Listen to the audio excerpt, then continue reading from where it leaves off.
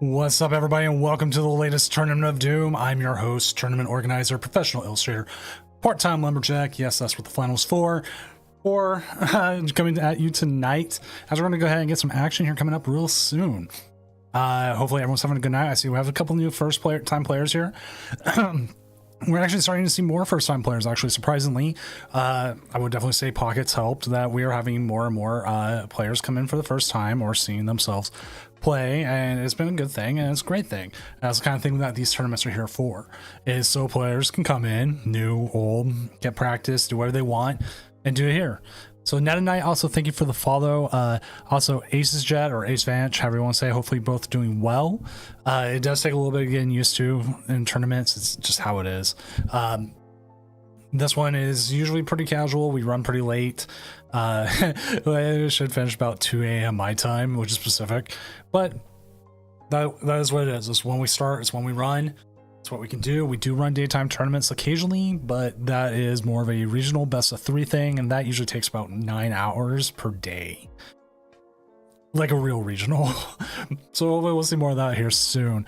I do need to do a quick shout out to 2 things, just more like extra tax purposes. Tampa Bay hat, I don't think I've worn this one on stream. It's a Father's Day edition.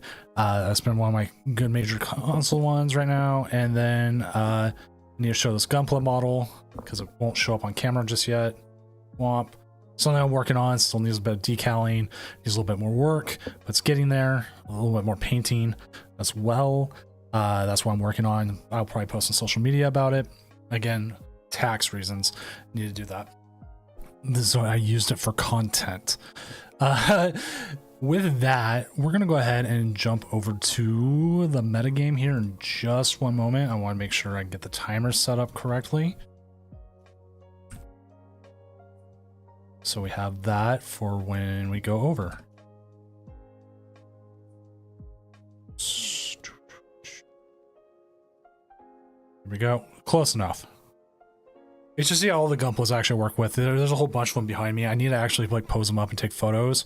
I've done like 1 photo, and it was like a Fuecoco, and one of them standing over it, like protecting it in the like high grass. I want to do more like that, but at some point.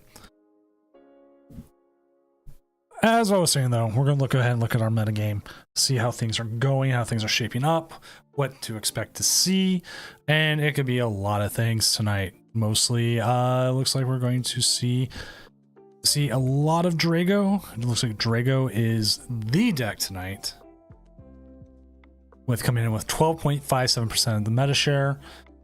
Charizard Pidgeot coming in second, coming in with 11.48%, and then Arch Aladon having a good pull too, of about 10, almost 11% of the meta there. Each one having a decent, about 50-50 record right now, give or take. Actually, let's update the standings. We can see how much closer that is, considering we're waiting on 10 games to finish. Yep, Cloth Terrapagos straight 50% tonight. Dragapult Ironthorn seeing some play tonight. Actually having a lot better start. Last week, Dragapult Ironthorns just absolutely got rocked. And that was bad for them.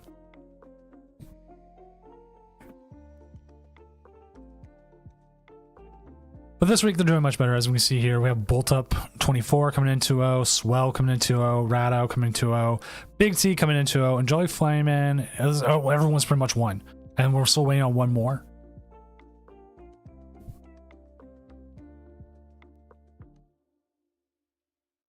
Okay, Jolly Flame. And also, Jolly Flame Man, I saw your list. That's what I was going to say. What's the 4 hammers for, and is it worth it? Arch does. Arch is actually, I don't know if it's going to... One thing it did better, we saw like a week ago in Japan, it did really well. And I think players are picking it up on it. We got quite a few different players. So we have like a Microphage, someone I know, Poke Drummer, Drummer 102. I don't know who U3 is, but we got Anti as our person I know, 1-1. We got a couple 2-0s coming in. Look at John P's list.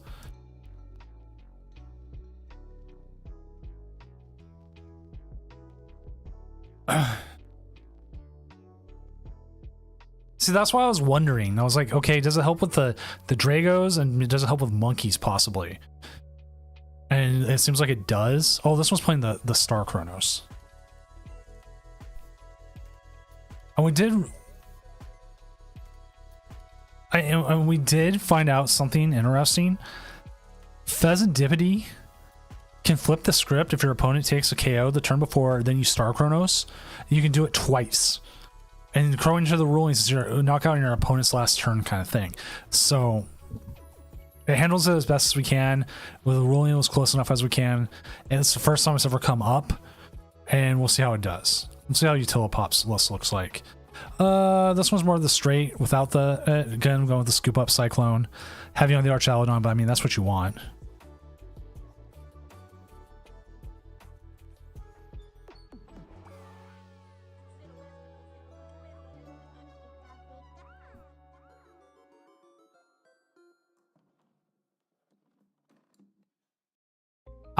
One of the things I'm trying to put it into Iron Bolt also is I'm trying to find a way to jam Lost City in there. Not just for the Guardy matchup, but for a couple matchups where I can get rid of stuff and just have it gone. Let's see. Let's go win percentage. What else is doing really well? Sinatra Ogerpon. We got a 2-0. They beat Dragapult Ironthorns and they beat Archaludon.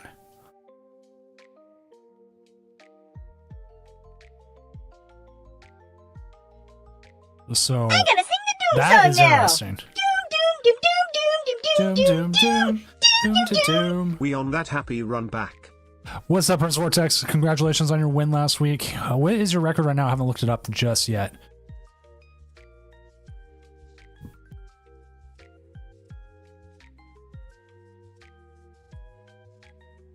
Are you running back the same list this week?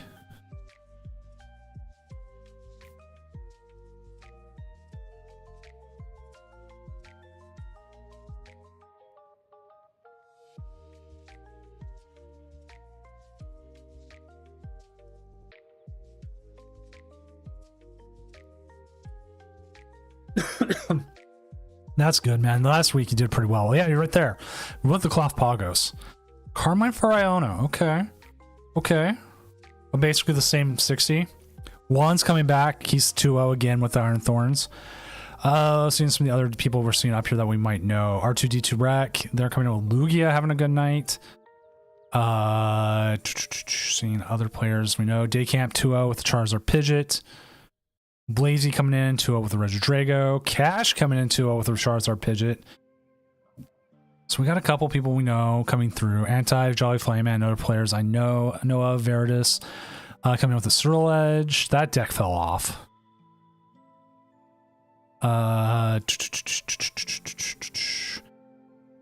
Bolt Up, another person we know, going 2-0 with the Iron Pulse, Dragapult Thorns. Pra coming in. They also someone I know. Like I try to remember every player that comes through, but some people change their names all the time. It's nothing I can do about that. That's just what it is.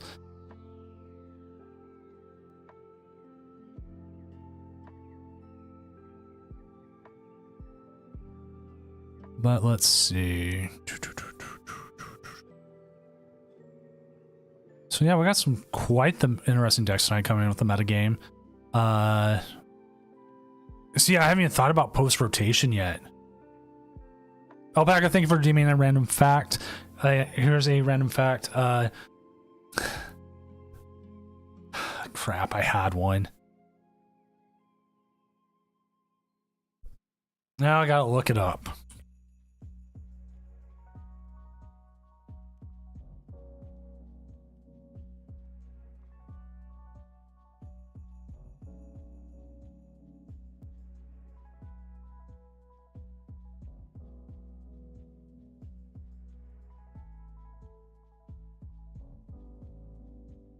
Okay, here's one. The ancient Romans used to drop a piece of toast into their wine for good health. Hence why we raise a toast.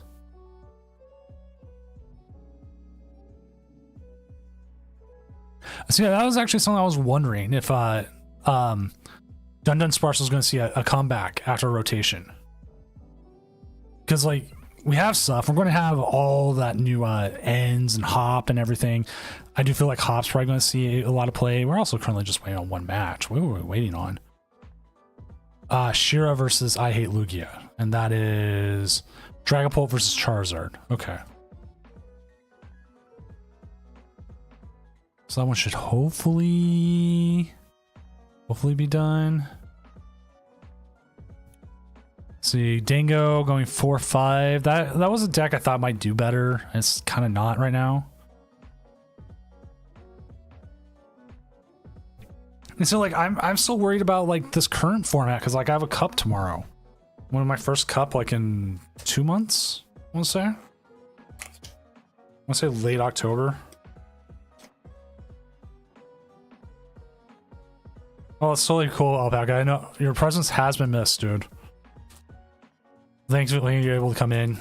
Come in.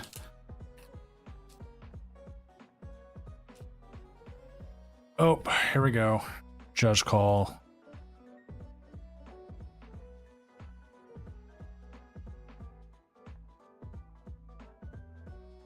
Oh, I know exactly what it's for. Run cloth? My brother's running cloth.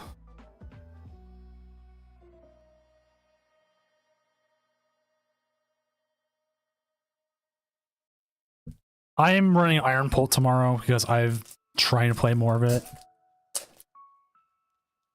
Run it back. We had a 6-2 make it last week. I want to say they did.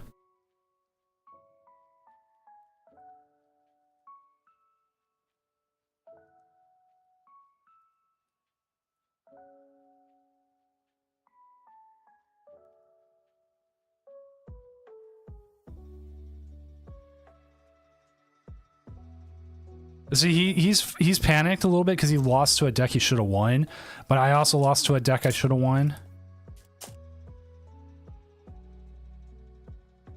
Iron Pult is a lie. I don't know. I don't know.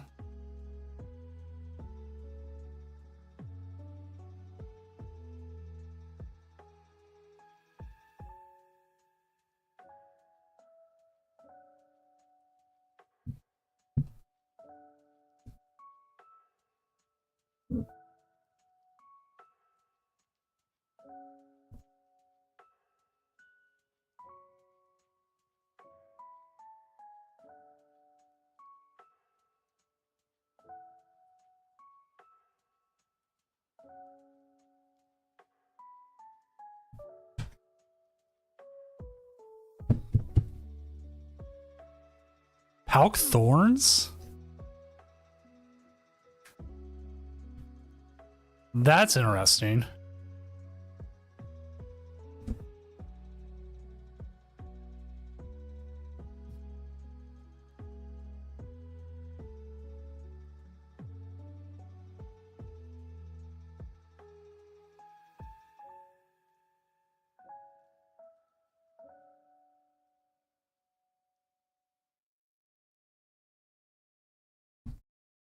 All right, just checking something out real quick. Again, we'll check the standings. We'll update here.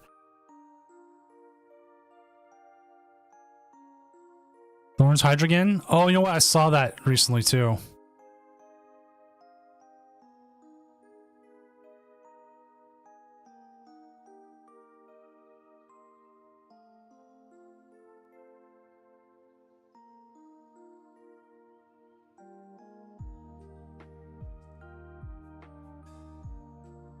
Just watching a game here, make sure.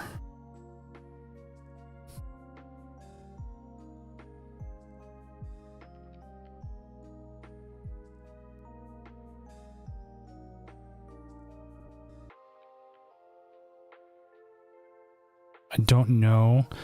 Thorns Guardian. My God, how many is Thorns coming everywhere?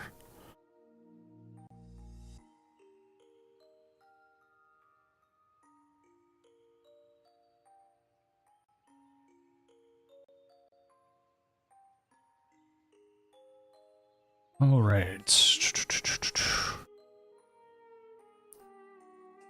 That's why I'm wondering is like how bad is Thorns with or without, or like if it has a secondary attacker. Like, is it the disruption? Is it not? You know, that kind of thing.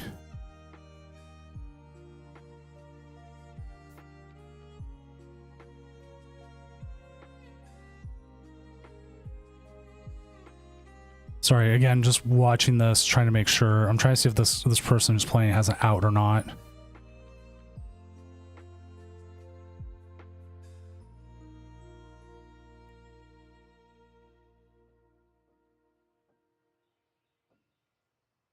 Right.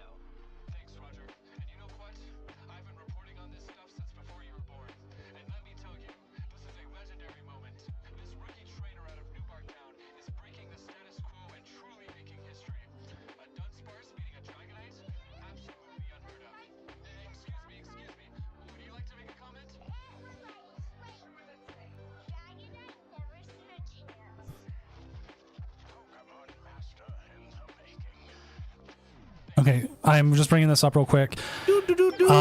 When we do have a massive time difference between players, and also thank you, Ace Vance, for the follow, and like it's a really massive amount, I'm going to give the win. Like if it's like almost 8-9 minutes, and the other players played like so much, it is what it is, and it sucks, but that's what it is. Like, slow play is hard, especially sometimes if you don't realize you're doing it.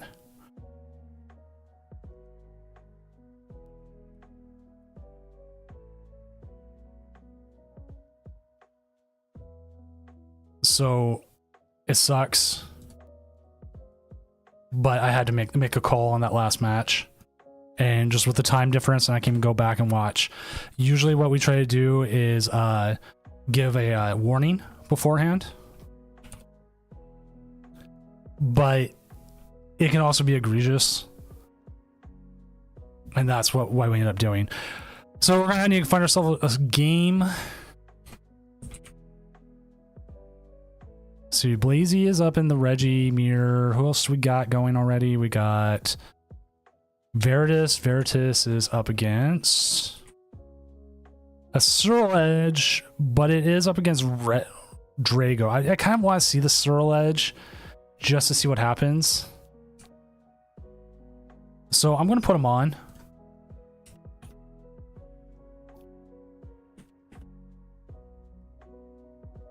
It's a 1-1 matchup. It's not horrible. I just want to see what it looks like.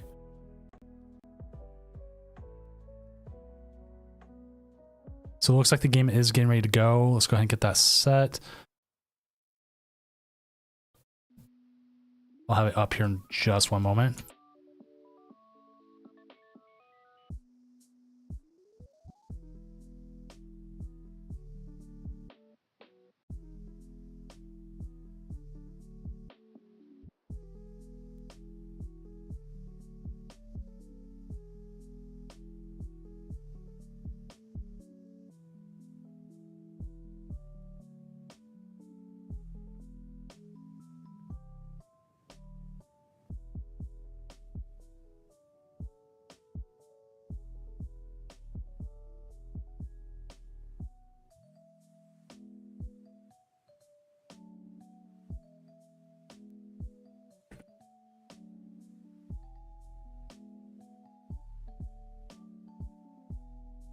Alrighty, chat. Let's go ahead and get ready to go here. We are having Swirl Edge Veritas 08 going up against Dot Card.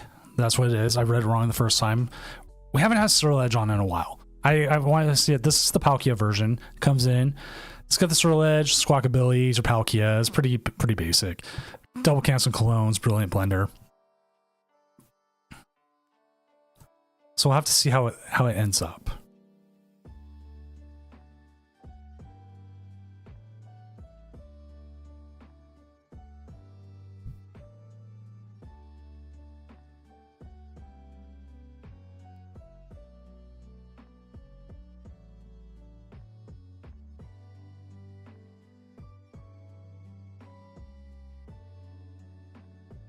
Veritas is a bomb.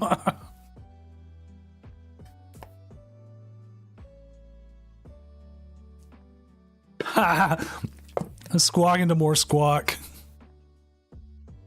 Not that you need two squawk abilities. Dang, son. And the stretcher. Alright, I will say this. Every time I do play against a Swirl Edge, I have had plenty of times where I've put down Toad Scroll and they can't get around it and they don't realize it.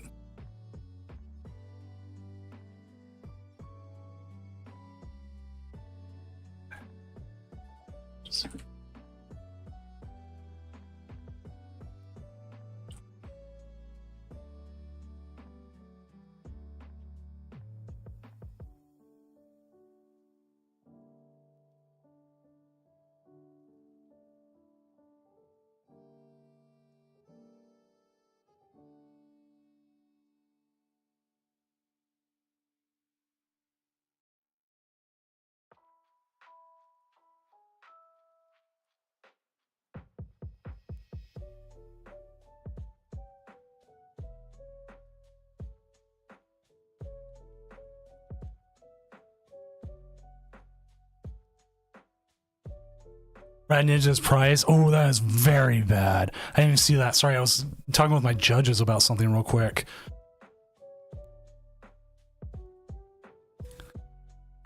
Okay, we see the Rad Charizard go. I don't know. Well, okay, you know what? They'll always pull Rad Charizard back. Get an easy draw 7 there. We got the Drago V. We have not seen any Ogre Pawns yet. Jamming Tower. Okay. That's the card I fear the most right now playing like Iron Bolt. That.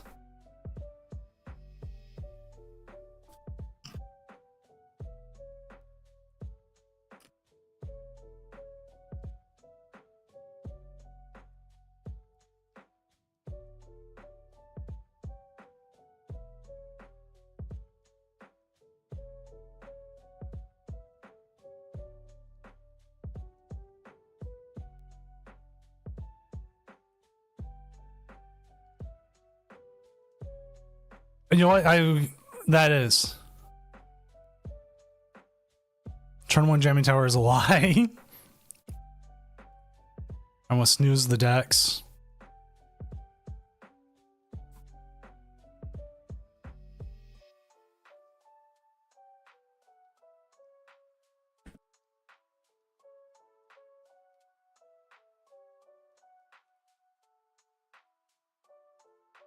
Got hit him with the Toad Scroll. Toad Scroll is so good against this deck because they want to discard so many cards. Who knew people would no show at 0-2? It happens a lot.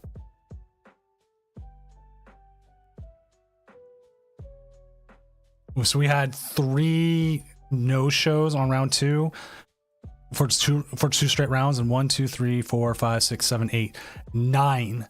9 people not show up on round 3 who don't show up to round 4, they're gone.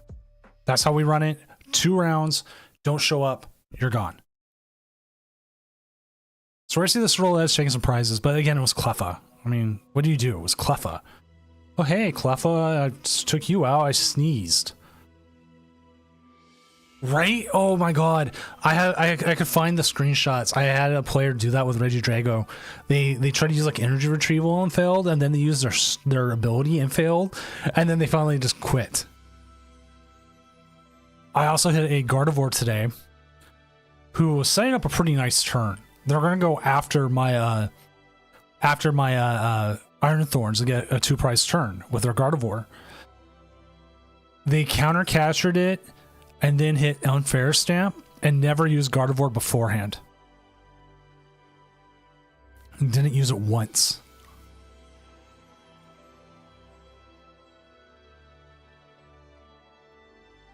And so I was like, oh, that is a sequencing error.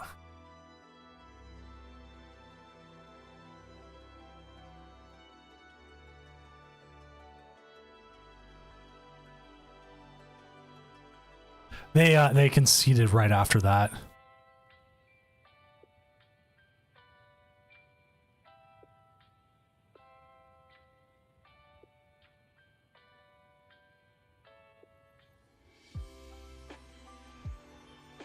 All right, so we do have the Drago going.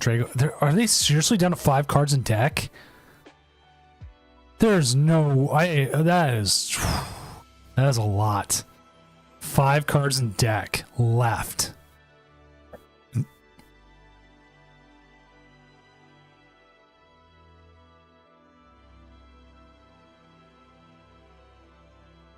Playing Toadscool and Blocklax? The Blocklaxes I hate running into, 100%, is always the ones with all the fans.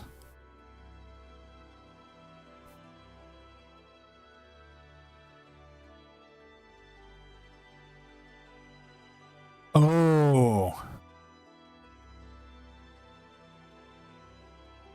See, that was like something I probably wouldn't notice.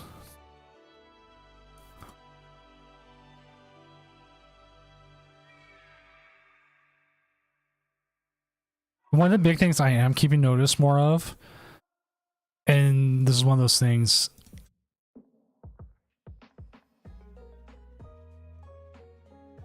one of those things where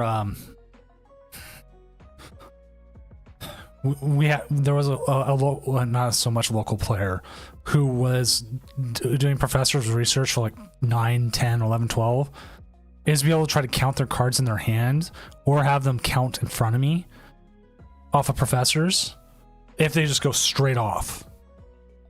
And most people are correct, but sometimes, unlike, and this really caught me this week, I was playing Uno with Mrs. Doom, and she watched me grab like 4 cards on my +4. I'd actually grabbed 5, and she didn't recognize it at first. And then she goes, wait, count out your cards. And she realized I grabbed 5, which was, in Uno's no benefit to me, but it was easy to do. Plus also Uno's a really fun game. It's like our family game. They have enough for a Swirl Edge here? No, they're still short. They're not there yet.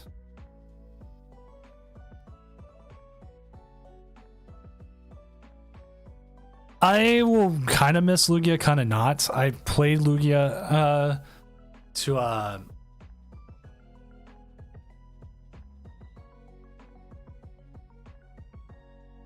Vancouver. I'll probably, I know Vancouver's months away. It'll be either Guardy or something similar. Badoo's gonna be good. Can't tell me Badoo's not gonna be good.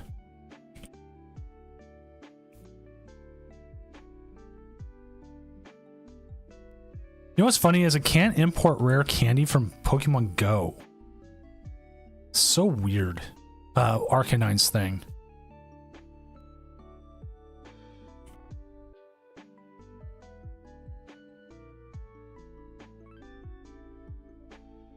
Right. Like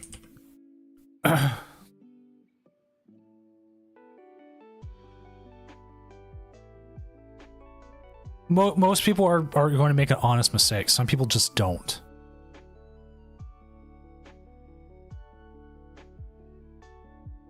As we do see an RKO here, more energy to the Lost Zone though, and that is never good for Drago. And they're down to 2 cards left in deck.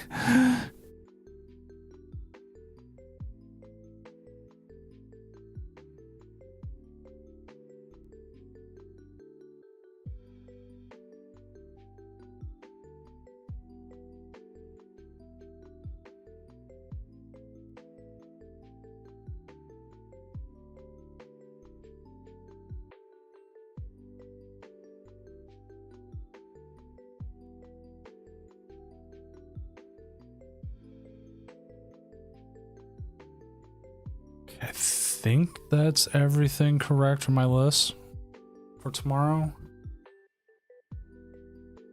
Gear, A-Spec, Terra Orb, Christens, Counter Catchers, okay. I'm putting the boss, putting the Carmine back. That's good, that's good. I'm gonna see the Carmine here, more energy going to the discard.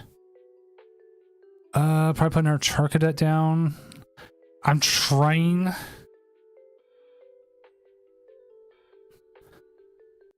to think what their outs are.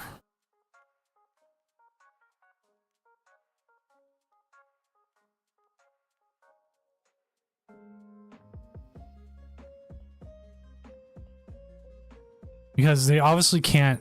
If they hit that bird, they could deck out if they don't have an out to it.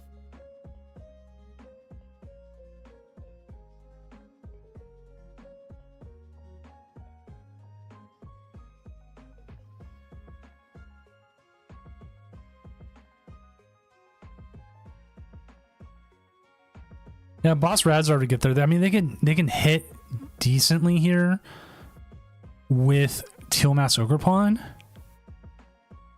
Oh, there it is. I think Teal Mass Ogrepon gets there with Squawkabilly. I think.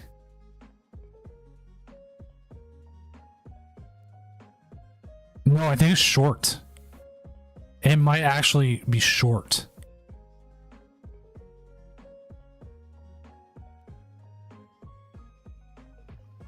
They tossed the Radzard earlier, and I don't believe they grabbed it back.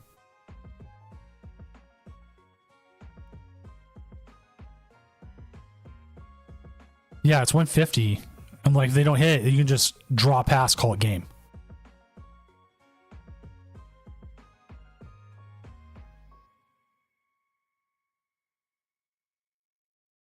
I don't know if they have another attachment.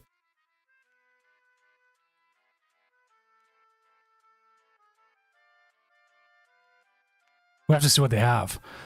It does not look like the other Teal Mask has used their ability yet. And if they haven't, and if they have an E-switch, they'd be good. They could draw into... I mean, it depends if they've already attached or not.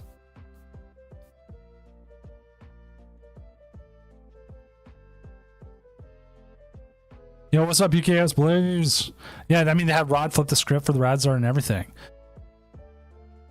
Now you can just hard retreat here. Who knows? Okay, you know they have essentially their entire deck. Do they have another boss for game? That is the question.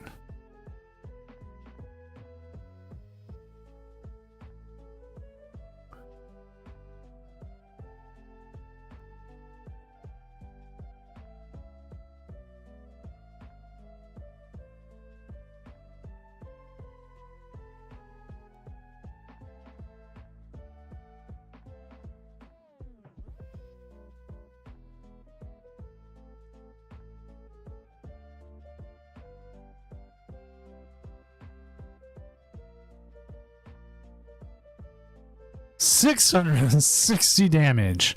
That's what I'm wondering. I'm wondering if they still have Prime or they have Boss left. That's what we're going to find out here. Because if they can get the Radzard, we know they got Radzard. We know they got Fire Energy.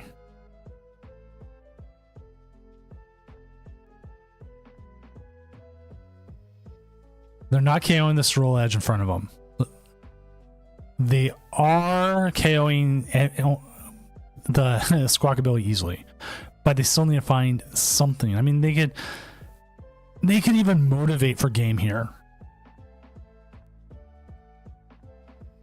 I don't know if they see it. You can motivate for game. You just attach it, bring up the Squawkabilly. That's game. That's the way to do it.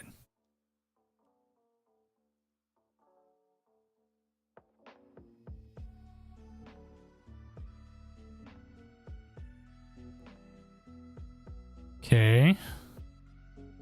Boss and Billy wins the game no matter what. Question is, do they have that last boss? They had 2 in the discard. If Prime Catcher and Boss are what's prized, that's going to be like hilarious. I'm sorry. Yeah, that was it. Like, that had to be it. I'm looking up their list right now. Okay, they used both bosses, so that has to mean the Prime Catcher was priced.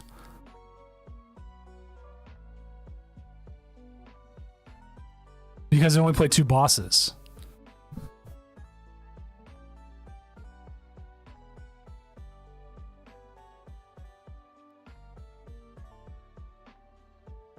Dude, people try to bluff the concede all the time. Even in here, we've even gotten people called judges on it. But like looking at their list right here, obviously the Prime, we didn't see it earlier. I've run into some with 3, but the ones with 3 usually don't play the Executor. And they play a 3rd boss's orders.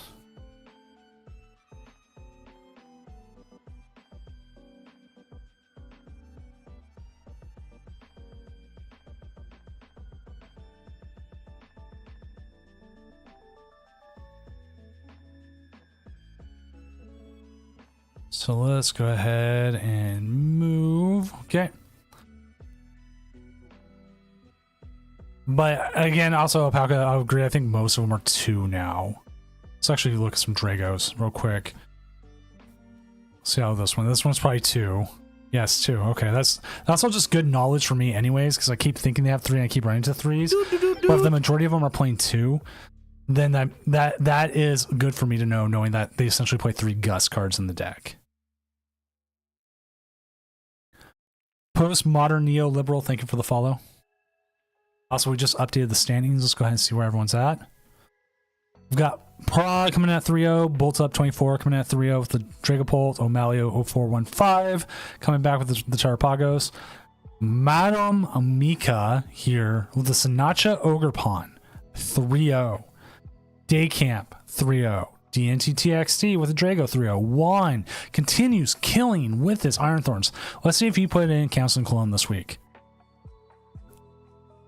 He has not. He still has not put Council Cologne into his deck.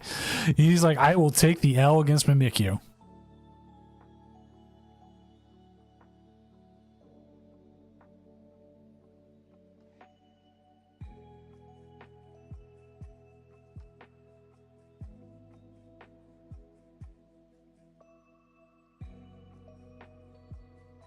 R2D2 Rack showing Lugia some love, as they've got the Lugia Mirror, Gardevoir, and Charizard Pidgeot.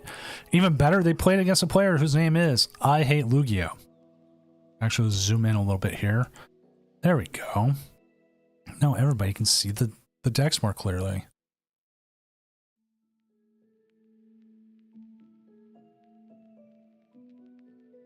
One, two.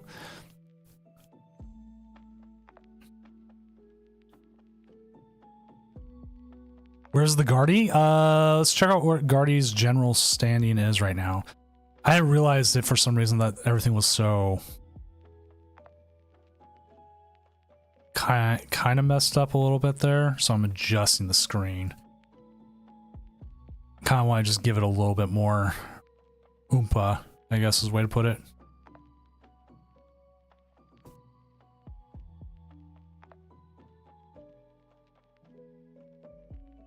All right, let's see. Gardevoir, we have a 2-0 right now. A bunch of 1-2s, 1-1, 1-2, and 0-1.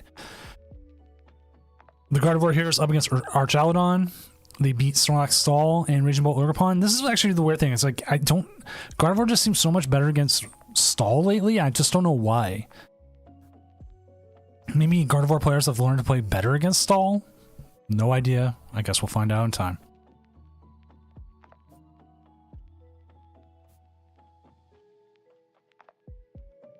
There we go. Finagling stuff. I have to finagle this every week, no matter what, because I can't. I move my Firefox stuff all week. How's Goldango? Thorns Pult doing really good tonight. Bolt Up. Goldango. Do we even have a Goldango tonight?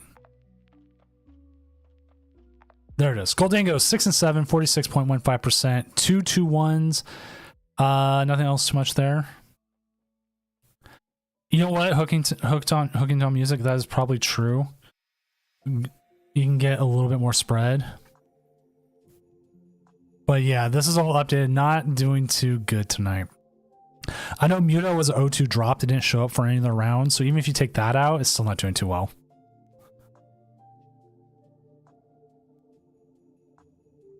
The Toro knocking out your own Pokemon to get them the active Monkey Door. Okay, yeah. I watched during the regional of Doom when this setup. I did watch the winning Gardevoir list just absolutely destroy Stall.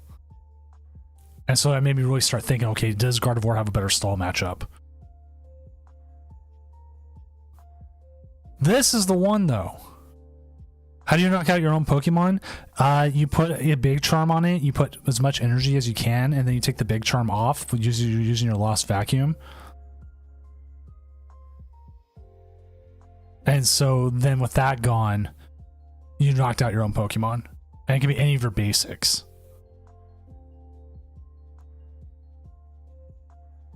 And again, as Alpaca saying here, you have to be running Vacuum, which most lists aren't. I think I rarely run into one that runs Vacuum.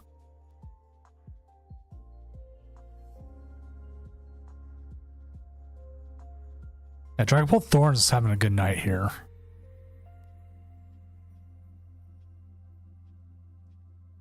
Let's actually see. We can actually check that a little bit here. Let's see what the cards are. One Vacuum. Someone is playing Vacuum. It won't tell me who. We'd have to go look through the list, but somebody played Vacuum tonight. Somebody's only playing three Buddy Poffin. Everyone else is playing 4. Same thing with Arvin. Iono's a little bit under 3, so again, a little bit closer to 3. Someone's playing a weird one. I'm like, again, someone's only playing like 1 Monkey Dory or 0. We'll see what the top list has. The top list. Like, there's no Vacuum here. This looks like your standard.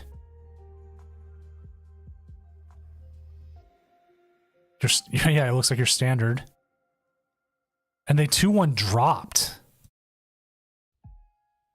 And then this one. Again, no Vacuum. This one's running the Spiritomb package.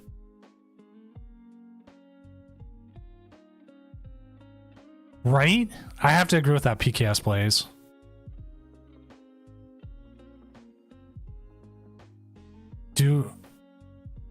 We are waiting on 4 matches, I think.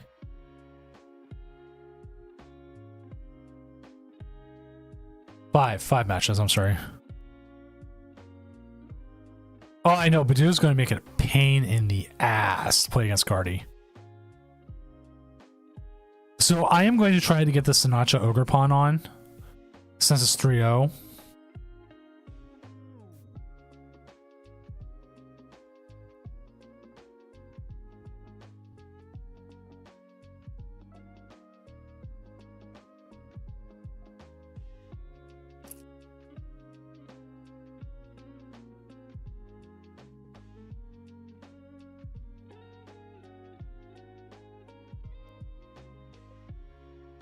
Like, I kind of get it, but I want to see it in action.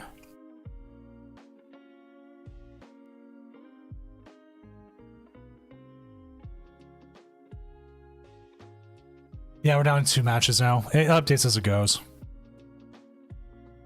Second Monkey does body Dragapult. As a Dragapult player, I can confirm that.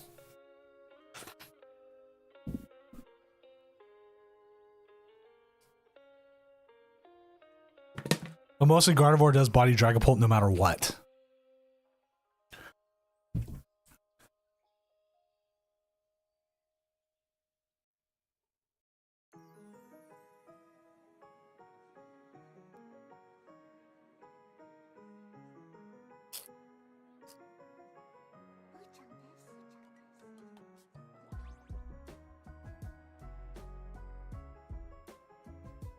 If you look at Guardy's matchup spread in general on Trainer Hill right now,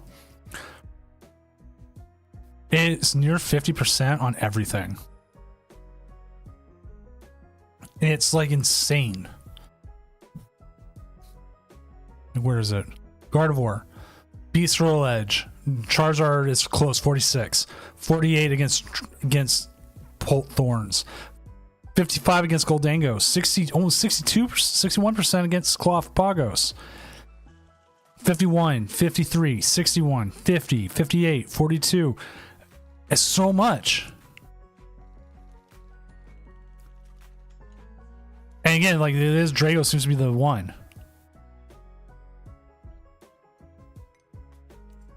So this is using data that's publicly available, but I mean still, that matchup spread's so good compared to like Stro Edge, which look at this, all red all the way across. And Snorlax Stall is like super blue, except for a couple matchups like Turbo Roaring Moon. Horrible.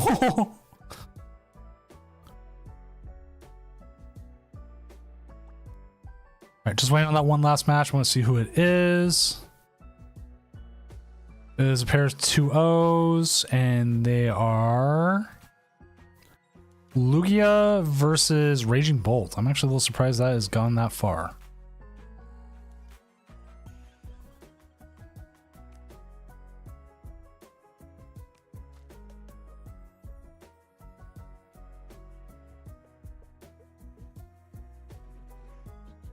So we do have Charizard again. Juan coming in with a 3-0.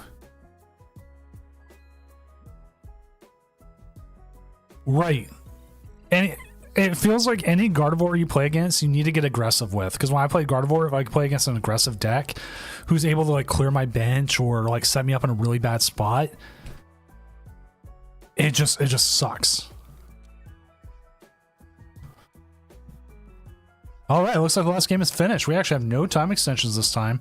So let's go ahead and end this round and get going to the next one. Yay!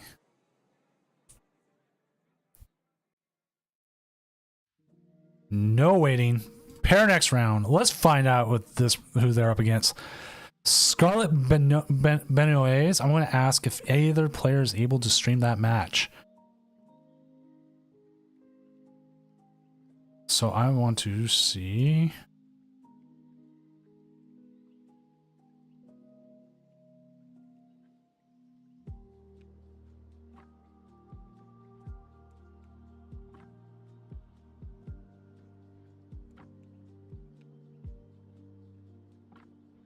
And then let's see what's another good one we know of. Bolt Up is up against Andrew Diaz. Turbo Moon versus this might actually be good.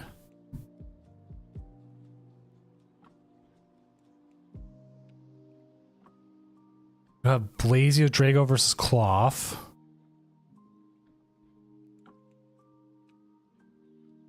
And Charizard Pidgeot versus another one. Let's see. I think I'm going to try and see if Bolt Up.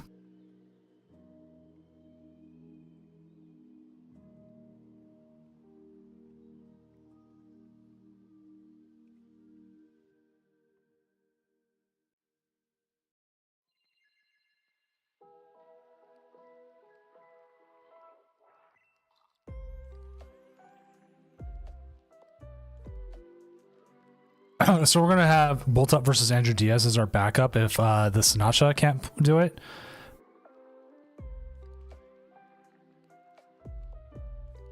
So we do have a backup.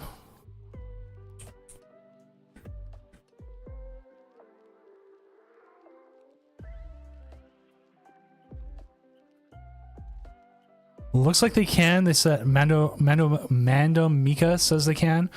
So we'll have probably their size up against Scarlet Benoist. I have no idea what that name was, but we'll get it in time.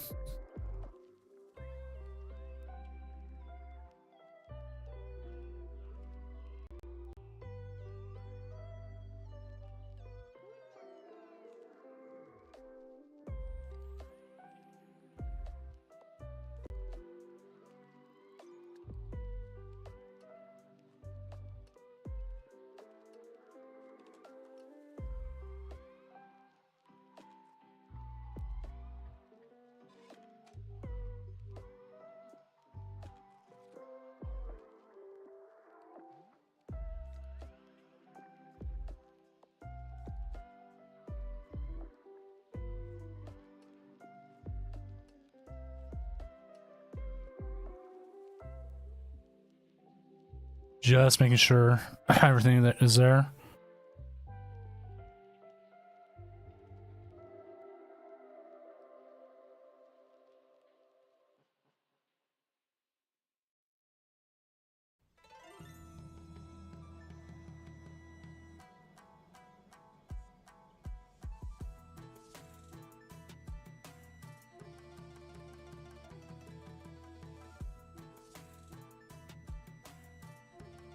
Might be running into some issues here. Just making sure. Might jump back to bolt ups just to get the game going.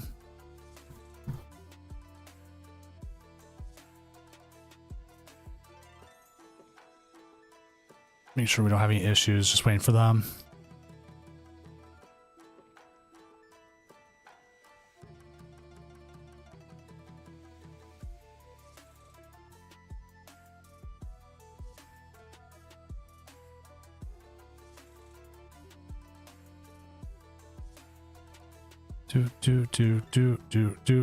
Do.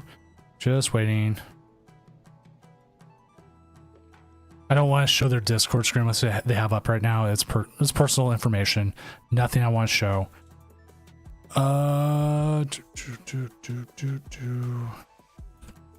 Looks like we're having a little bit of issue, so I want to jump over to the bolt up game real quick so we can get a game going.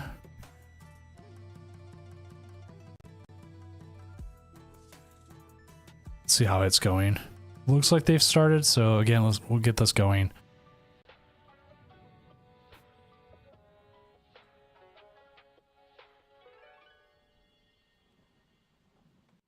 Yeah, looks like there's just an issue. I think they might have set up incorrectly. It happens. Again, we're just getting a game up. See if they got the energy.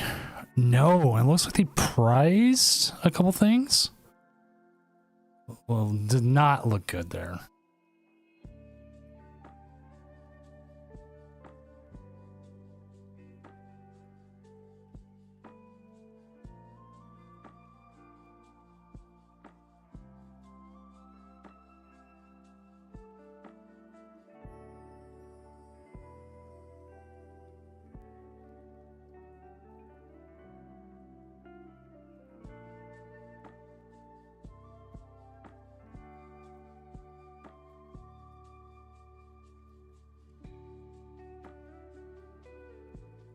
Just a moment here.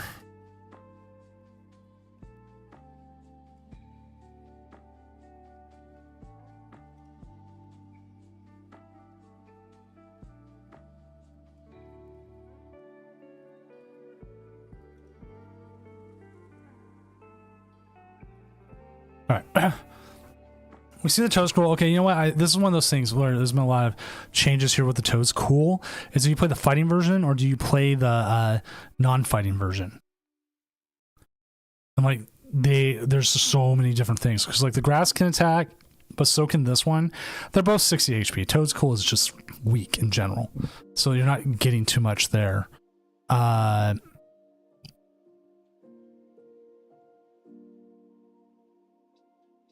They do have the prime catcher here. They are going to get a KO on one of the Dreepies. Not having the evolution last turn probably doesn't help much.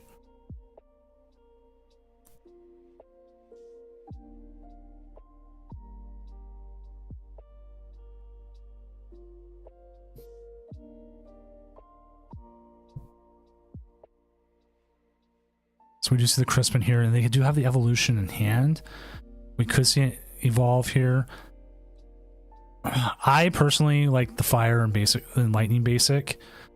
There is a possibility they do KO you this turn, but I think it's probably more important to get the Dragapult set up. I don't know why two Thorns either. I'm going to double check the list. Their opponent's list and see if they play a lot of times if you do two is just to stop the iron bundle early. So I'm assuming you put two down to stop the iron bundle. as a possible play. That's what I would see. I would have liked to see an attachment to either the Thorns or one of the Dragapults. Just because you know you don't have the next thing you need.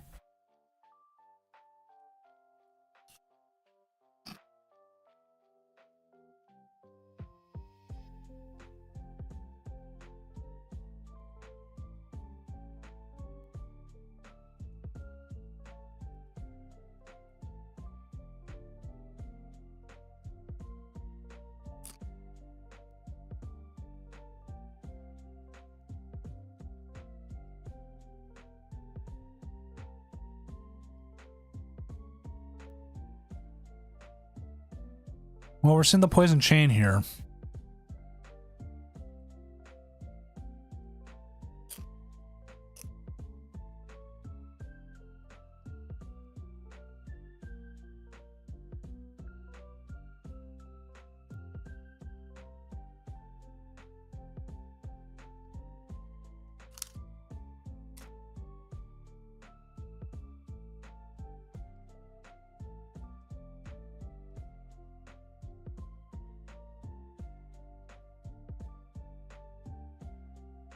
Grab the lightning. Oh,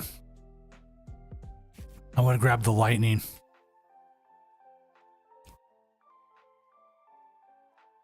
You put the lightning on there. That means you're not losing your Dragapult attacks.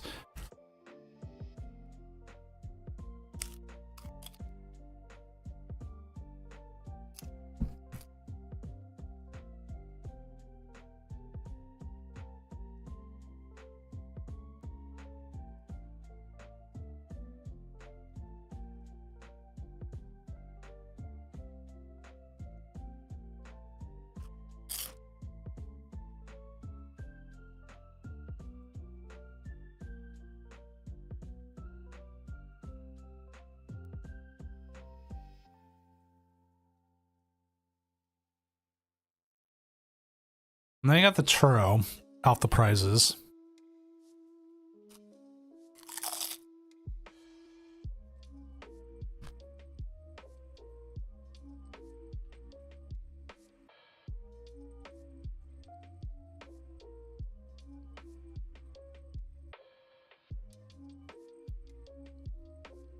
Does 6-2 even make cuts some nights? It'll depend on your resistance, and it'll depend on what the higher rankings do.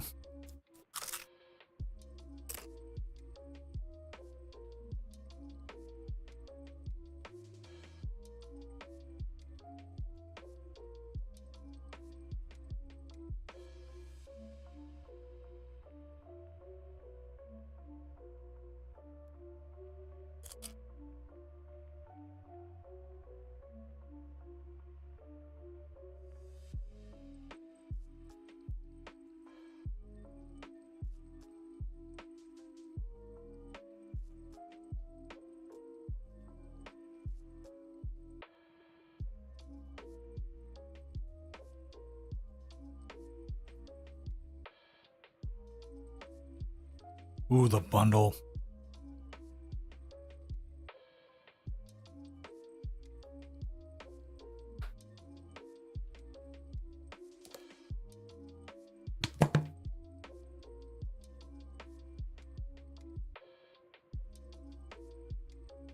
I'm wondering if I've been right putting down the Dragapult last turn anyways.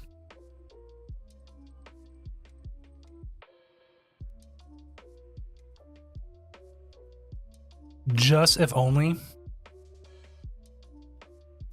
to set them up to have to use not the Vengeance Fletching, but their other move to take a KO. That's what I'm wondering. Because if you can get like them down to 30 damage, it means you can do so much more.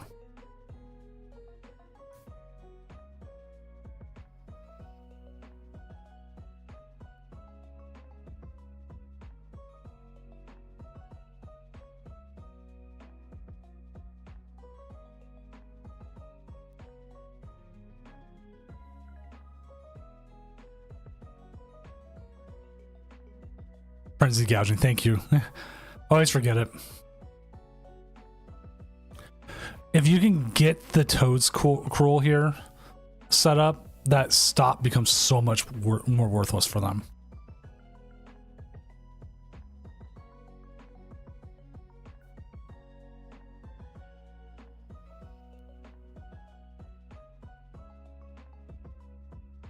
Because the other problem now is they can and probably will use their regular stadium attack to get a KO here, which really sucks because you have no energy spread.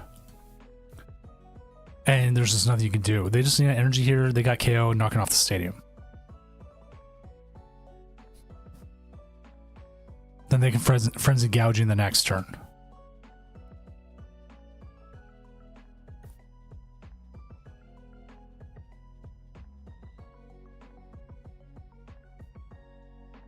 Now, if you had a way to take a 2-prize turn and then force them to frenzy gouging with damage on them, the more power to you. But I don't think the Polt has a way here to do it. They're just too far behind on prizes now.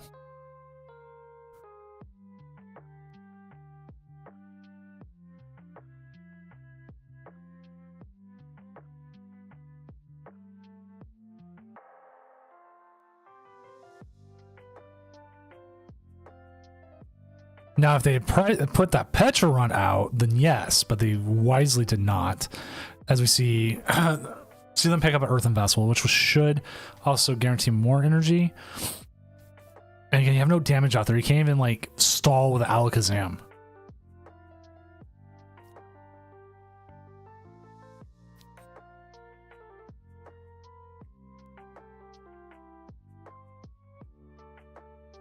Like, I think they're in a checkmate position here. That 80 damage counts.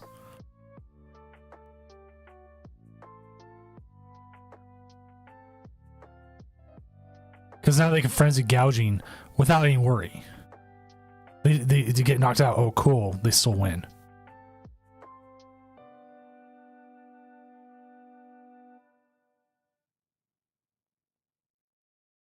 See, I know it's rare for Cloth to break, but when it does feel bad, doesn't it?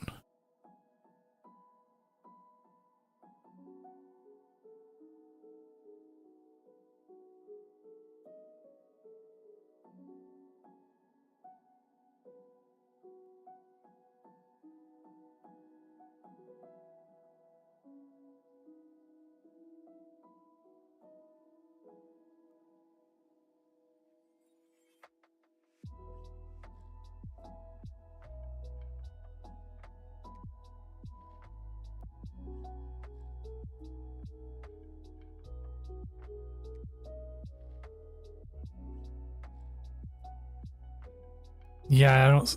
And I'd have to have no switch or no energy out.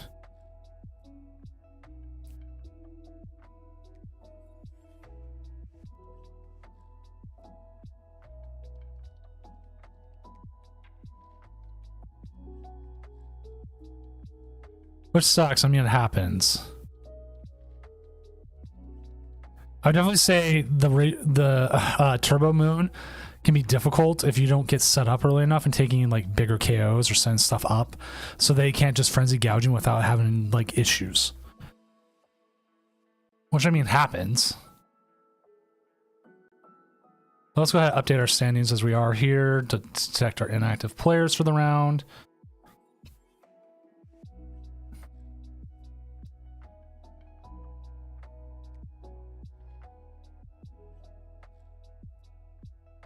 I know. I've beaten Goldango players purely because of Toad Scroll.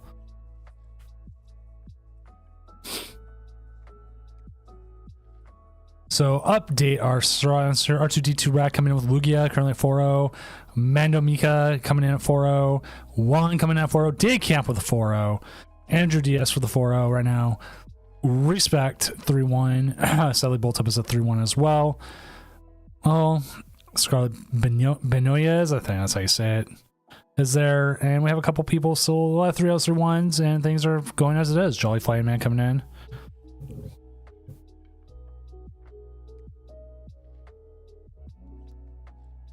Bolts up, yeah, I think there was a couple mistakes there that happened, and it happens. All you have to do, dust yourself off, you're still in it, Win 3 more games.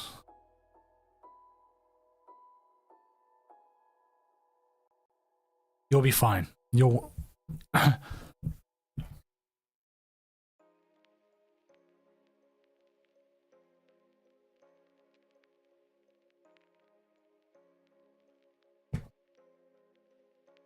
Sometimes sequencing or forgetting to do certain things is what all it takes. It's just like, oh yeah, I screwed that up. Happens. What I am wondering here is, how is Juan 4-0 again? This man is insane. He has brought Iron Thorns the last like 3 tournaments, and he's been cut like every one, and he's won one. This man's insane. Let's go update the standings. So we're waiting on 17 matches, but we're moving. We're schmoving.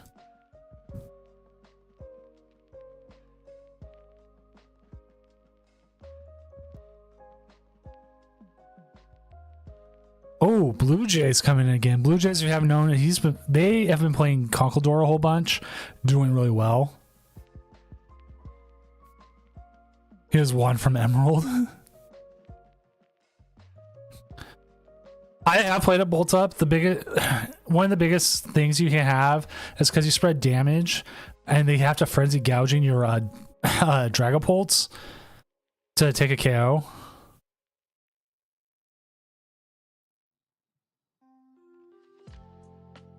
You usually end up, if you have like enough set up, you should be fine.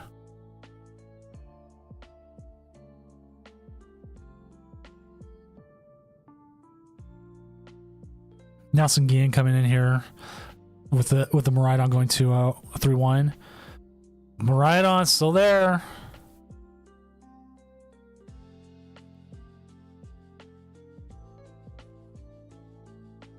See, I feel like Iron Thorns with this Lost City, as long as they don't play a Mimikyu, you should be able to get rid of their counter. Which I know some.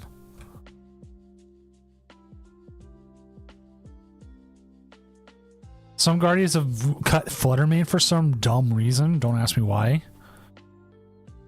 Noxia, give me a sec. I'll look it up. What's your 48th? Okay. Gravity Mountain. Pretty good, pretty good.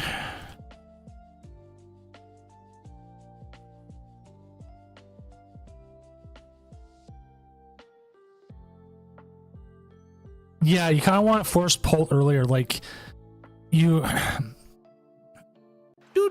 I could make a case for starting to Iron Thorns. Alpaca can make a case not to.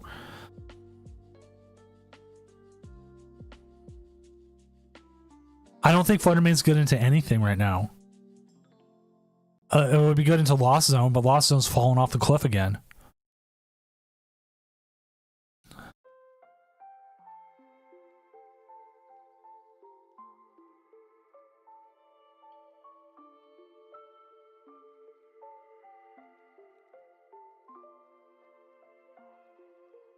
All right.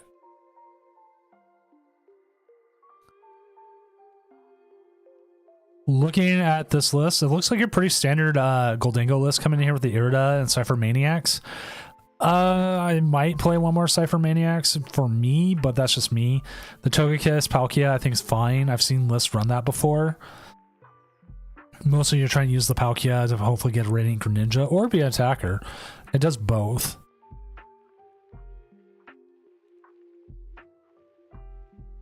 Yeah, I don't know why Guardy's going for trapping lines, but they have been.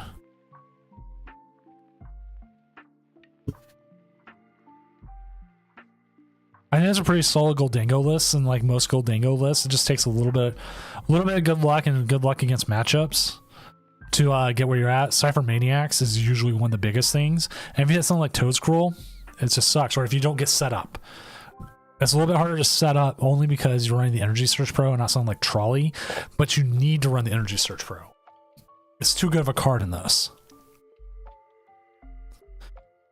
So yeah, I think it's a solid deck. I don't know if you need more Gust.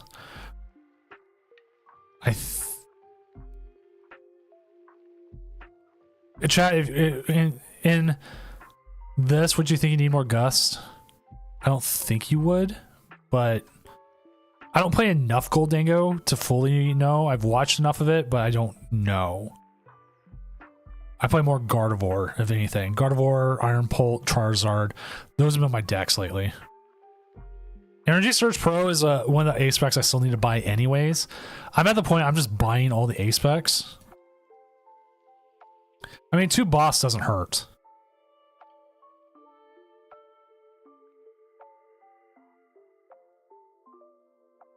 Like, okay, there is a Lost Zone up here, a Lost Zone box.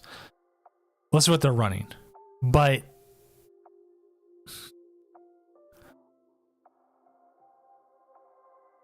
again, like, that's the only thing I can think you can see Fluttermane in.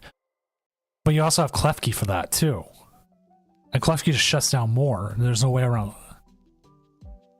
Goldango plus Swirl Edge? I don't know about Goldango plus Swirl Edge. Like, I know you're getting rid of stuff with the Goldango and then trying to follow up with Swirl Edge. But like, it's trying to sync up 2 Pokemon that are trying to do 2 separate things. And that's where like the issue comes.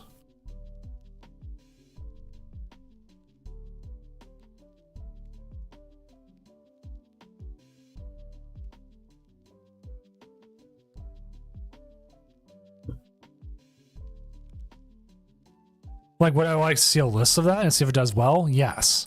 I love lists like that. Right. No need for Flutter.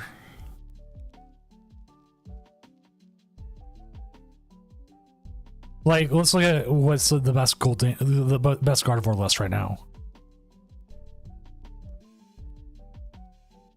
2-1 drop, 3-1. Okay, this is the one we gotta watch out for. They're playing Fluttermane, but they're not playing Klefki. They went with Spiritomb instead. So like a Moonlit Hill too. So like I can see where their lines are coming from, but like Klefki's better.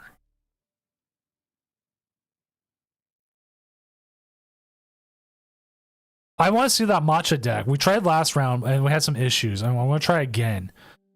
Or see who they are. Like, if they're up against you, Daycamp, I probably won't because the matcha deck's probably going to beat you. Sorry to say.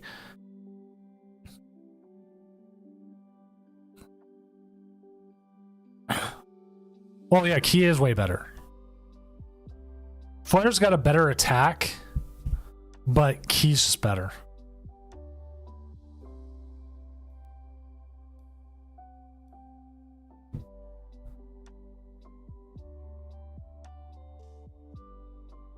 It's because Key shuts down everything. So it's like, oh, you got Radiant Greninja on your bench? Pfft, that's not happening either.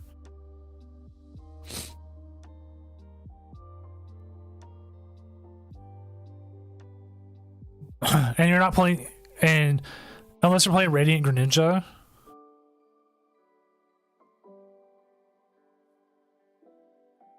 you like the Klefki just works. And like, not every deck plays Greninja.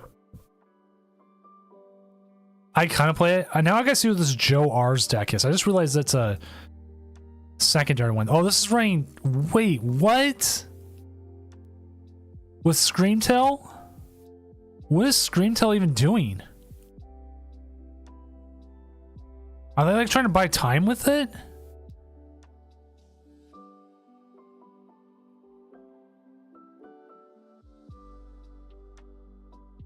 I lost to a Gardevoir who put the charm on their Klefki, which was like the best move they could do. They prevented me from like getting the win. Yeah, that's what I'm thinking. They're stunning with the tail and then trying to get it out of there.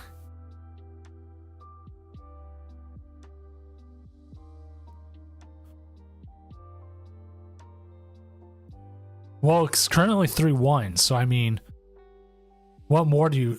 It seems to be working. Again, we're just waiting on 2 matches here. I mean, it's 4-0. Look at that. It wasn't 3-0, it was 4-0. beating Zard, beating Future Hands, beating Gouging Fire, beating Raging Bolt Ogerpon. That's gotta be that's good. It's gotta be. That's another one to watch out for because it is Throw Edge, but I want to see that. Like, breaking down people's supporters is just good. You have Drago has one card in hand, you can safely assume it's research.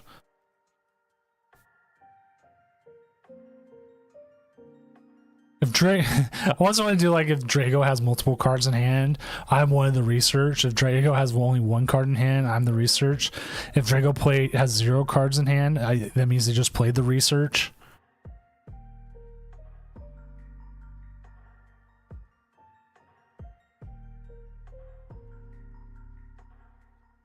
We have Arch Aladon coming in at 4-0. Arch Aladon had a lot of players tonight. This one's playing the Dialga V-Star. Kind of a hype one, as this Relicanth is absolutely needed for that Raging Hammer. That Raging Hammer is so good. Like, you gotta watch everything.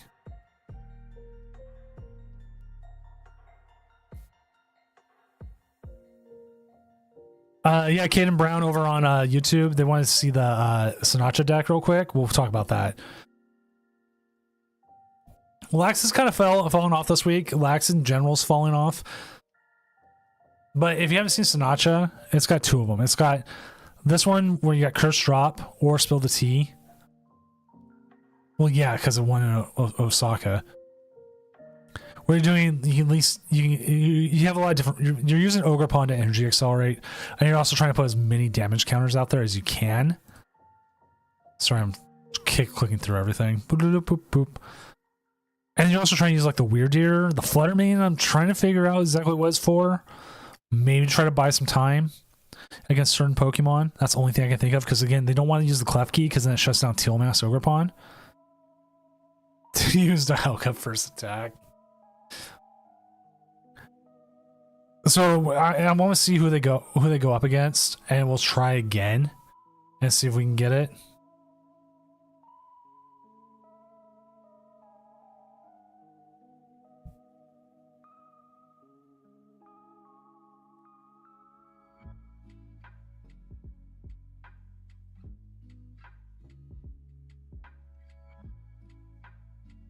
Okay, we have one game finish, and another match is asking for a time extension. Usually I ask for it much further, but they said they're close to game. So I'm going to give it to them just to see. That's just that's about the time to finish actions. And that's what it is. Oh yeah, I didn't even see the bomb.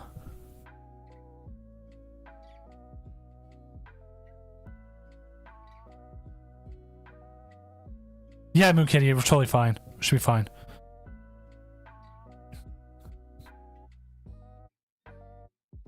Like, Catcher or Trolley would probably be better in this, but I mean, you're spending a lot of damage counters, and that's what you're doing. You're trying to put 12. You can do so much out there. Like, I don't know what math he's fixing, but something. Yeah, it's a pair of 3-0s. They're the ones. It's the one that asked for it. Reason why I said 3 minutes is 3 minutes is about enough time to finish actions. After that, I say no. At that late, I will give a 3-minute extension at time if you need to finish actions, and you call me like soon enough. If you don't, I won't give you that. You don't call me after the game's done, and say I need an extension to finish out the game. But if you finish it out like in 2.5 minutes, or you need it, or however, then we do. It's weird, and it's stuff like it's hard calls, because unless I can see the player's game half the time, it's hard to make like a good call on it.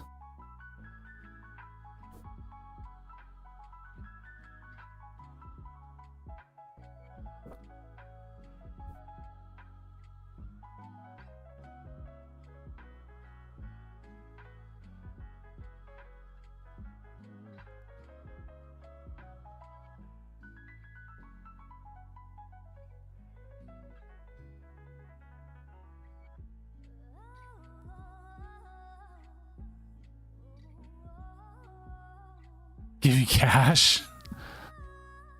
Like, I'm gonna watch who they go up against.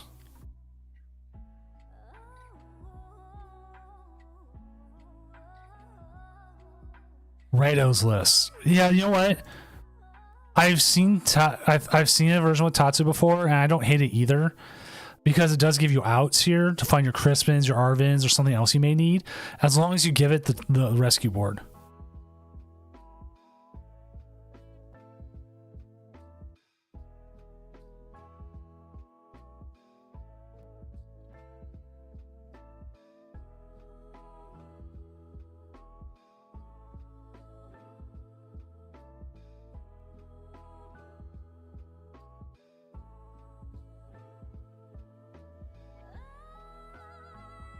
All right, let's go ahead. We'll get ready here for our next round. The extension is about up.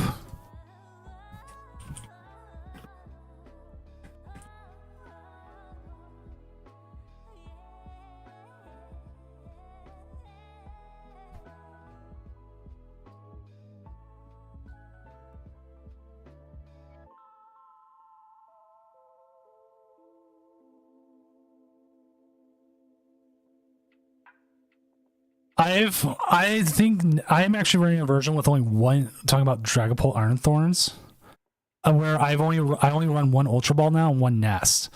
I don't feel like I use Ultra Ball enough, and I use Terra Ball more.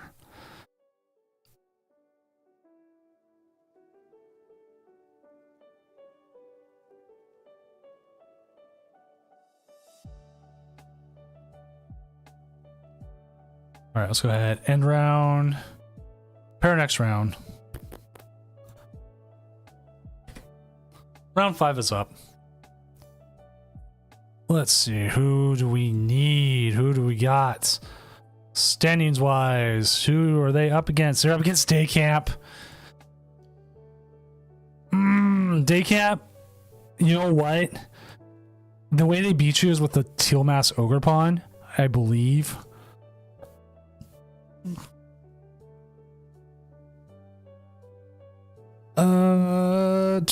Do we know anyone else that we could grab really quick? I'm trying to see. Ooh, Blazius 3-1 Drago versus Iron Pult. Let's go ahead and watch that one. We also do have Nelson, but I like Blazy. I like this matchup.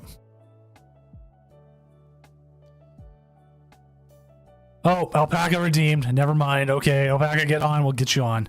Sorry, chat. I have to honor it. I have to honor it.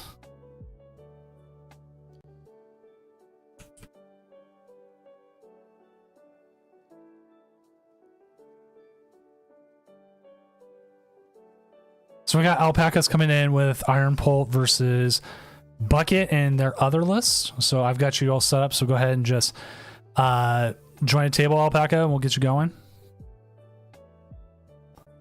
He came in and redeemed it.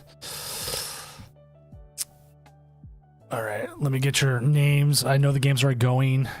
Get that set up real quick.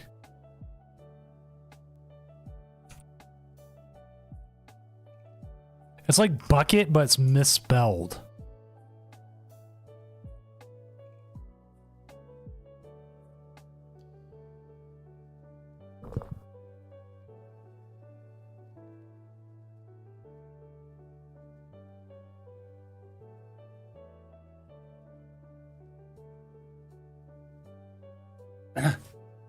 Is that you, that swell fella? I didn't know. That swell fella, I think, real quick, they were playing the Snow Rent Frostlass. Okay, if you haven't seen this deck, this one's interesting. It's really good in theory. And yes, I have lost to it, and I have played against it. And we do have a couple of people streaming, so if we do need to jump to a game, it is. And also, that Snow Rent art is one of my favorites, and I'm going to try to make a 3D art out of that.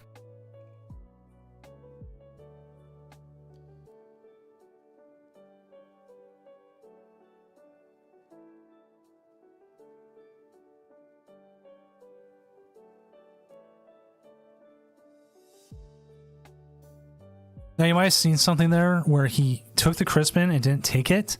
That prevents it from going to the bottom of the deck.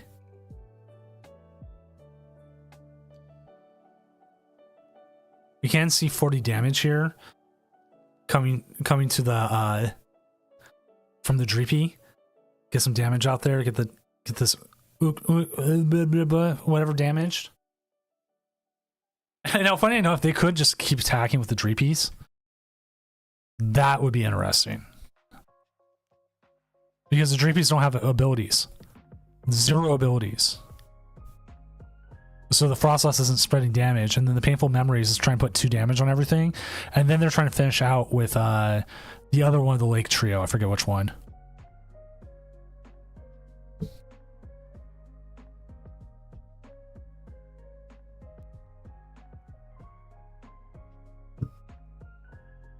Is Manaphy part of the Lake Trio? I don't know. Probably is.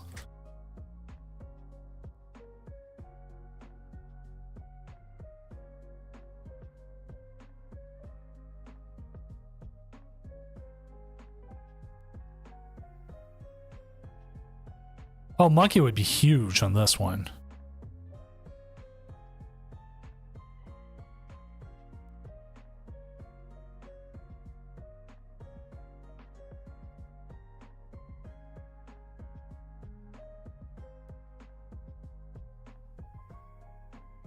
This is also where like Rare Candy comes in really well. I believe he plays Rare Candy. Well, we'll go ahead and double check lists here.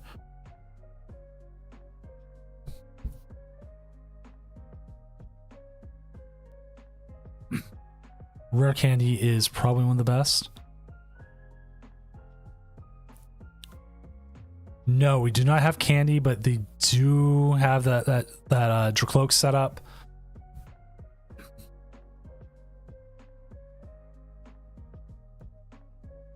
Oh, we're going to see a Cleffa here. Doing Cleffa stuff.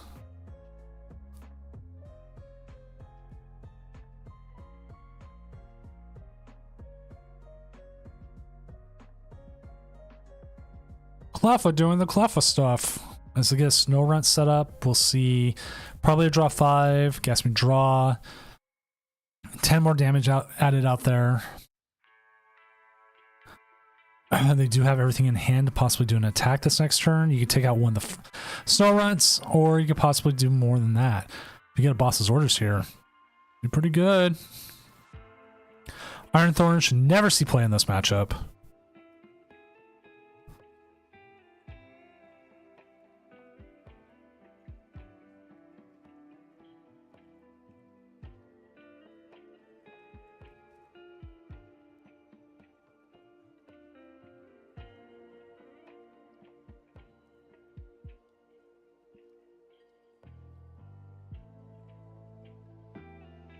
Rescue board, Poke Gear, so hopefully we'll be able to grab something else. See the gear move back. You gotta do watch out. That Uxie, whatever the other purple one does, what I remember what it does is it does depending on how much damage counters are out there. And so we could see a lot of damage here coming. If I remember correctly how it works. I will double check the deck list.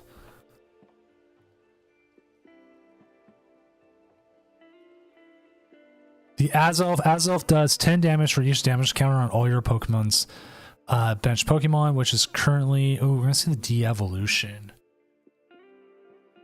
De-Evolution is going to not KO the Dracloak when it evolves here, but it is going to put more damage counters.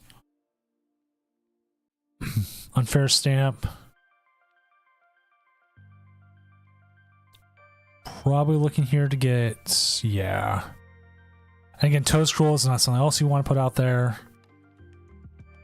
Either they'll attack here or they'll devolve. Again, the de-evolution won't KO them this turn.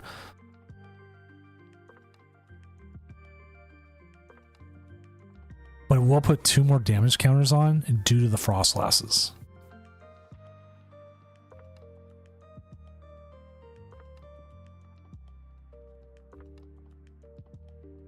How many de-evolutions do they play? They play 2, so I'm wondering if it would be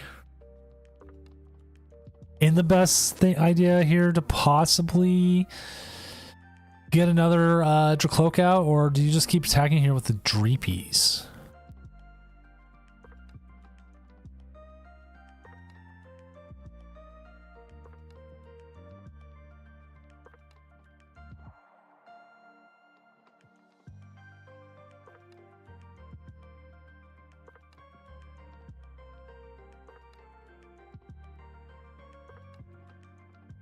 You see the split here, 3-3. Depending, I don't think it sets up a 2-price turn no matter what, as it get the boss's orders off of there.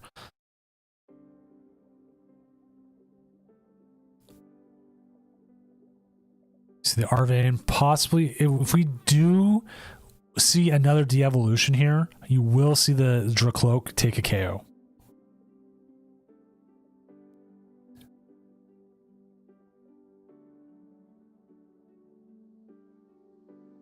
But they also put 30 damage onto that Uxie, and that Uxie will be KO'd by a Dreepy.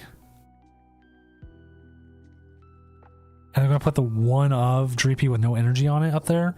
They don't know that Alpaca is just sitting on a Crispin.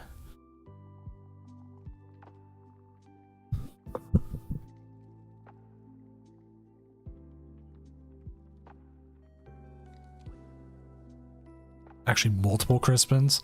I hate when that happens with this deck, where you just get multiple Crispins like every turn.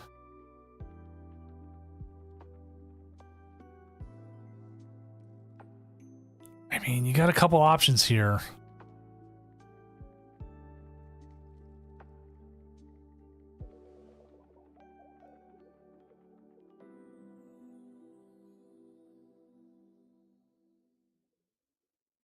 I'm shuffling my deck for tomorrow. I'm using the katanas, and I cannot riffle shuffle with them for the life of me. I just can't. They're just too slippery to riffle shuffle. Like, I try to do it, and everything goes everywhere. Interesting, we do see the Iron Thorns come down. But they're down to 1 prize, and they have so many ways of attacking.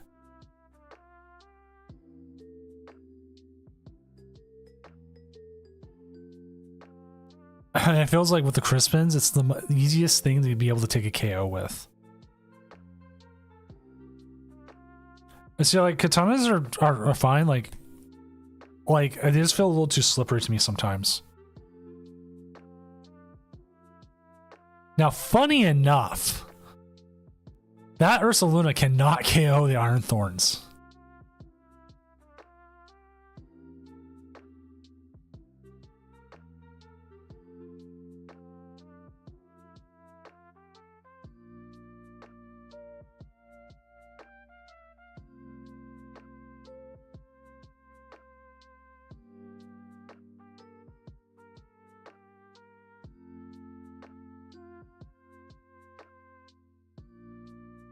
Let's go ahead and see what he gets here. They are going to take damage here every turn. But again, the Ursaluna cannot attack this without having 4 energy on it. Oof. This is where things can fall apart. This is where this deck can do well. But also mash shuffling with these, though, are some of the easiest, though. I can easily mash shuffle these.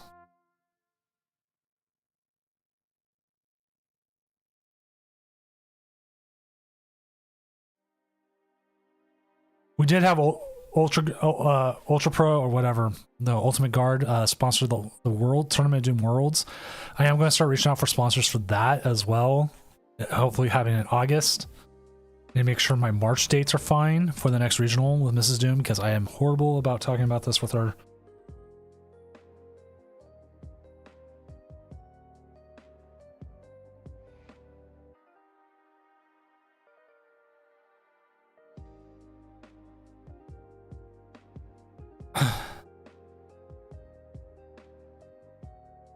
Like they sent me like a whole case of katanas and some extras. So I've had katanas for a while here. Like I'm running through like the last 2 boxes.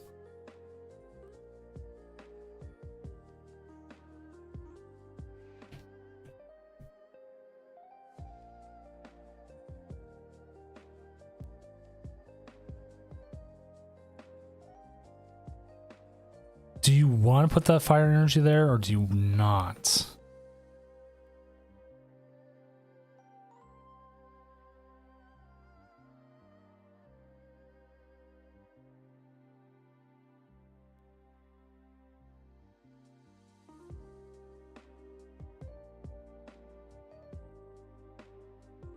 It can? Oh my god. So I'm assuming it took out your Pidgeot then.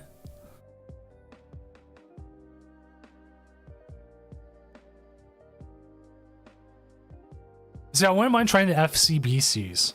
I actually thought about reaching out to them and seeing if they would be, again, willing to like sponsor this kind of thing.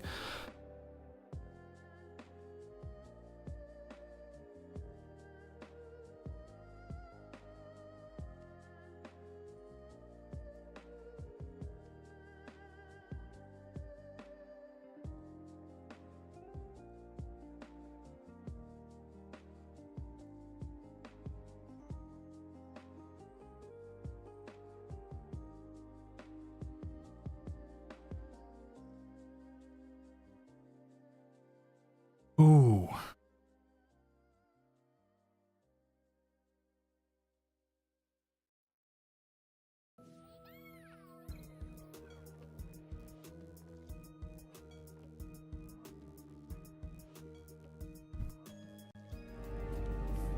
All right.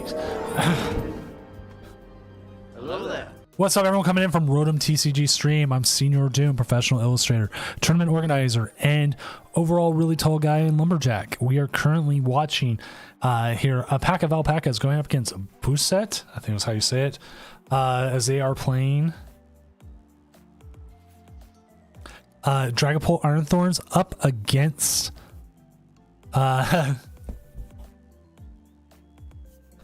it's like Uxelf and some other things up against it's been a very interesting one. Rotom, it's good to see you, man. I haven't seen you in a while. Saw you were streaming tonight. I didn't catch you in time. Hopefully your stream went well.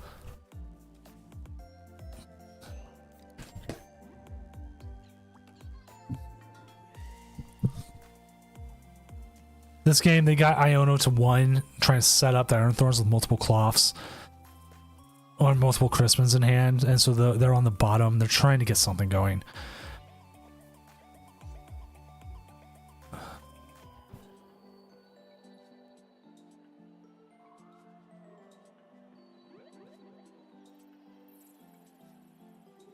Yeah, Alpaca's from New Zealand, actually, I believe. Also, let me give you a shout out here.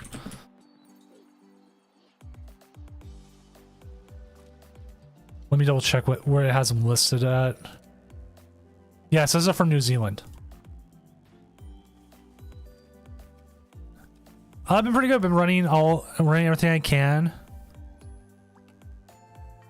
Trying to get as many tournaments going when we can. Oh man. Oh, there's the boss. Oh, just need an energy.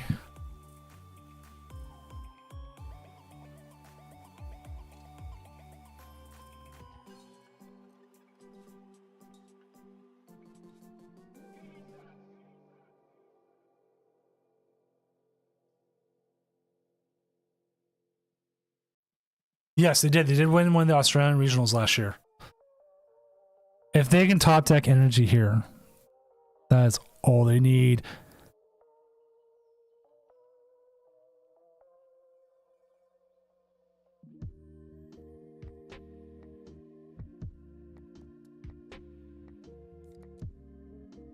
I don't know. Oh.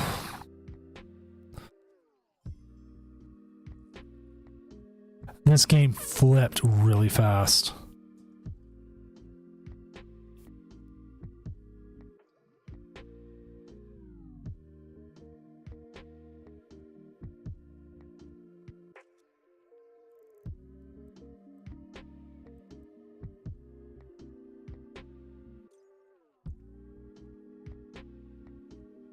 I own it once. What happens here? You got the cloak. Recon directive here that Blood Moon or Saluna can attack. Oh, nothing to play off the Earthen Vessel.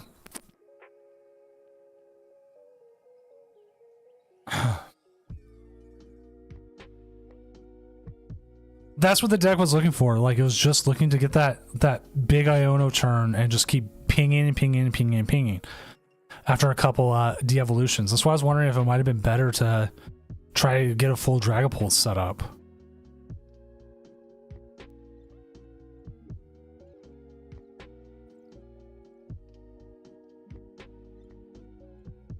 Nope, we got an issue. Dang. It's good to see a new deck that we haven't really seen before.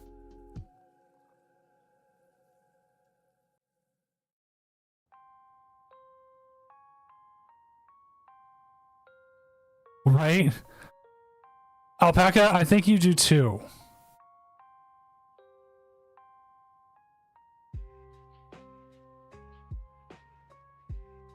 So go ahead and we're gonna update the standings here as we got things going.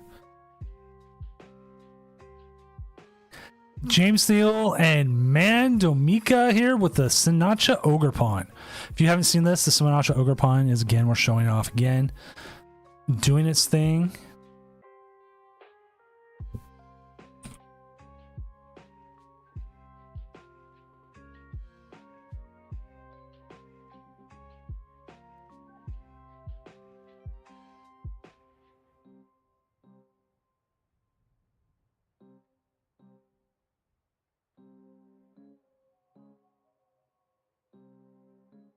Oh, I've done that too. Crystal build to me is just not worth it.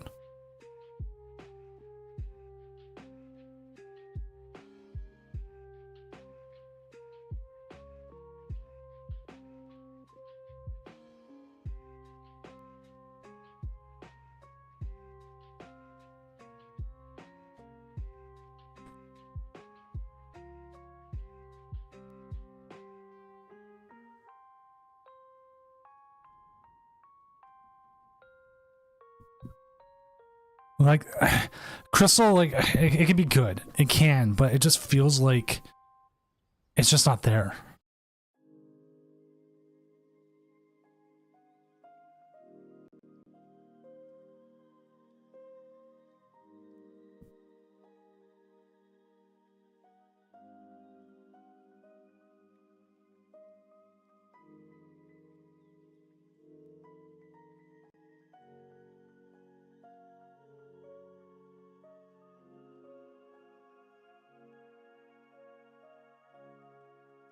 Okay.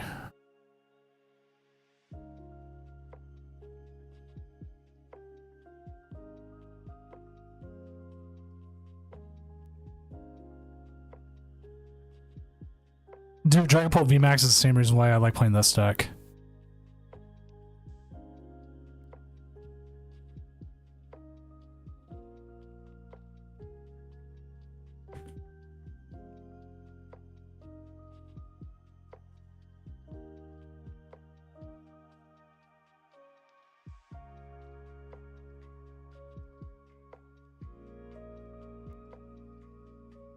Sorry, I'm also watching a slow play right now. Just making sure everything's fine.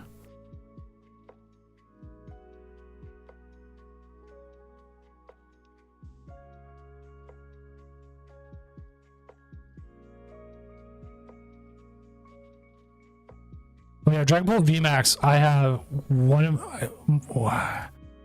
I think it's my second limitless one.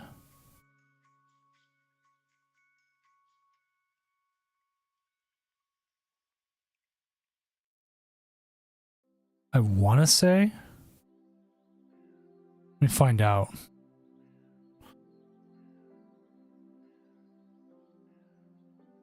Double check my page. 'Cause I'm a person who got a page because of online play. Yeah, Dragon Ball VMAX is my other one. Which I actually don't own any Dragon Ball VMAXs, and I need to get them because I want to put it into my deck list stuff.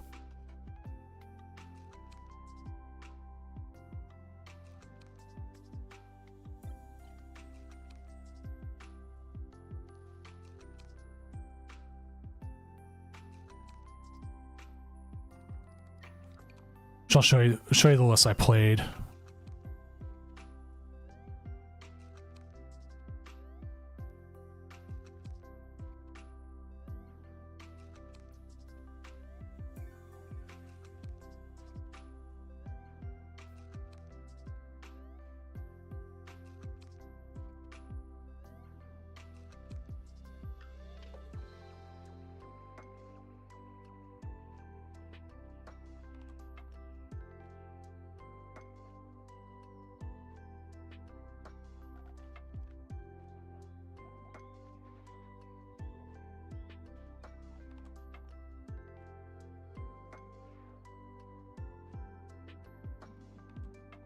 All right.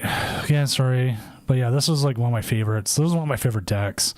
Again, I gotta get the Dragapults. I think I sold all my Dragapults. I didn't. It was before I was collecting decks. Or at least like the 3 main decks.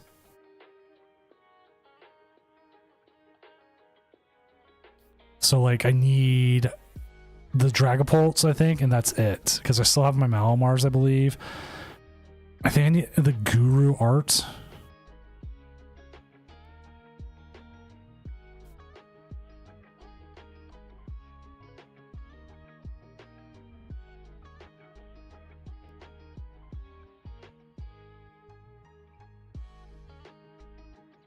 Like this, which one is it? Is it Shiny Fates? No.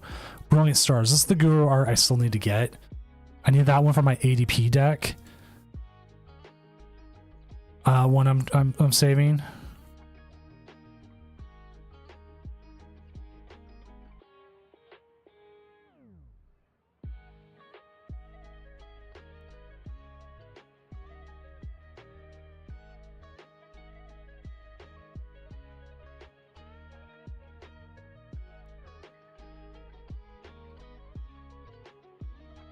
Okay, I'm just gonna keep that open, but this is one of the ones I'm looking for. It's not that expensive. Like, it's just a matter of just buying it. I actually went and bought Skeledurge today. I needed to buy the Skeledurge Illustrator Rare because it's shot up in price. It's slowly going up in price more and more. Once 5-0. Luke Metal was on there. It beat me quite a few times. It was one of the times I played Dragapult. It was on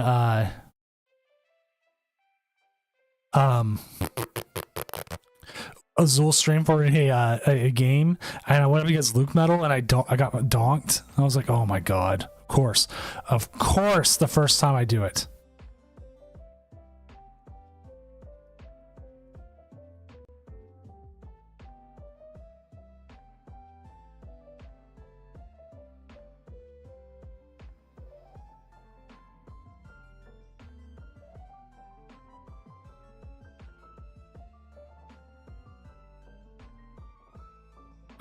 Let's see. Again, one. We got the Sinatra Ogrepon. We got Arch Alodon doing well. Andrew Diaz with Turbo Roaring Moons doing well. John P. Arch Alodon 401. O'Malley 0415. 41 with the Pagos. We do have a Lugia 4-1. R2D2 Rack, who beat the only person who says I hate Lugia, which was still hilarious. Sorry. Again, I was doing that judge call. It's the last game. I'm trying to make sure everything's fine. It's one of those things where it is a stall deck versus a Terrapagos Dusknoir, and there's like, I don't think there's a way for the Terrapagos Dusknoir to win or even attack, so I don't know. But like, I got like Pika ROMs, I've got a whole bunch of other decks that I've built together. Again, going off topic. Ooh, Cash is 4-1. My boy Cash being the Lugia, only losing to the Archaludon.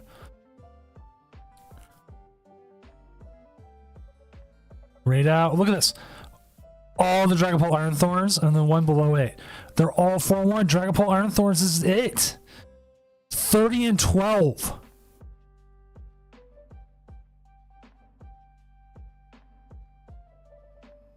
Six 4-1s with Dragapult Iron Thorns. Freaking insane.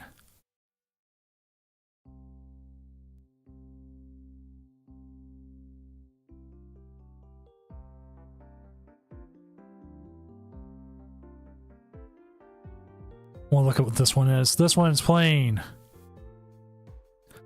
I do like the inclusion of Switch. This one is not playing the... It's playing a 4-4-2-2-2-1. It's playing the Clef Key. Okay, someone who plays this, tell me why the Clef Key. I don't, Heat Miser. Nobody hugs me. My life is lonely.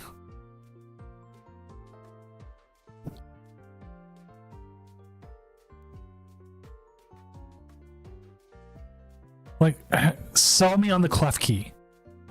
Like, is it just another alternate thing to take out, put down as a basics destroyer? Like, I assume a cloth. Ooh, I might throw that in tonight. Don't give me ideas.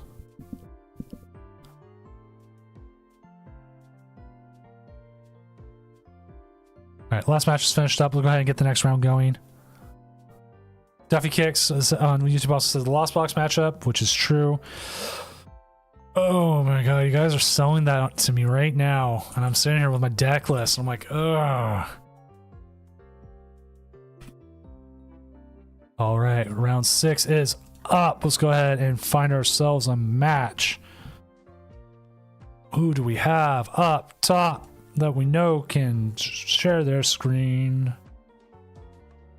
Daycamp is up against, that's a mirror match. What about Shira? Does Shira win?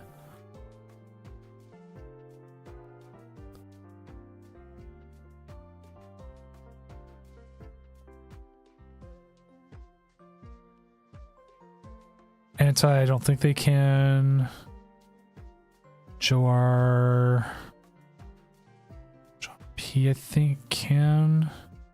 Sir Wavy does not. Up against James Thiel. Ooh. I mean, it does, and I'm trying to think if it's worth it or not, because mostly the Thorns kind of does the same thing already, but it does shut down the Poison Donk. Crap, I'm running out of time to think about who. I mean, I wouldn't mind. Oh, he's up against Cash. You know what? I'm going to ask Cash.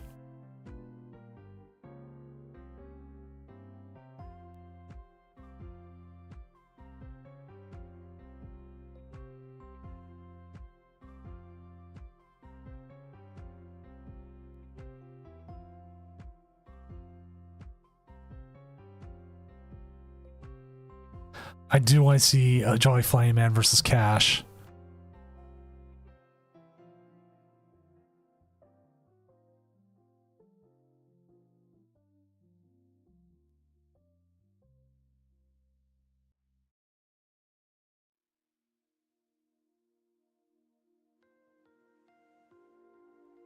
Oh, you play Cologne?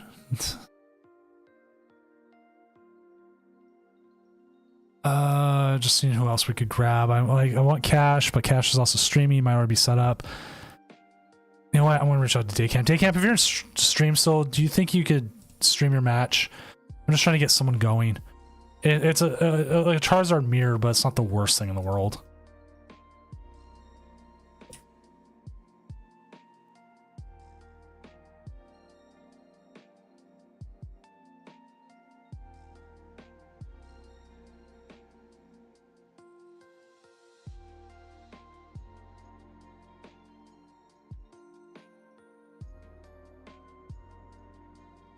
Cool, Daycam, we'll get you going then.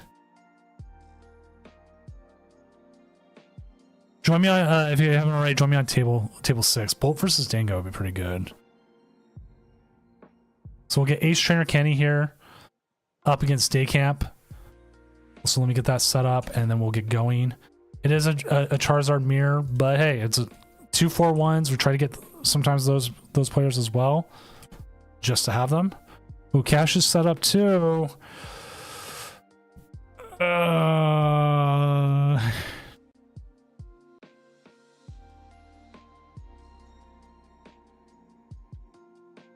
Okay, let's get the Cash matchup. That one's Daycamp. I just want you set up anyways because I can still jump back to you. But we'll get Jolly Flame Man versus Daycamp.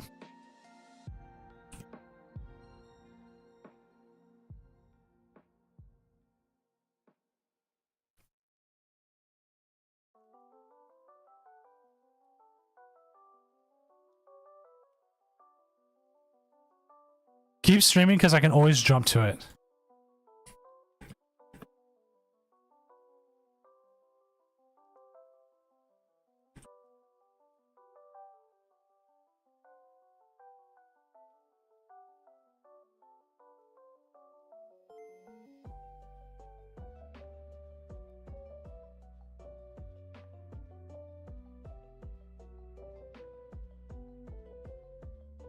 Now this doesn't look like a good start here for Jolly Flying Man, but they could get lucky. The Alakazam start is never good, but Alakazam into we might have to go to Daycamp anyways.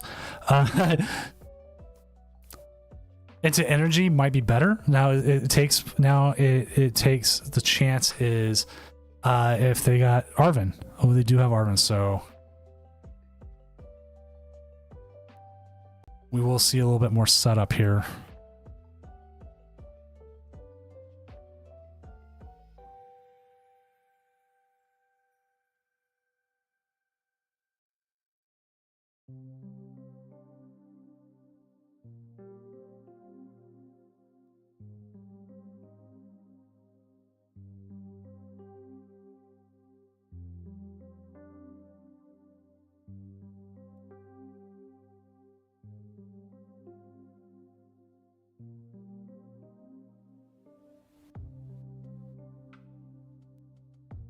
So we do see the evolution pass. We could...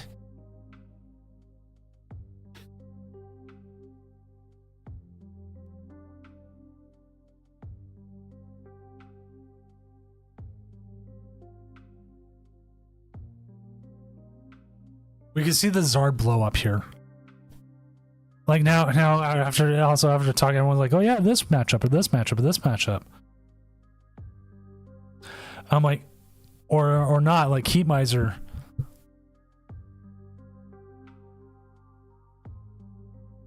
With the Pagos and stuff. It's like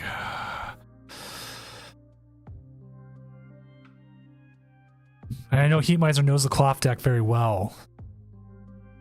But also Klefki like shuts down Raging Bolt. Or even it can even help with Reggie's, but I mean not Regidrago, but again, it doesn't feel like it does enough.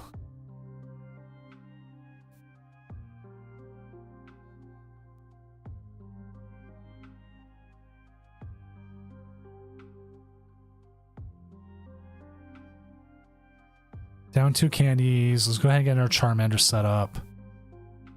Now the biggest issue that comes on this other side, on the Dragapult, is finishing the game.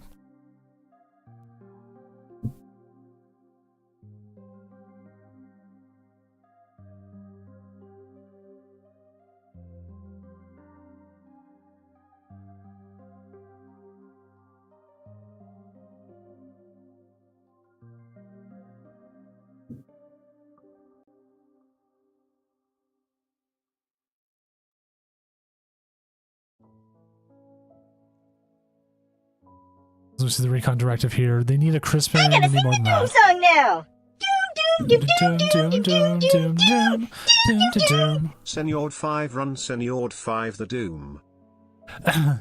What's up, True Random? Thank you for the Prime sub. As a person who's taking money out of Jeff Bezos' hands and giving it to me, even if it is only a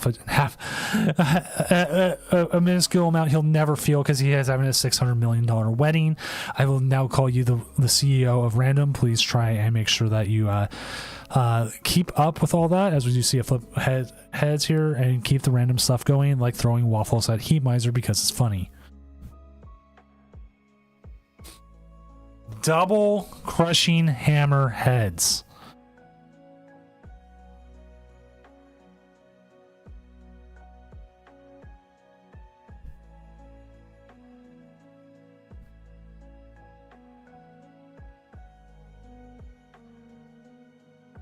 Into the Pult. But only a jet headbutt. Yeah, does anyone else see that? Bezos has a freaking $200 million wedding. Rod's good though.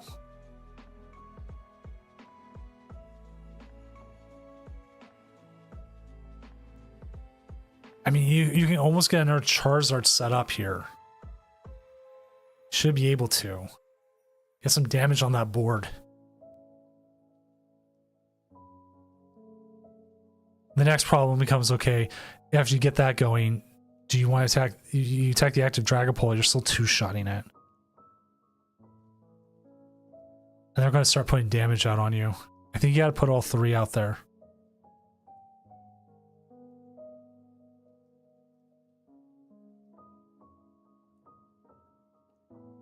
Save the dust clops into a dust more. You're hitting 210. Yeah, I'm not against getting a Cloak here.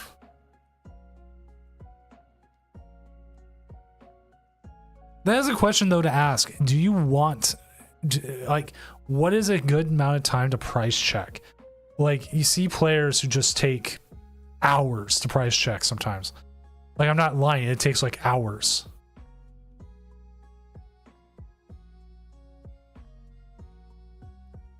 And like, one of the things I do like comparatively to price checking is, like, I've watched Japanese players price check. I like when they're just going through and they just ping up a card and so like moving it to the front, and like you're just looking for certain cards anyways as it is.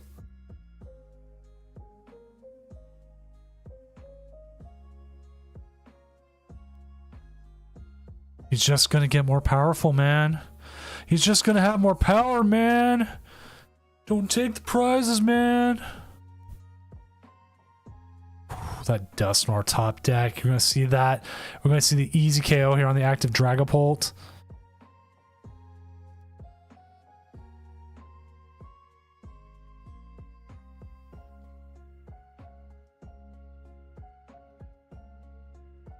Just get points like Pocket. You know, I'm not against points. I do wonder if they're trying the points out on Pocket and see if they'll ever do like a change of prizes or not. I mean, the game's been what it is for like 20 years, 25 years. And prizes have been there since the beginning, but okay, chats. Would that be too much to move to a point system instead of pricing?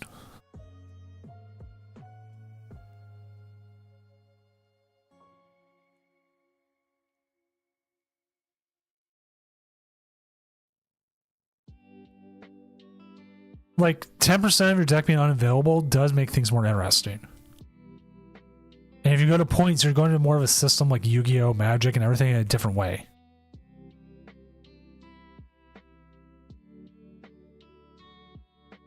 Because like Pocket is with only 20 cards in deck, having like try to put 3 prizes, it's freaking insane.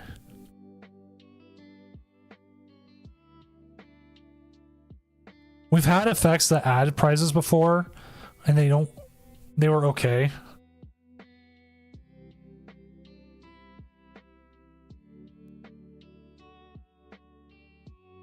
I kind of agree with that too, Populo Kings. Like, I've brought up the idea before because people talk about power creep and everything. That if you wanted to do it, you would need to do a true reset, like a whole new base set. And the thing is, you can't do that.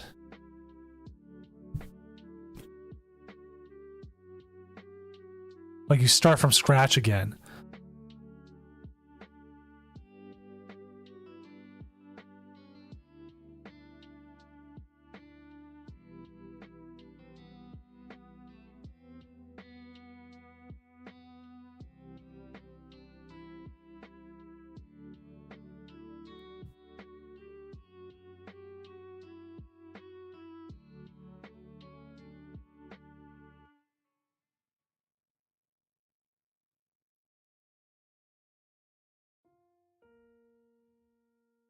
All right, we got Judge Call here.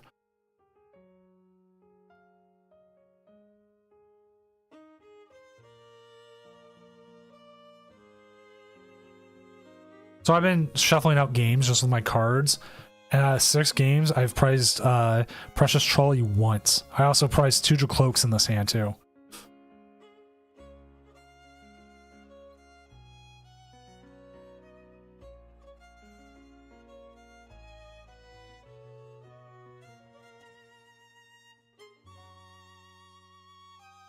We do see Cash. Cash not being cursed like he says he is. I'll see how Daycamp's game is going real quick. Ooh, this game's going pretty well too. So we'll go ahead and jump over to Daycamp's game.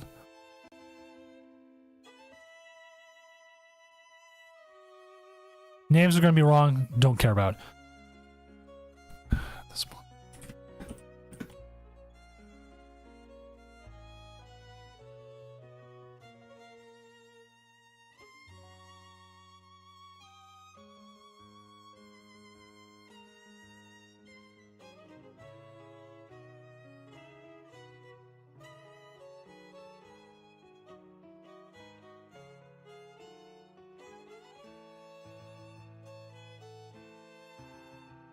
Yeah, I think.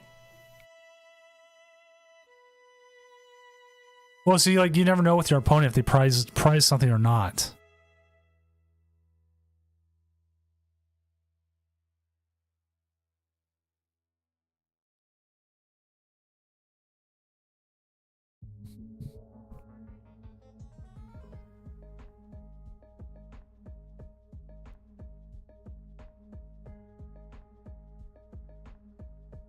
Like right now, this is pretty harsh here.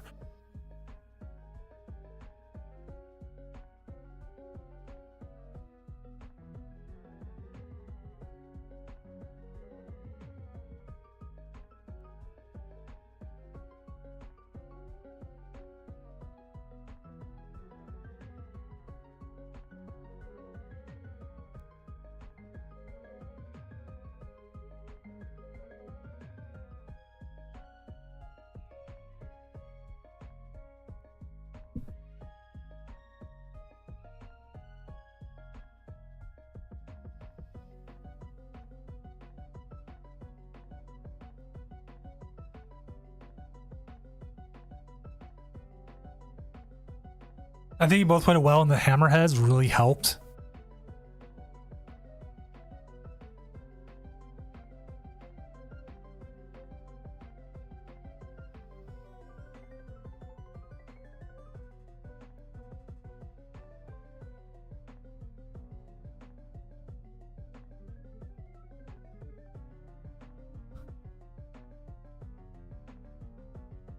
And overall, I think it was a really good matchup in general. That was kind of like how I wanted to see it. Because like I know Cash is like, oh no, I'm going to be stream cursed. But I've played the matchup both ways, and it's very difficult for the Polt sometimes to finish out the game.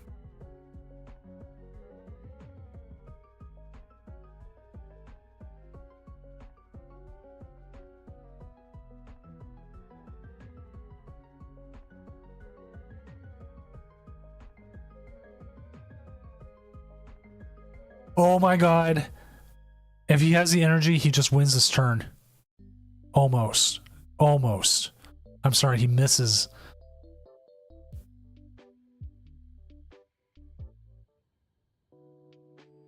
His Defiance Band's on the Radiant Zard. Oh my god, he needs a counter catcher if he has it.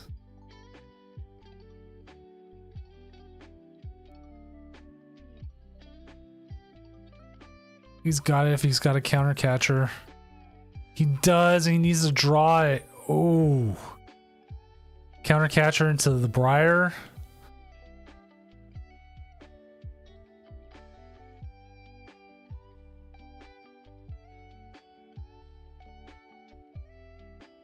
You've got, well, he has to flip the script here, and if he can get counter catcher off this, he wins. Ooh.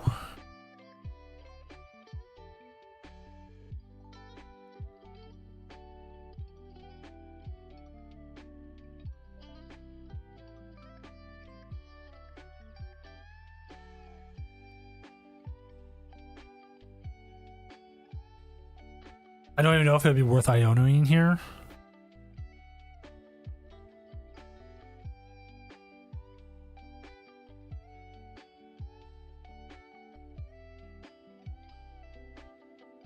Wait, you're right.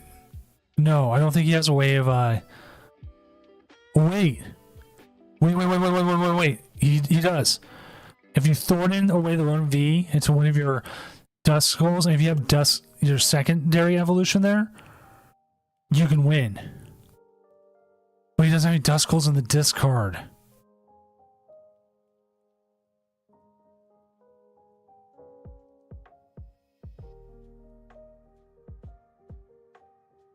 He's got to make a move here.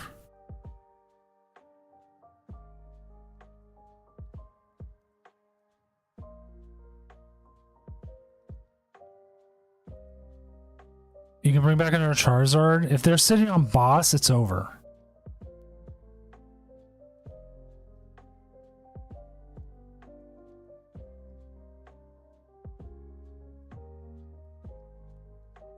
I mean, I'm not against Iono Pass here.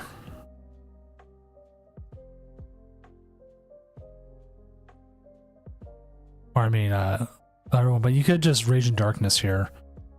They have to have boss. They don't have any bench space. If they have Pidgeot, Rare Candy.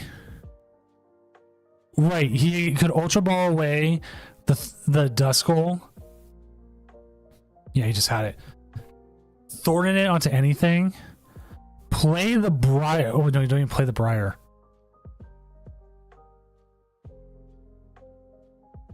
Well, he would have got rid of that. Oh, I made his opponent in a worse spot.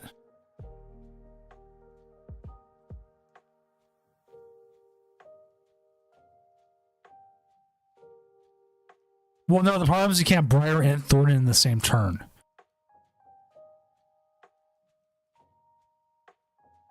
So he would still be short one prize, but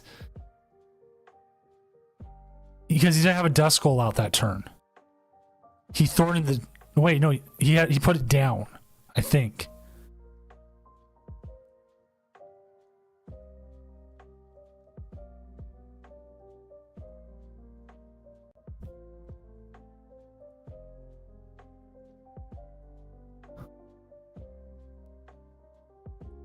Well, wait, was that Pidgey 50 or 60?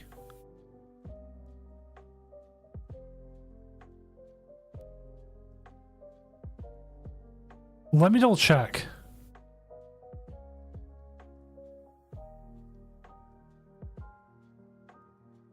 A 60, okay, so he didn't have it anyways.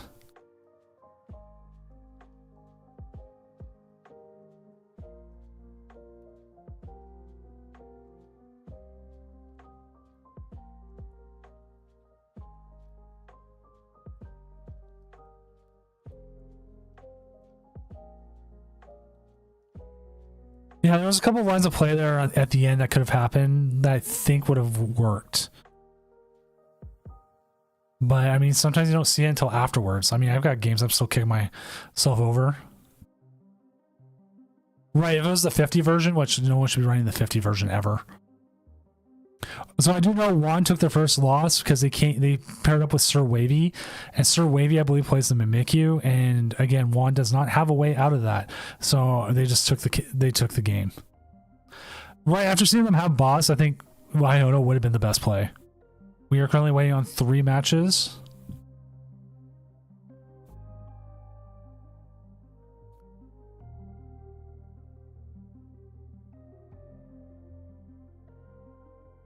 That's what the 3 matches are.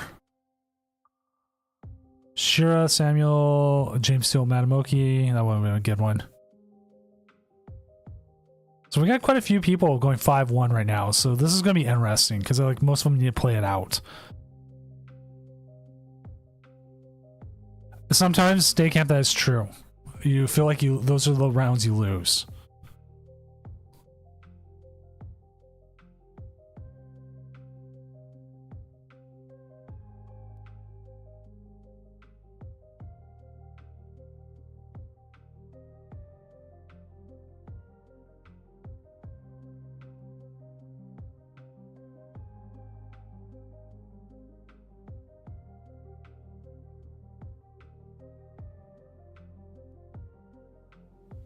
True, we do still have 2 more rounds.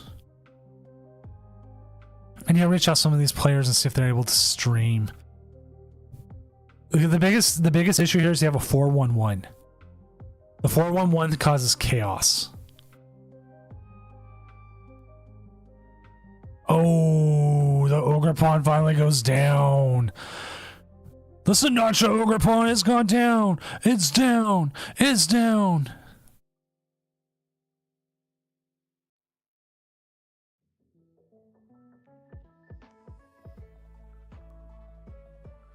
We still have a lot of Dragapult Iron Thorns doing very well tonight. 3 5-1s, 3 4-2s, a 3-2, 2-3, 1-1. I mean, doing well. And like the 4-2s are going to happen. Like things are going to go down, but that is still really good. Like metagame ways tonight, outside of Sinatra Ogerpon, Dragapult Iron Thorns is having a good night, and then Iron Thorns itself is having a good night. Turbo Morning Moon's up there. I mean, look at this. 68% with 9 decks. Future Hands, 2-2. Sadly, Taropka's Dustworms at the 6-6. I assume they have more dropouts. Lugia's at 50%. Archaludon's at 52%. Snorlax still having a pretty good, strong game again with Sir Wavy carrying it all. I mean, Iron Thorns is having a good night again because Juan's doing well.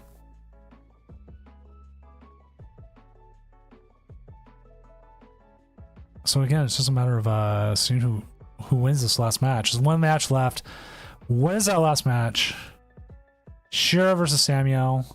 I think Shira's still streaming. They are. Let's go ahead and check Shira's matchup here. Did they just get Aqua Realm for game? Ouch.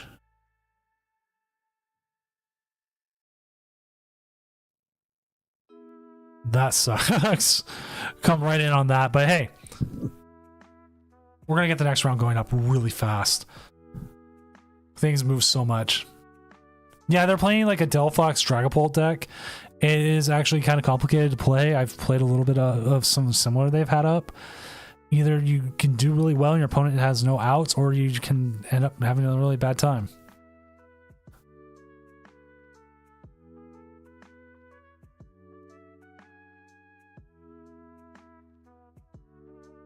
There we go. Next round is up. Round 7 is up. We need to find a match up. Let's see who's playing against who. What did I think? Jethedius could maybe. Oh, O'Malley dropped. Or 2D2 Rekhan? Who are they up against? Ace Trainer Kenny. Let me see if that one is. Maybe.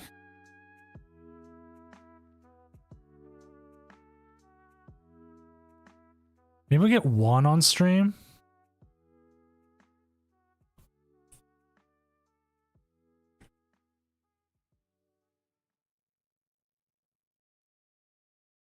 See, I think Dinosaur X has an out. He does have Canceling Cologne. This would be Quad Thorns going up against Rigid Drago, which, I mean, Quad Thorns can win, but I don't think it's a guarantee.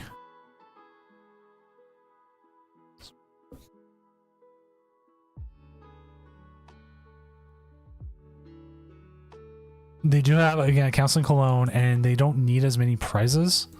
So I assume, or they have more things to attack, I assume they can do pretty well.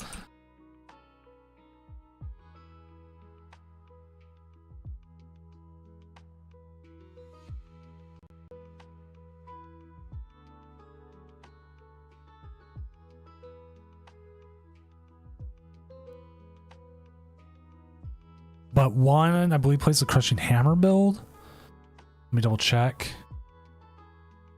He does, and so that can become an issue.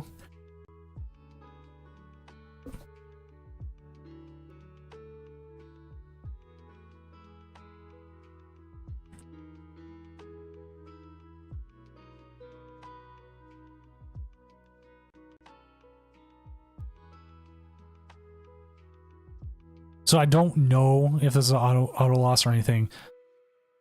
Just checking it out, seeing.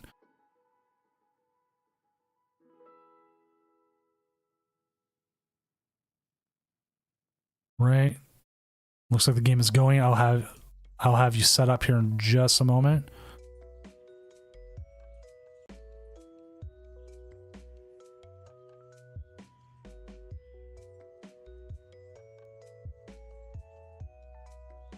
There we go. And I need to step away for a second, chat. So go ahead and watch the game here as we see from the Reggie Draco side. They do have the Canceling Cologne, which I think is pretty good.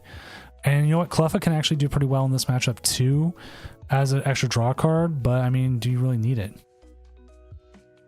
Okay, I gotta step away just for a moment, chat.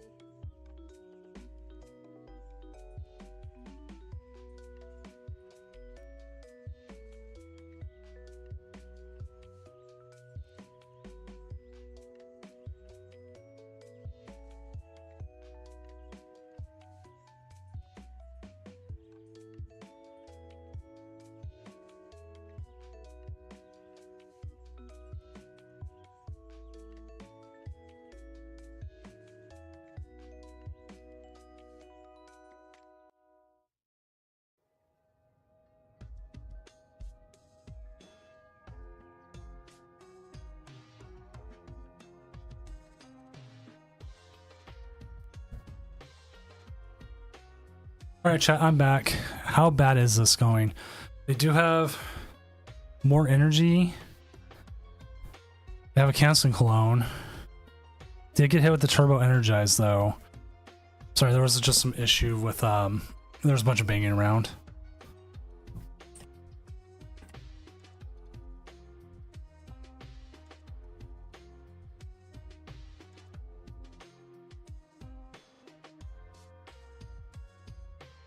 Did get the switch out, did get the Caspian draw. Nothing much more there though. Crushing Hammer coming into play now.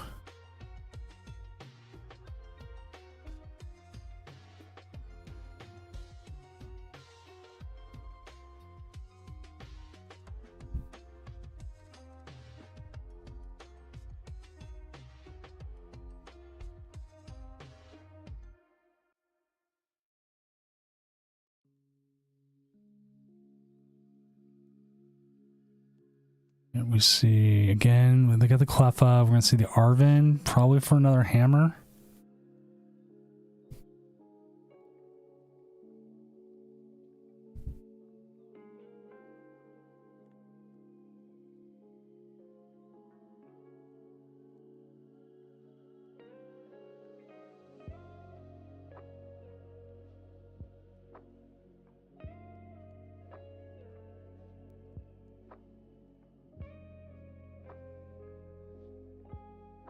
I realize I haven't been doing detect inactive players because I am dumb and forgot to.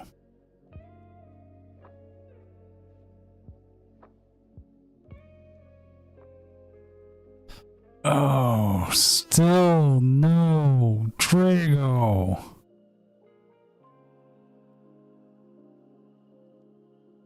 But you can't attack. Attacking could be crucial here.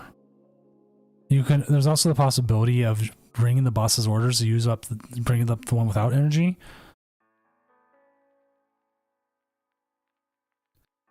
Which we do see here. Go ahead and Dragon Laser, put some damage out there.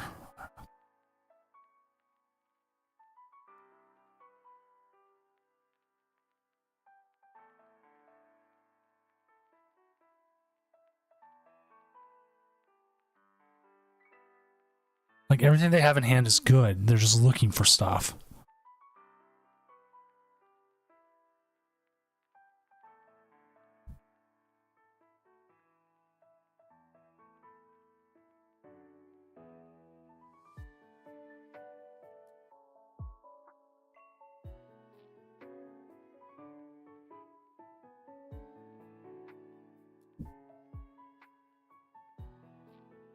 The research is good. Do you want to set up another Regidrago is the question. I feel like setting up a second Regidrago might be good for you here. You have no... They have what? 0 damage on them right now? Because then you can get rid of the... Use the Earthen Vessel, grab 1 energy. Maybe grab a Grass energy here. Save the fire energy in case you get hit again. They don't know you prized 1. Normally I would say grab another one and toss it, but you don't have access to everything.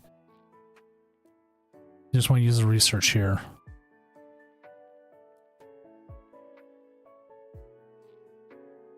I don't see a reason to put the Ogre Pawn down. You only get to use it maybe 1 turn.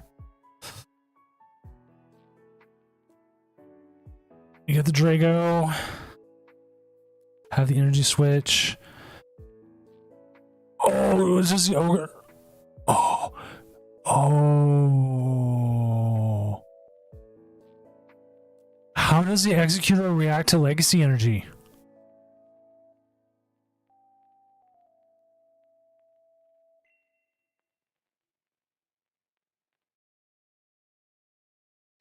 I'd also put down the Jamming Tower, but that's me.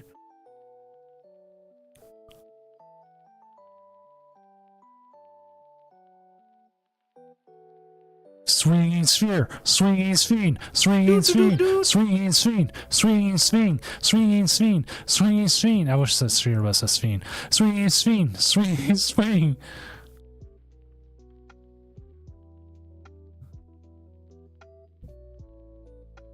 Rams at TCG also thank you for the follow.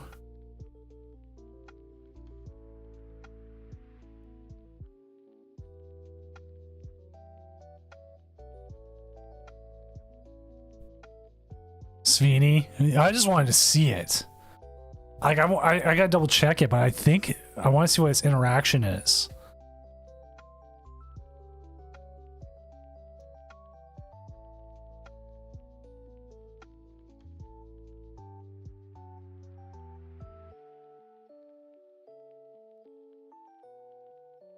It says knock out your opponent's active basic. If tails, knock out one of your opponent's benched.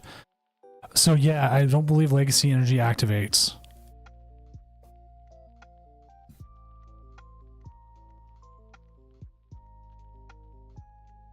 Damage. So yes, no, Legacy Energy would not activate.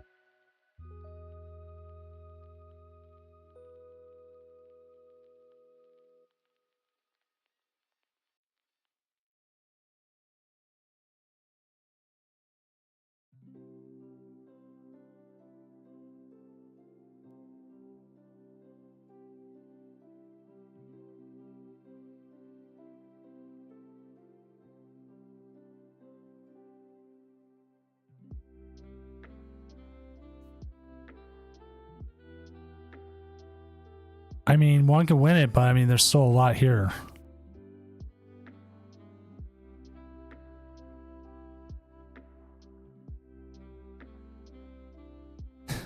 He's done very, very well with Iron Thorns the last couple weeks.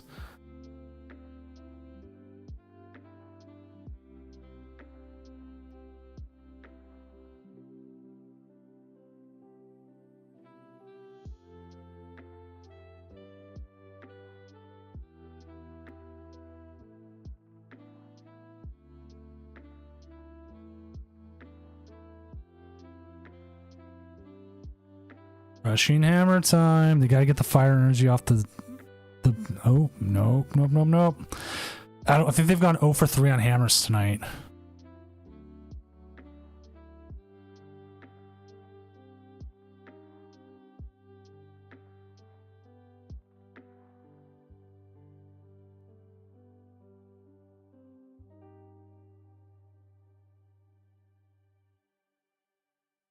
You see the judge again.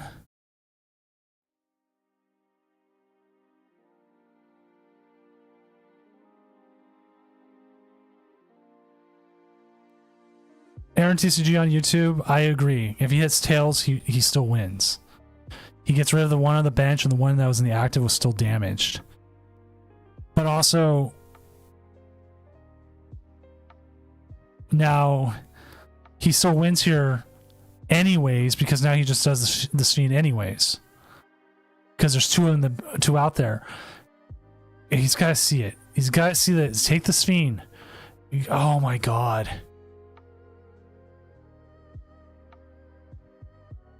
He wins with the Sphene.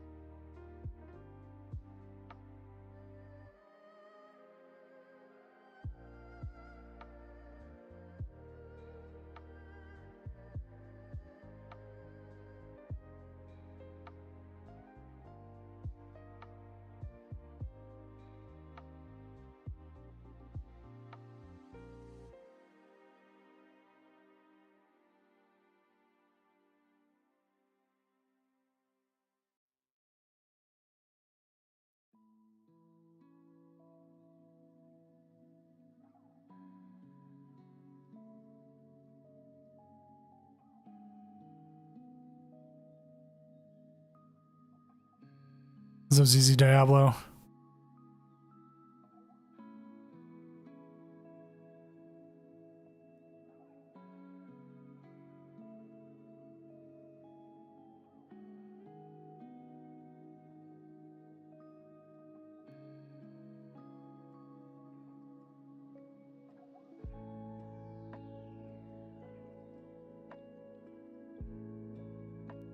I don't know. I don't know if he was afraid of the Sphene doing something incorrect or something.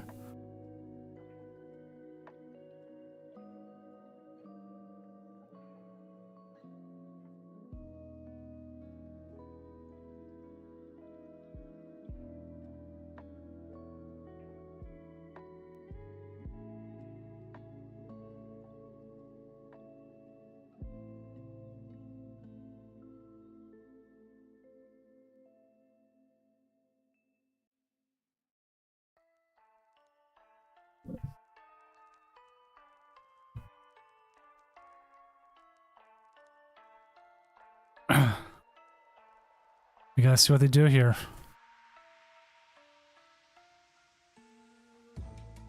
I mean, you could just go all in on the teal mask here. Samurai Panda.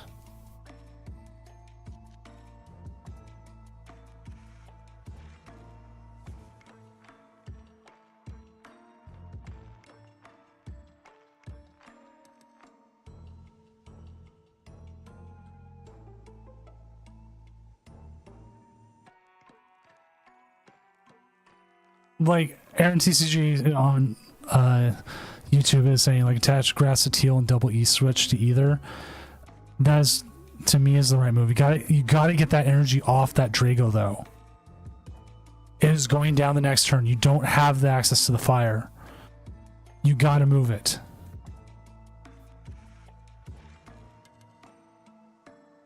They've also played Chorus, so you do have access to the Kirim.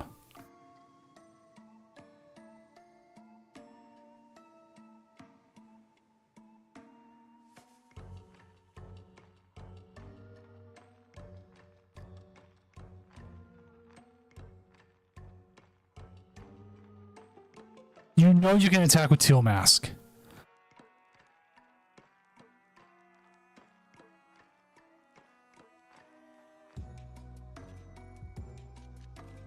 You need more to get the Drago going.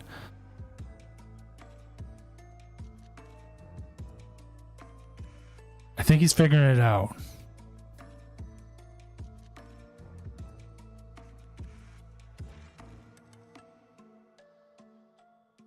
Make him have it.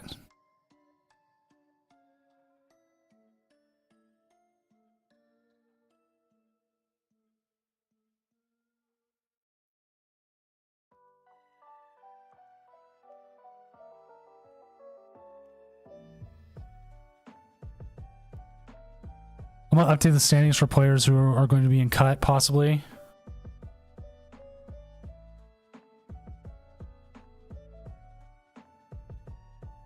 Again, the Sphene, whatever, should have won the game. Because Legacy Energy does not activate off of it. Could just penny can't give it up.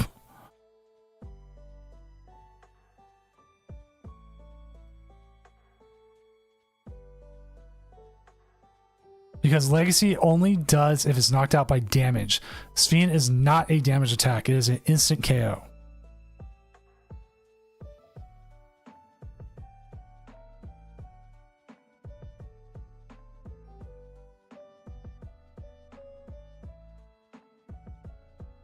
Well, we just saw the penny loop go away.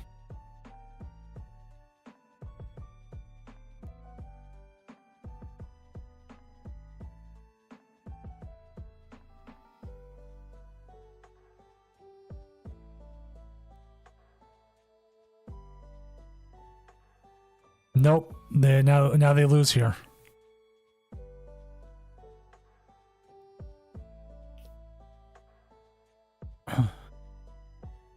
$210, more than enough here to take the KO.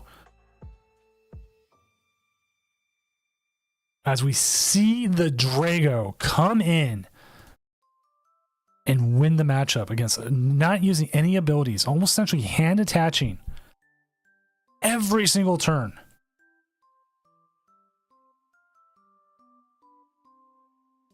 Very good, well played there by our player Dinosaur X, going up against one of our most consistent Iron Thorns players here. As we do have our games going, James Thiel is currently up against Andrew Diaz. The winner of that, since they didn't ID, they both could have ID'd him fine. Will go 7-0, and 7-0 is also another guarantee. We're winning on 5 matches now, and I will keep updating the standings as we go.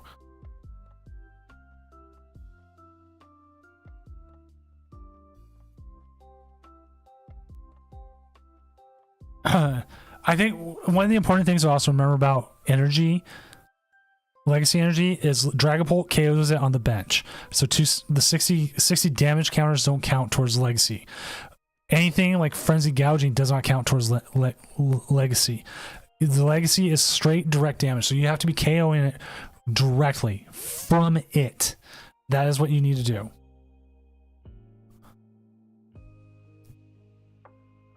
Waiting on 5 matches here. I don't think 6-2 is either, because we currently have a bunch of 6-1s and we have another guaranteed 6-1 here. No, actually, I think it could happen.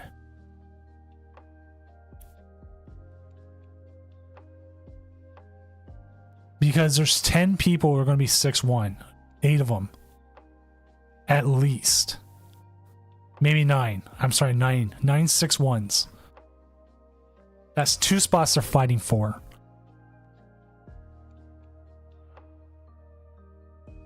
Once you hit RCS tier, you're no longer playing for more levels. Now you're playing for what's called ELO, and your ELO will pair you up against people with similar ones.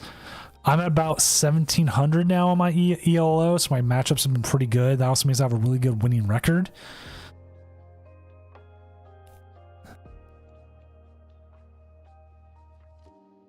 So there's way too many of it. So now you're working at your next rank. And as you get to like 1900, the people who are at that are playing a lot of games. And they're also only playing against each other now. Like looking at all these, Anti-Tank G has the best chance to ID. 100%. So yeah.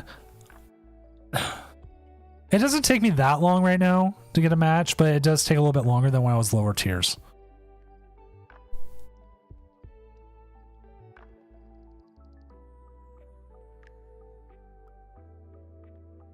Waiting on 2 matches here, so let's go ahead and update the standings again. So see, now we're down to 10 people plus 11th. So Sir Wavy has to play.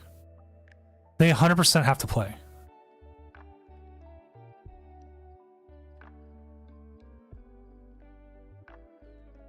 Everyone else, we're still waiting on this one, Andrew Diaz and James Thiel, but regardless, they're both 6-0. They're both 6-0. It doesn't matter. One was going to be 6-1, one of them's not. That's the last matchup we're waiting for.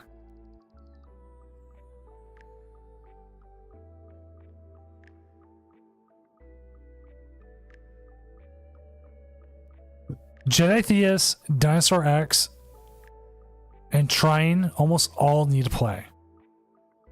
Their percentages are just way too low, and Sir Wavy's is way too high.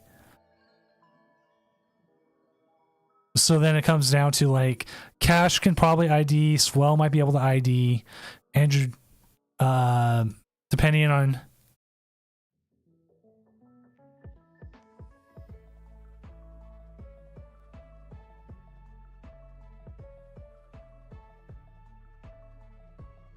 So yeah, we got a very interesting because from 11th to 2nd, anyone can go. James can ID safely. Andrew Diaz can ID safely. Anti-Tank G should be able to ID safely. Radow should be able to ID safely. After that, it gets a little bit more trickier. Because like Respect here, 5-2, goes 6-2, that's it. Yeah, Vortex, I'm about the same place you are, and it can be rough.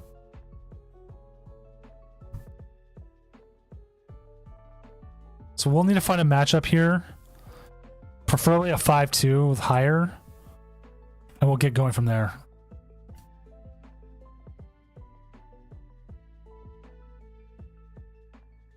So I don't want to put Dinosaur X up again. Respect is up against 1. We just had that on. I don't want to put that up again. Diego Coronado is up against Samuel O2. I will see if either player will be able to stream that. That could be an interesting one. Diego Coronado versus...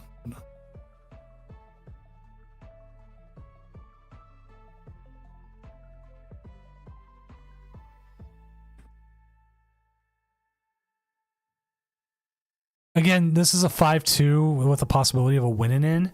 We don't know because how many we'll get, but they have a high percentage, and that's where it matters.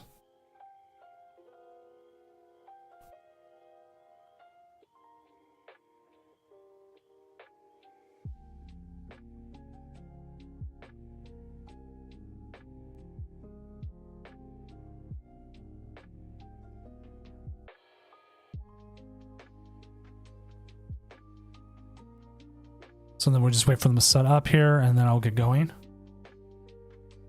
This is Arch Aladon versus Lugia, which could be really, really difficult. It could also be a very, very interesting matchup. You know, I'm muted, and so no, I know I still server mute and deafen everyone. If I've server muted and deafened you, and you need to like talk to someone or want to use one of the voice channels without it, just ping me and I'll fix it.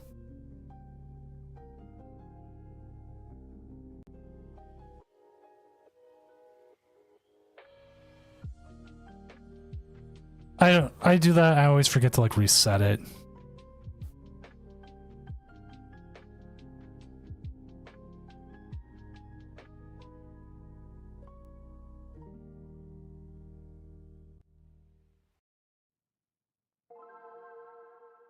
Let me get this going before we get there. Okay, it looks like they're getting ready.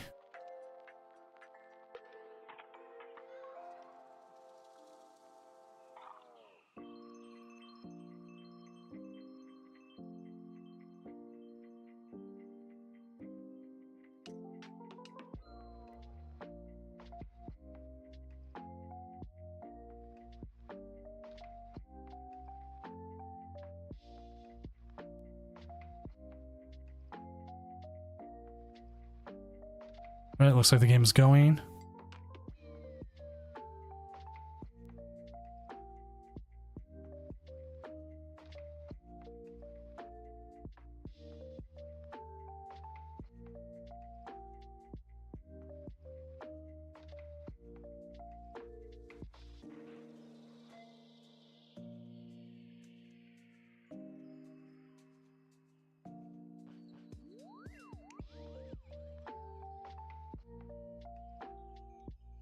Oh, it was Cash. I'm sorry, dude.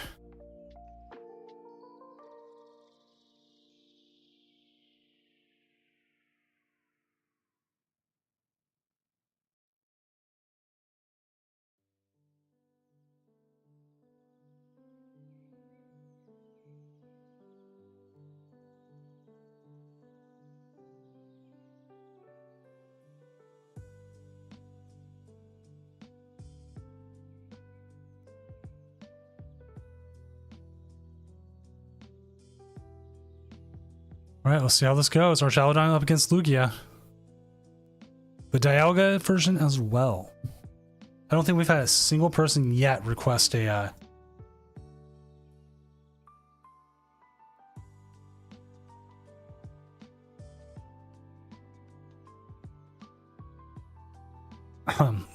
request an ID yet.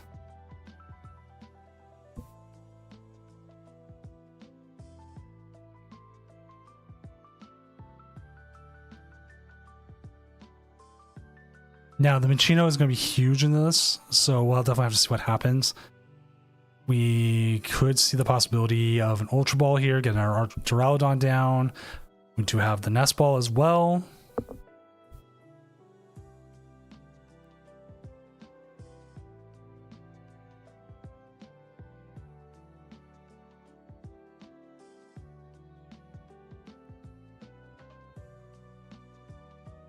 I have never had anyone ever ask for a double game loss.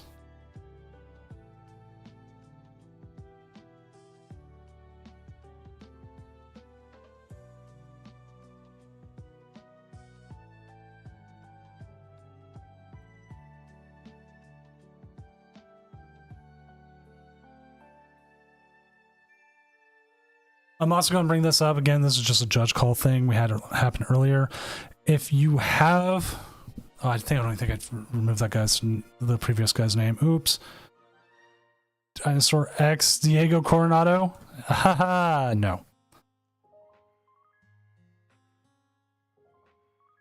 We still haven't pressed that button yet. I want to press it at some point. If your deck list is incorrect, that is a game loss. Especially if the games have been going on for a while. There's nothing that's going to change my mind about it. But if you start the game, it says turn 1, you play something, your opponent calls it out, maybe I'll give leeway and do a reset. But by the time it's like the game is set, prize has been taken, you just gotta call, I'm sorry, I have to call it. It's like slow play. It's not even like slow play. It's just what it is.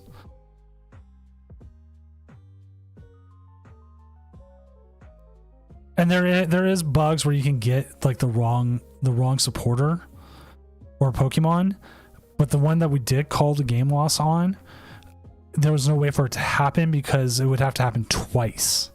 So they had two wrong cards in. So again, let's just making sure everyone understands why we made a call or why it's there.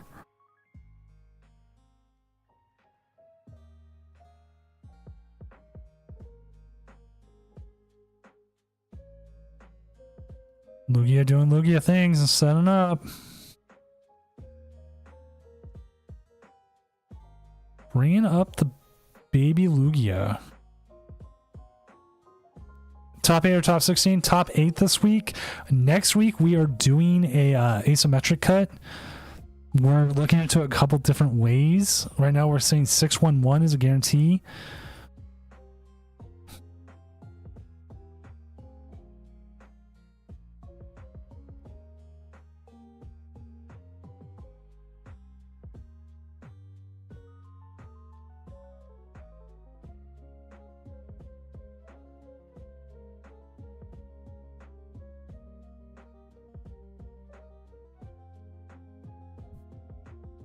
So next week there's a higher chance.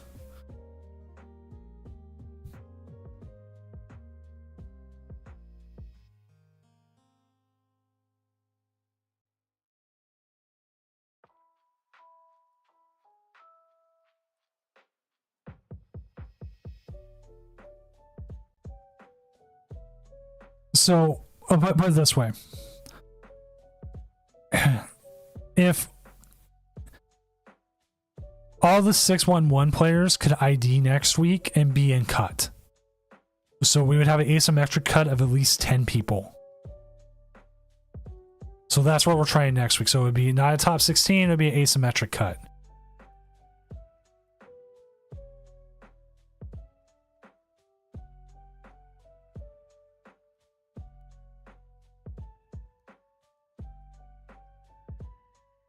Did they just miss? Ooh, it hurts. No energy.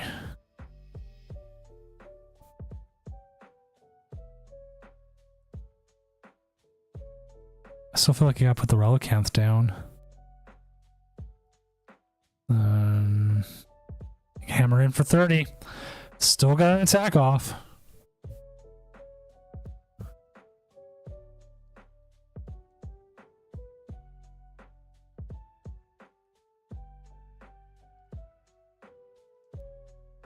We did that and we actually ended up with a much, much longer tournament. When we did one less round and one more top 16 because we ended up with a lot of block loxes and stuff.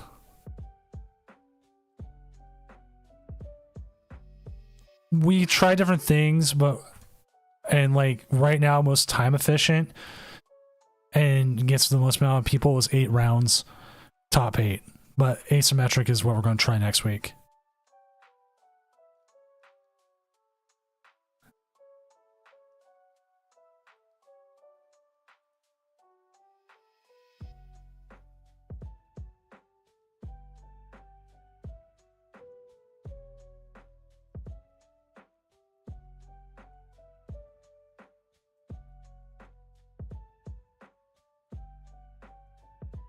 We're also running a 128 person challenge on New Year's Eve.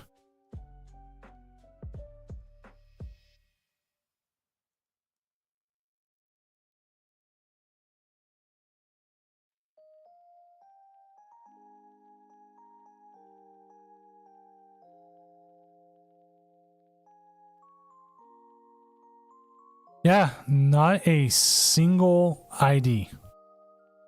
Everybody's playing, so I will keep the everything updating as it goes.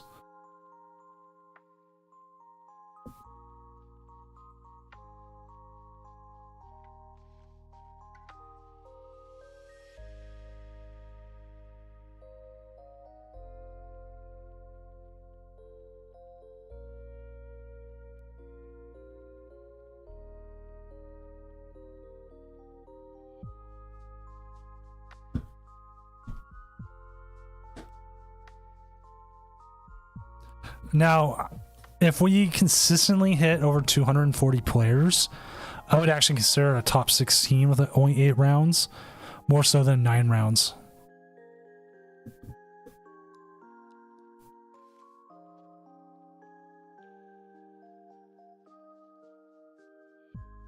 That's when I would consider, but everything with like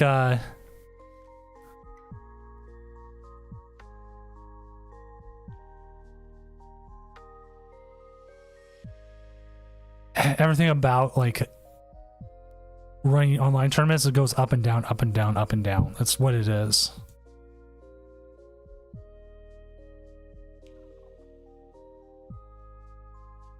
Like right now, to be honest, the meta's gonna stay pretty stale until we hit the next one.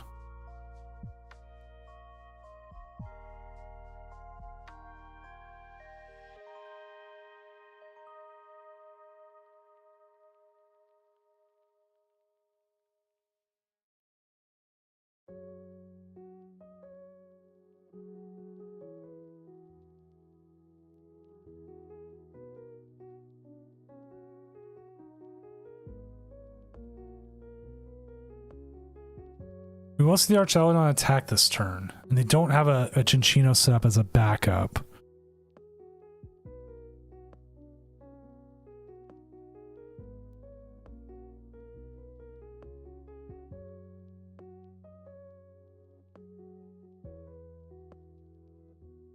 I think you have to play it. I think you play the Pheasantipede to hopefully get something else set up here. And even if they hit into this Archelodon, you're set up pretty well to hopefully get another hit with another attack. I don't know if you ever wanted the Dialga out there.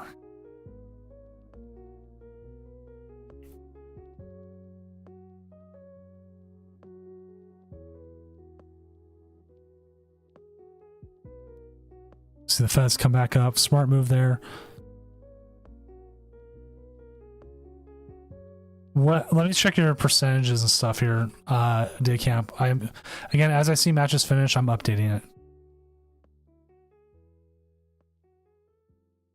Because like One's already won their match. So they're 6-2. They have a high cut. You're at 59.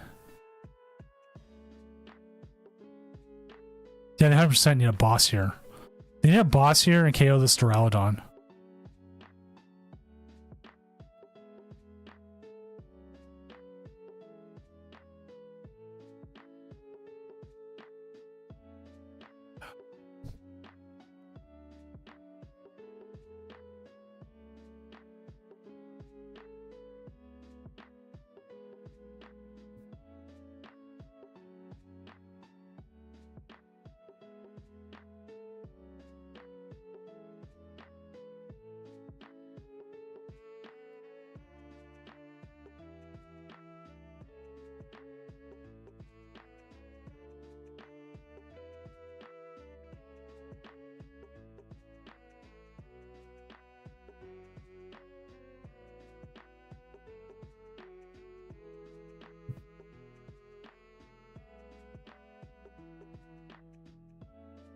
Okay, the Iron Hand's coming up here. Maybe they have a boss into like the Relicanth.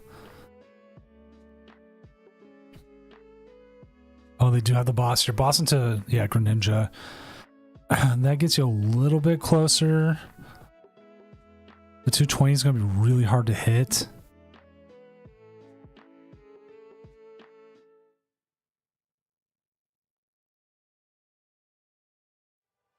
This is harsh.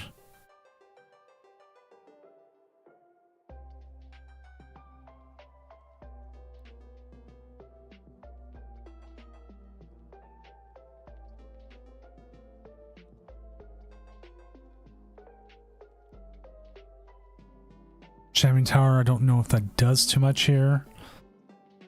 This could be going Lugia's way.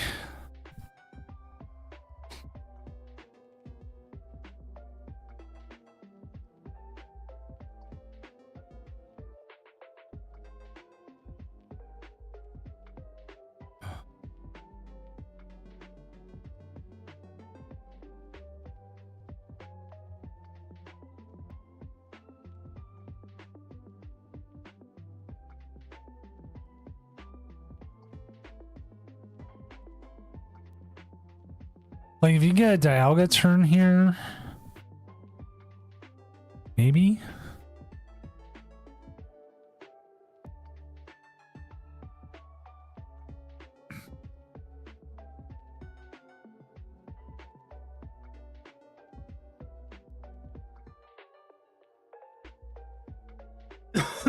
Excuse me.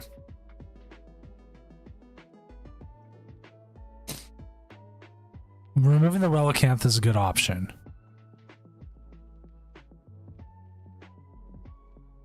I think they like scoop up Cyclone because you can reuse the Archaludon's ability.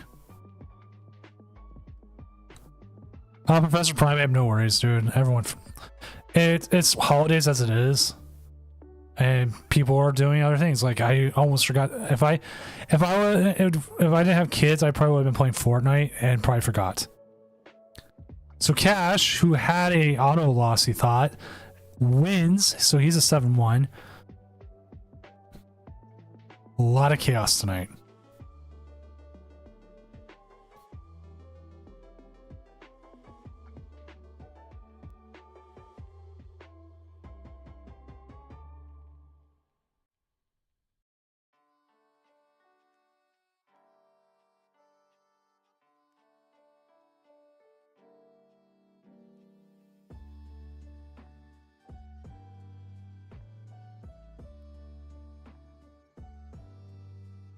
Oh, Thornton.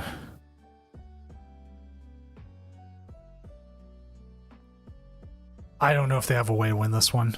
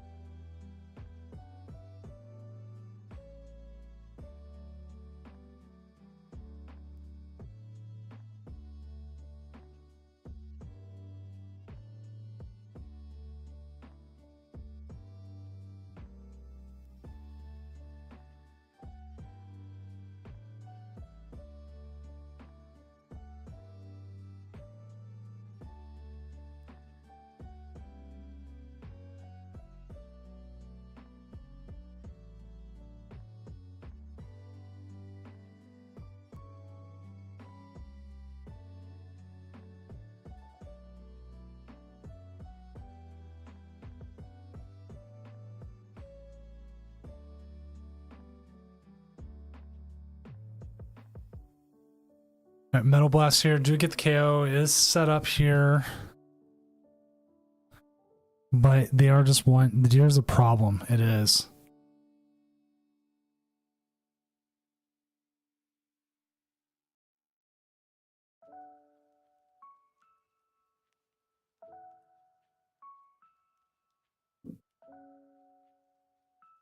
A Star Chronos turn would have been pretty good too.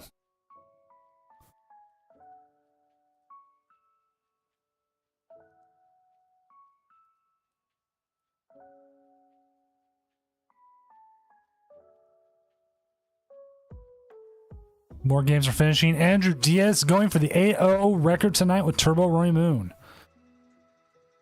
Yep, there's the boss for game. Blop. Dang. Lugia can still Lugia. I do like playing against Lugia on ladder when I'm playing Iron Pulp. Because if I can get the quick KO on him, a lot of times I just concede.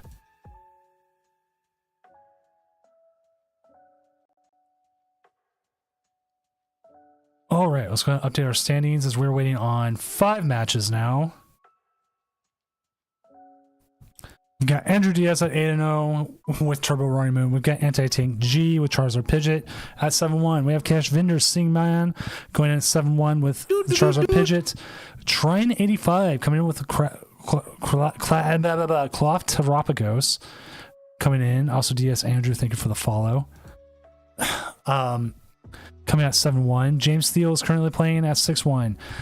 Mando and Mika coming in with the Sinatra Ogrepon right now with the highest 6-2. 1 at 6-2, and H Trainer Kenny also coming in with both Iron Thorns and Charizard Pidgeot. Swellfella, which matchup did you have?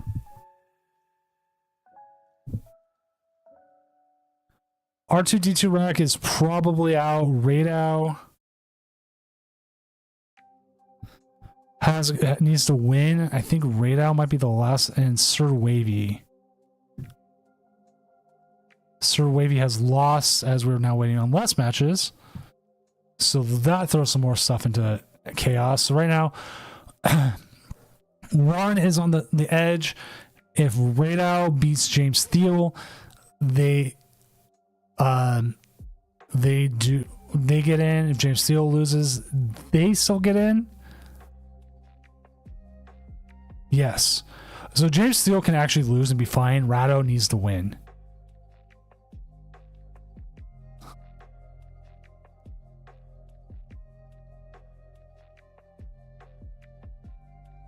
Ooh, I almost suck, man.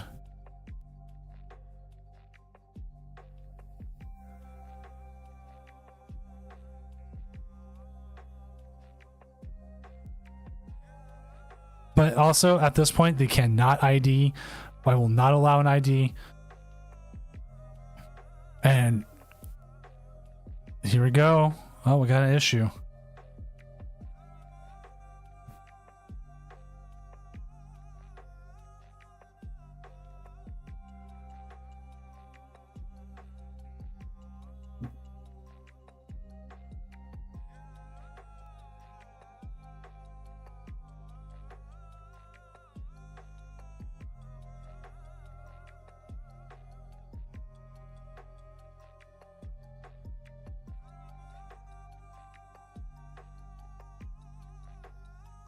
Yeah, the EX snipe is horrible.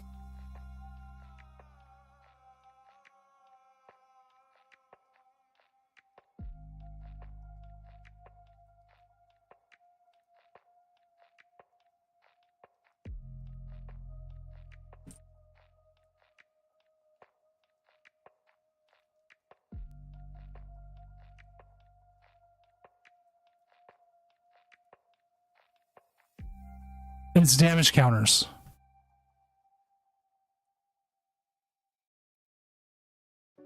So the matchup we did just watch, their opponent is giving them the game. That is something you can do. I am not going to call you on that. So Diego, that game is actually changed, and we are just waiting on one game, which I'm assuming is James Steele, probably. Jackson's Ford fan versus Brandon Bond, which might actually have... Oh, wait. Oh, it just completed. Here we go. Update standings. We have our top 8 set. We have Andrew Diaz coming out number 1 with the Turbo Moon. Radau number 2 with the Dragapult Iron Thorns. Anti-Take G, Cash Vendor Sing coming in both with Dragapult Pidgeot. Train 85 coming in with the Cloth Pagos. James Steele proving Lost Box isn't dead, continuing with that. Diego Coronado coming in with Arch Aladon at 6-2, and Mando and Mika coming in with Sinatra Ogrepon, knocking down Ace Trainer Kenny. So we have 3 6-2s making it tonight.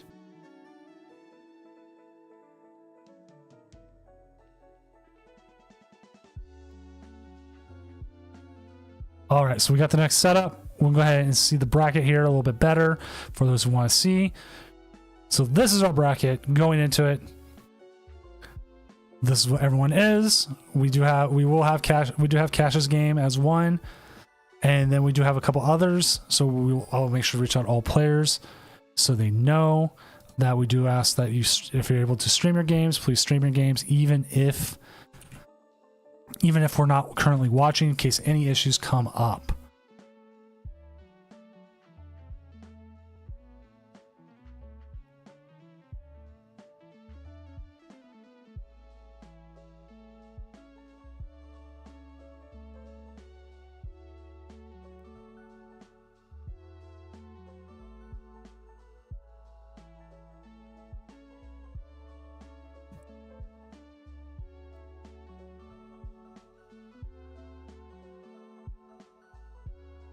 Six-2 tonight, all the way down. It was insane.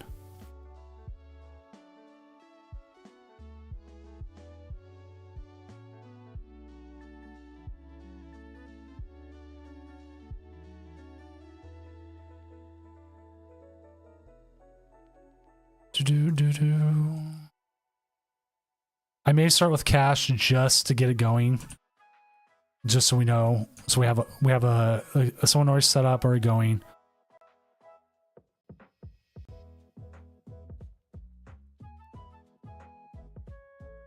And once that gets going, I might need to step away. The bubble is huge.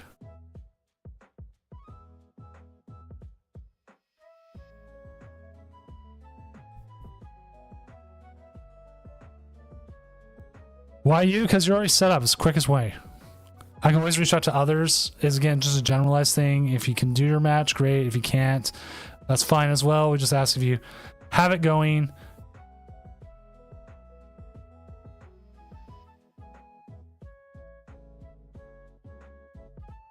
Because if any issues pop up and all that, it's all good.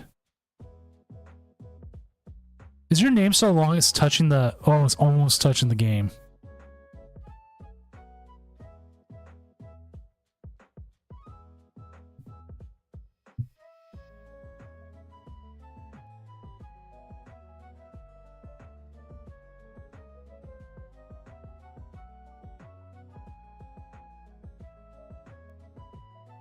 Dude, reset. Actually, reset this the timing. You know what? I'm just gonna zero it out for now.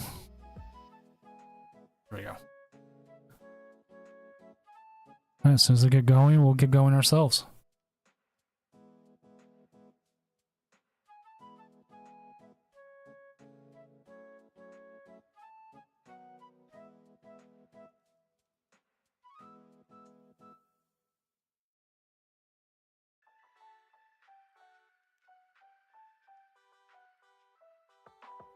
And again, just waiting for the game to get going and we'll get watching.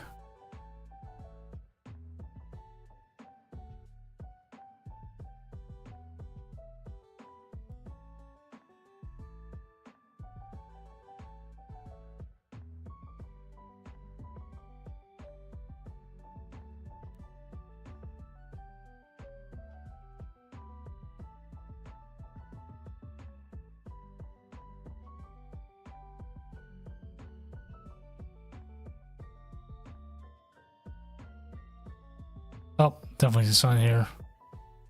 There we go. I'll be right back, chat. Just want to get some more water and use the restroom real quick. If you need to, this will be the time to do it as well, unless they get donked.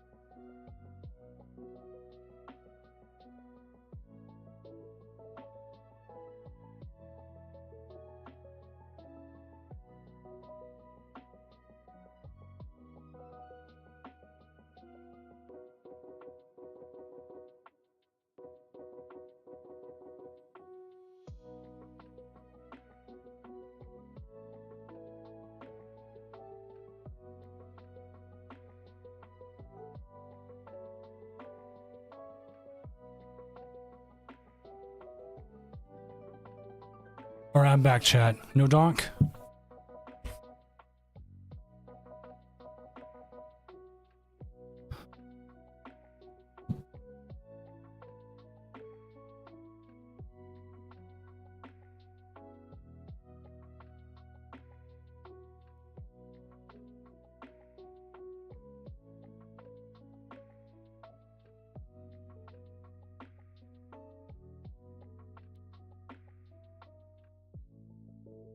Alrighty.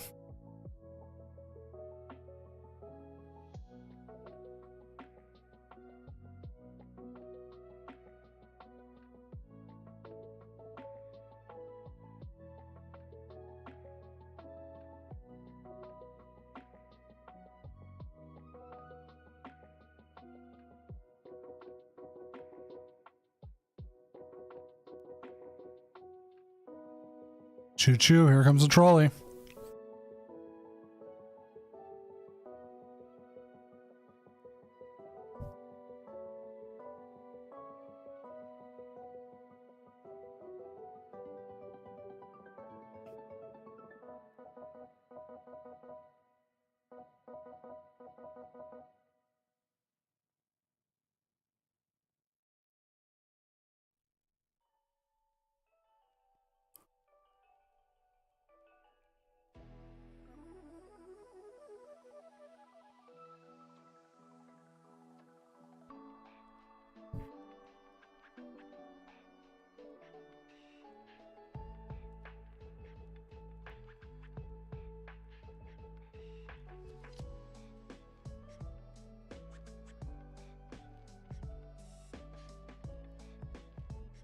Bum, bum, bum, bum, bum, bum.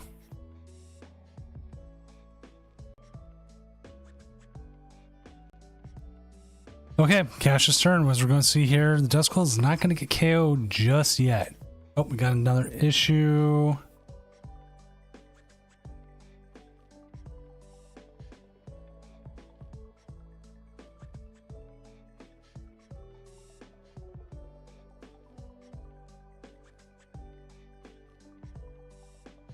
All right, just running some issues real quick.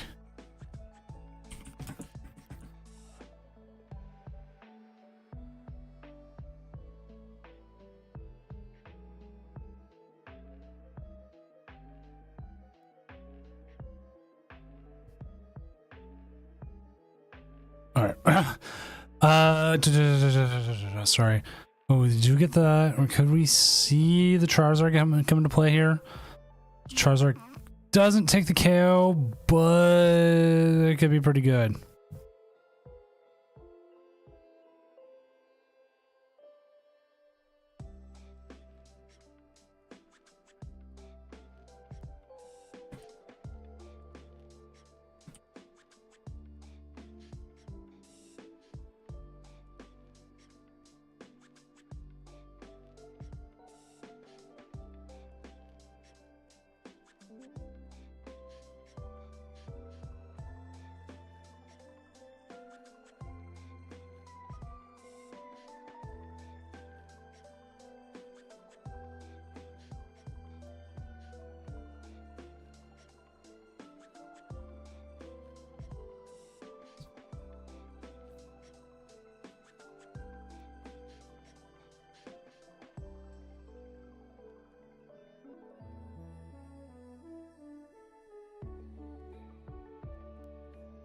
All right, we do see the toxic powder here. We're going to see the Duskull go away. Bye-bye, Duskull.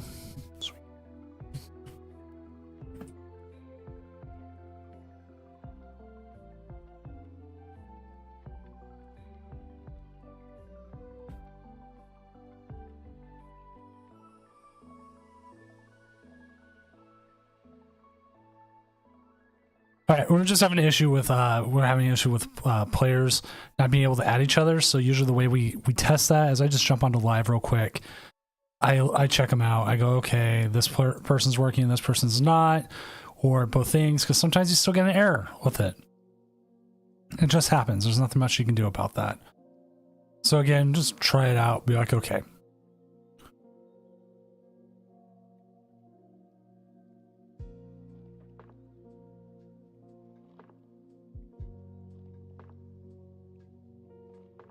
do you see the counter catcher into the brute bonnet? We do see an Arvin and the Pheasantipity, and they do have access to the counter catcher as well. One more KO here, and it becomes very obvious that they're going to do what they need. Now, the question is, do they have access to their Latios?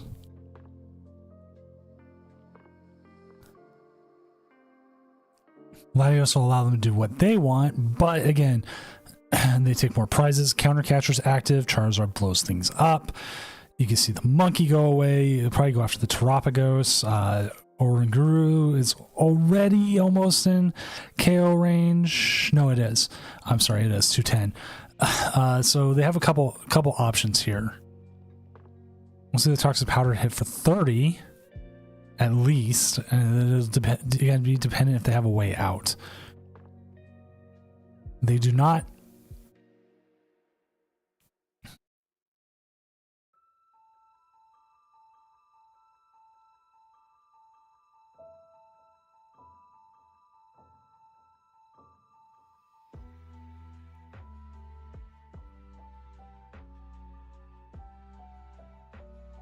Ultra Ball Defiance Band. They have every way of setting up both Pidgeot and I think you have to get rid of the Thornton. Steven, I think we're gonna have to kill this guy. Dang. You know what? I'm okay with the Fez. The Fez is fine too. I would go Bird first. Go Bird first. You can get that out of the active without wasting more energy. It sucks. It'll be damaged, but it'll be better than having no Bird. Or you can just do the one on the bench and just let the one that in the active die. Or not die, be damaged, but that's up to different players.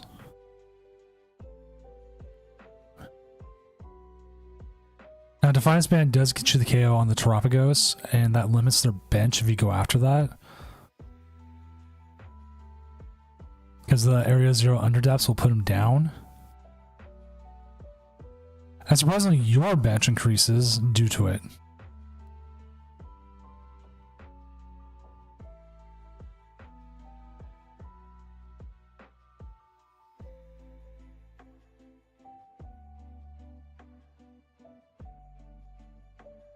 I don't know if you want to put on the Pidgeot or not. I almost feel safer putting it onto the Charmander. Okay. We just see it on the Pidgeot. Well, you know what? Pidgeot's not bad, actually. You know what? Now I'm rethinking it. You take out the stadium that way.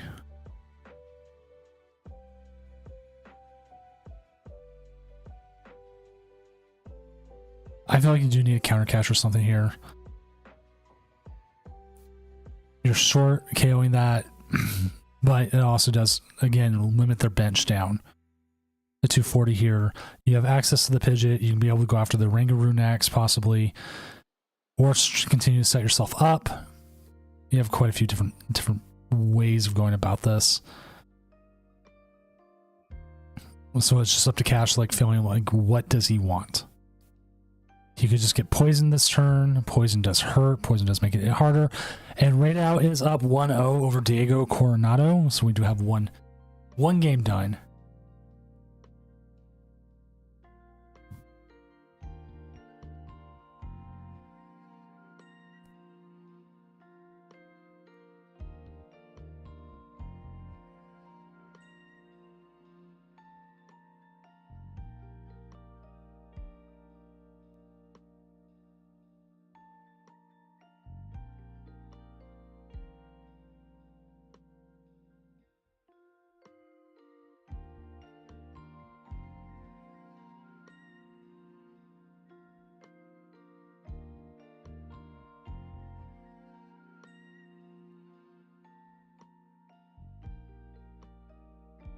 Probably see a Thornton of another Dusknoir onto the... Okay, we do see that to the Rotom.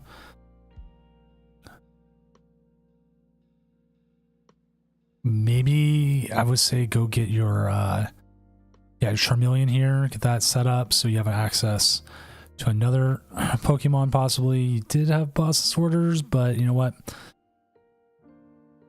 You can surprisingly take enough prizes.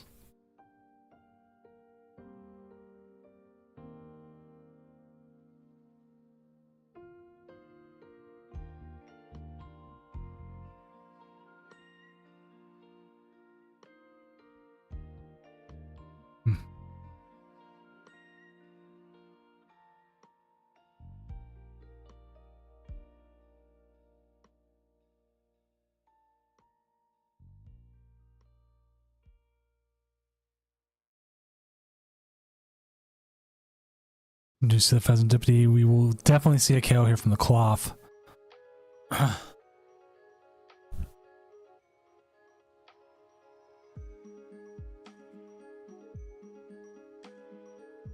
There's good old Laudius.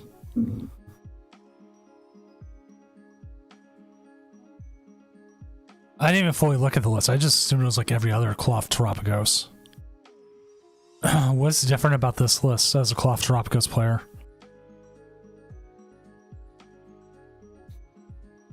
Oh, it's got the Cobalion. And the Drago. Okay, I think that's what the difference is, right?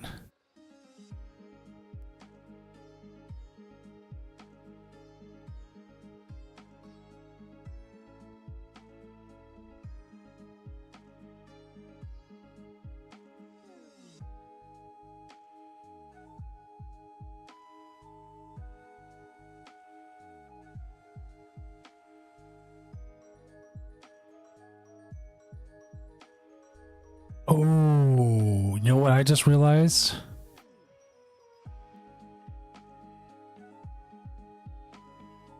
If they can KO one of their own Duskulls and get the Charizard out, they can just win this turn. Since they have the Briar.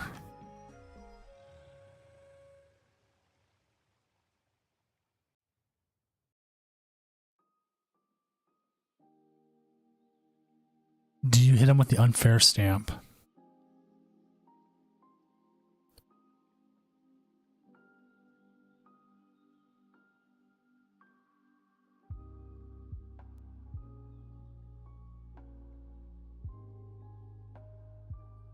Can't you Arvin for like Ultra Ball?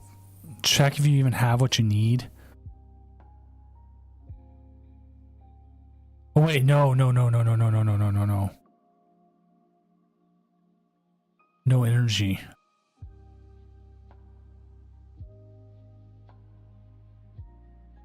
You may have to attack with the here with the Pidgeot.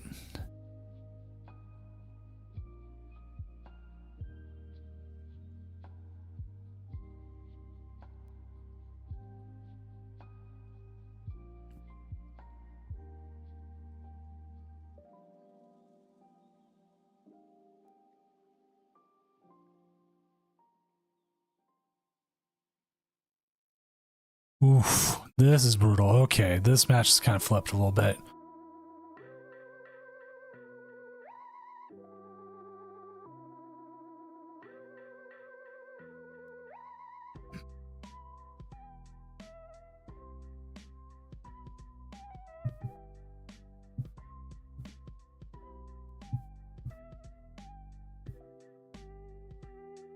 So looking at Radow's list, I didn't realize he runs a 4-3-2 line of the Dragapults.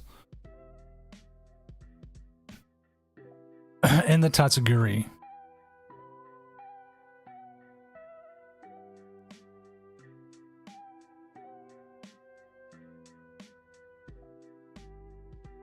You have to Unfair Stamp here. Unfair Stamp, hope you get the Rod.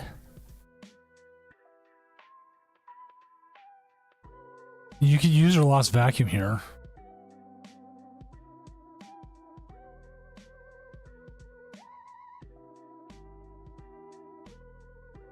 I mean, they can just grab the tool again anyways, but I mean...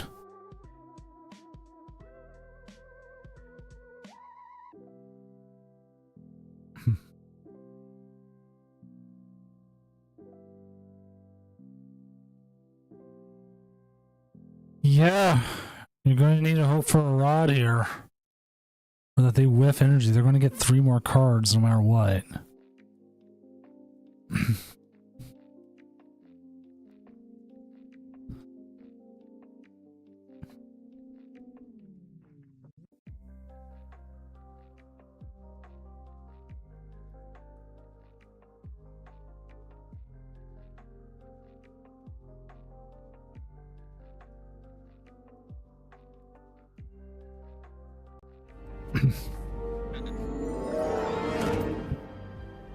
Hello there. Hello there, everyone coming in from Sneaky Old Crab Stream. Hey, I'm Senior Doom, tournament organizer, part-time lumberjack, and professional illustrator. We are currently in top 8 of the Tournament of Doom. Sneaky Old Crab, how did you do tonight? You went 5-3 with Arch Aladon. Arch Aladon was actually a very popular play tonight. Hopefully you had some good fun with it. Again, we're watching Cashman Sing Man Cash, we just usually call him, going up against Trin 85 here in the top 8. If you're not going to follow Sneaky Old Crab, please go give him a follow. They play in a lot of tournament dooms and have not been able to hit the top 8 yet. Come close a few times. And again, playing Arch Aladon, which is a very, very fun deck.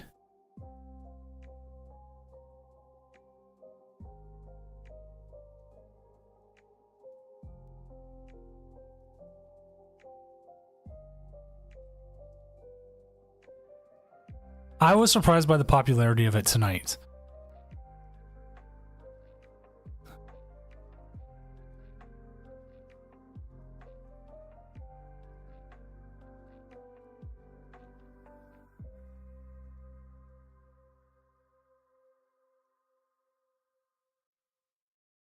Oh, Cash, we know. We've watched.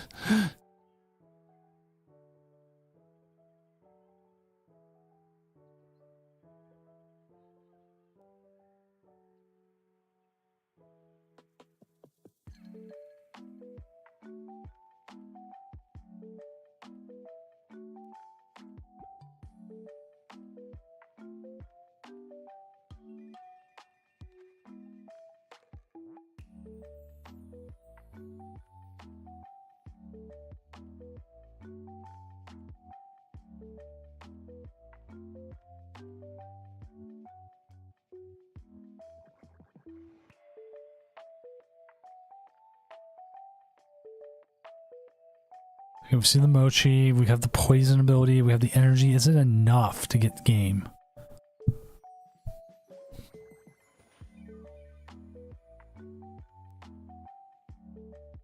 Again, no other games have finished yet other than the one with Radow, who's up 1-0.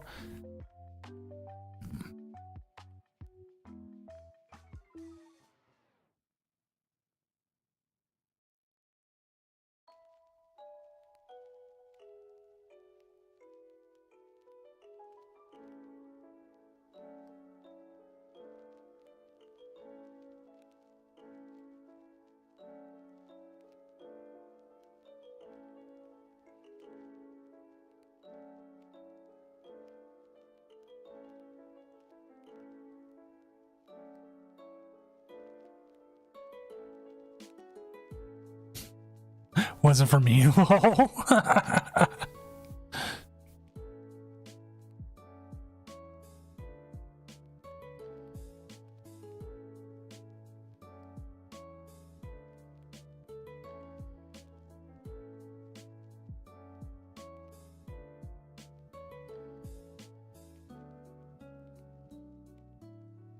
Okay, we see the Unified Beat down here for 230. And then we see 270 here. I think it's enough with the Dust Noir, you win.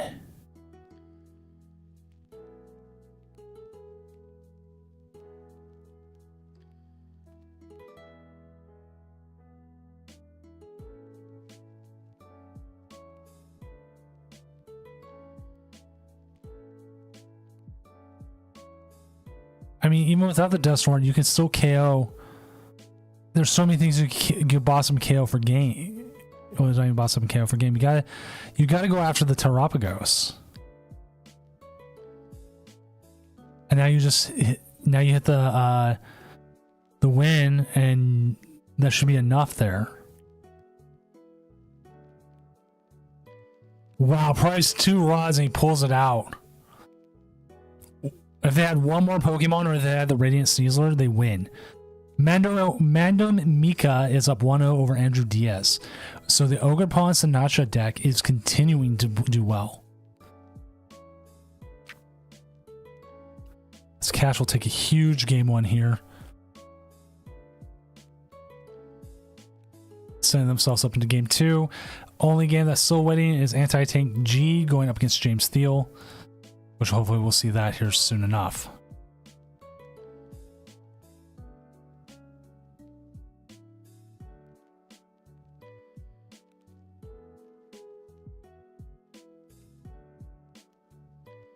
See, right now I'm hitting a lot of Dragapult mirrors.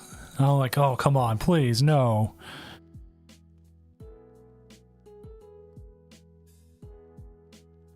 Oh, no, Trin got like a bug on it?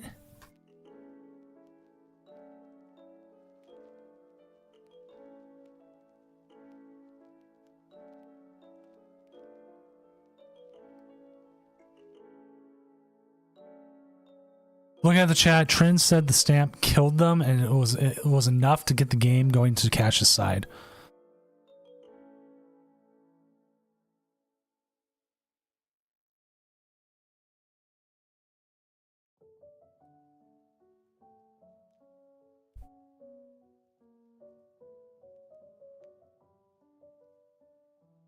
So again, here we go into game 2 here.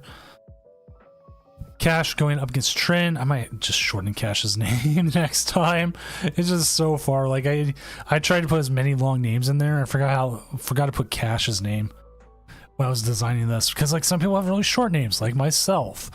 If I use my real name, it's not that long.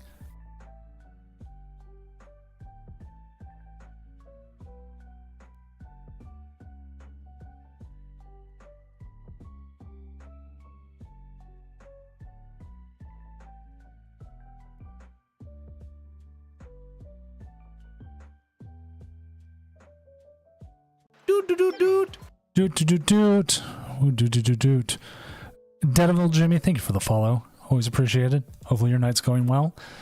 Our night's been going well with a lot of good matches tonight. We have a lot of good players in here, and they all do their best. So.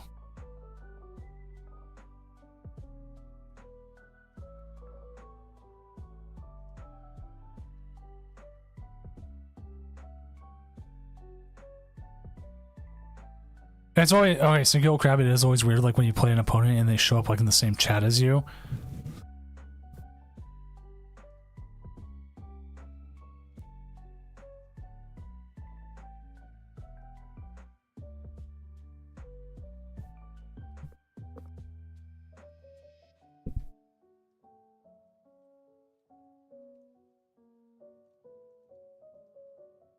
Did he prize both rods this time? That is the question.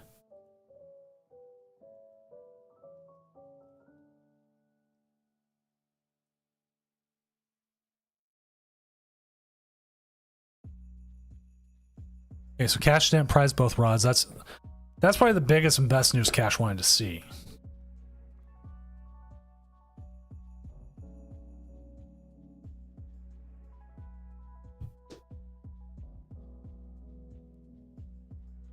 It's a Rotom, has an energy in hand. Sadly, there is no Dusknoir set up, but we'll see what happens here. Got the Pidgeot, got the Candy. Could be a really good turn here. We'll have to see what happens.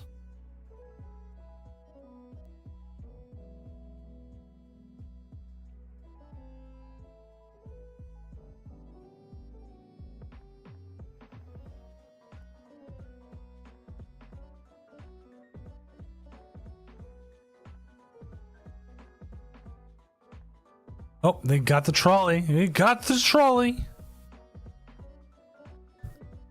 I won't lie. When you play Precious Trolley and top decking it, like turn 1, is the best feeling in the world.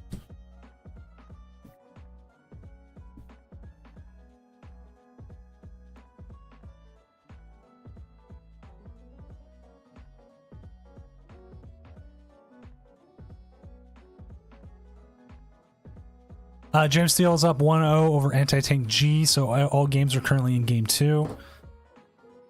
I need to come up with a catchphrase for the trolley. They're like, ring-a-ding-ding, baby, trolley time. Or like get a sound clip of like Mr. Rogers.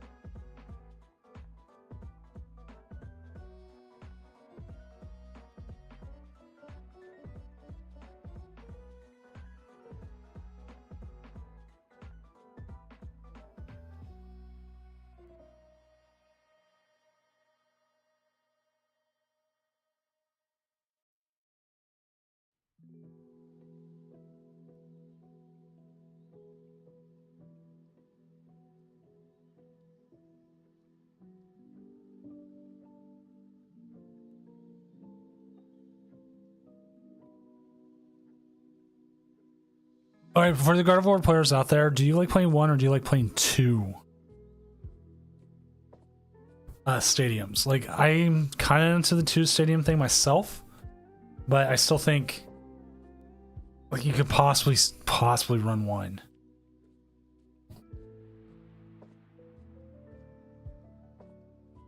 Right, clang clang clang goes the trolley.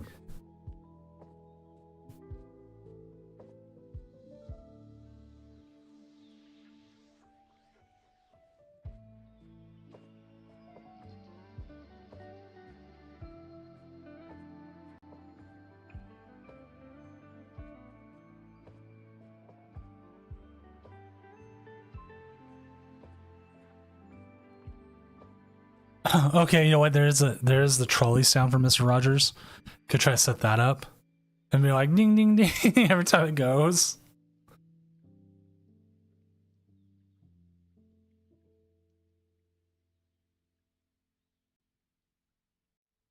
That might be worth it, but that would mean setting up stuff. And like I try to make this like at least half professional. Well, we did lose a huge card there.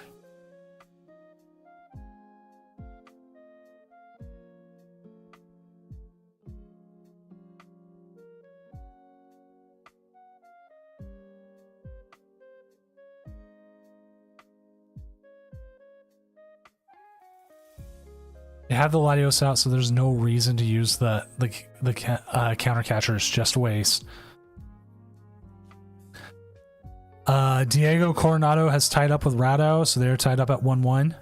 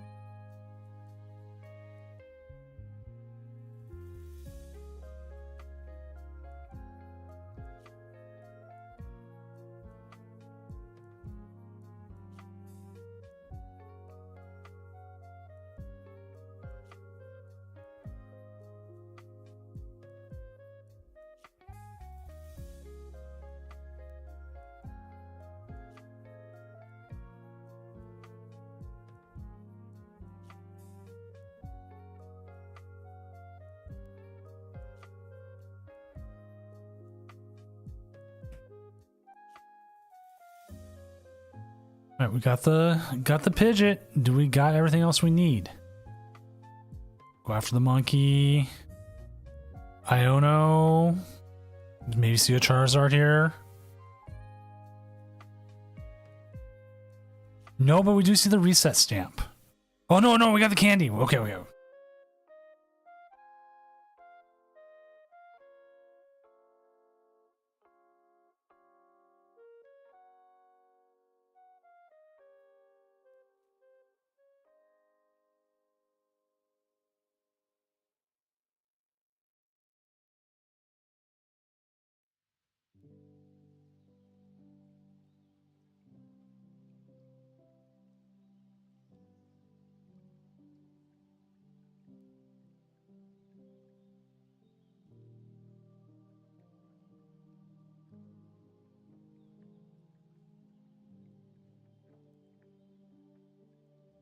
So this is our setup. We're going to see this Ringaroo go away. It will not be back anytime soon.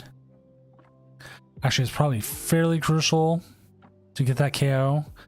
Okay, I can see why the Blustery went again. Might as well get that evolved up so you get a possibility of another KO.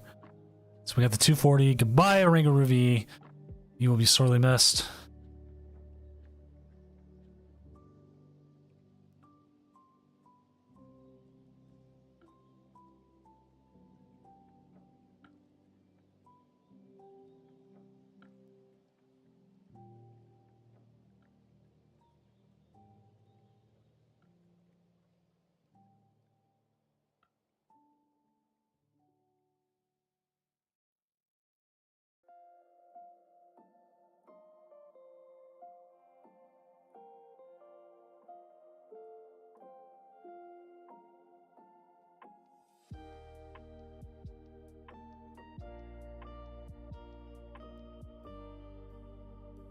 You know, I thought Unfair Snap would be one of the most played cards, but with like Pheasant Dippity being out there, it feels like it just doesn't have it isn't as effective as you'd hope it'd be anymore.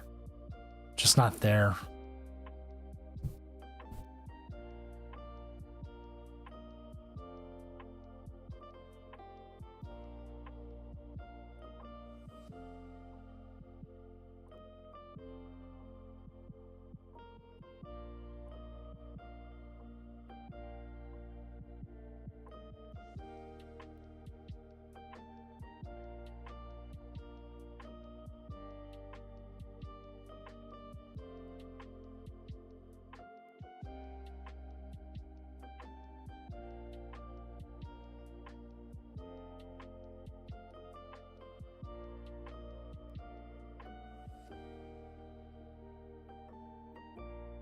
Ooh, Zeus the big bad cloth. We're gonna see a cloth here. Probably see a poison for turn. Let's see the cloth, but we could see the possibility here of a boss bring up fish, boss bring up Latios. I almost feel like the boss bring up Latios is pretty good. Welcome back, everyone, from the ad break.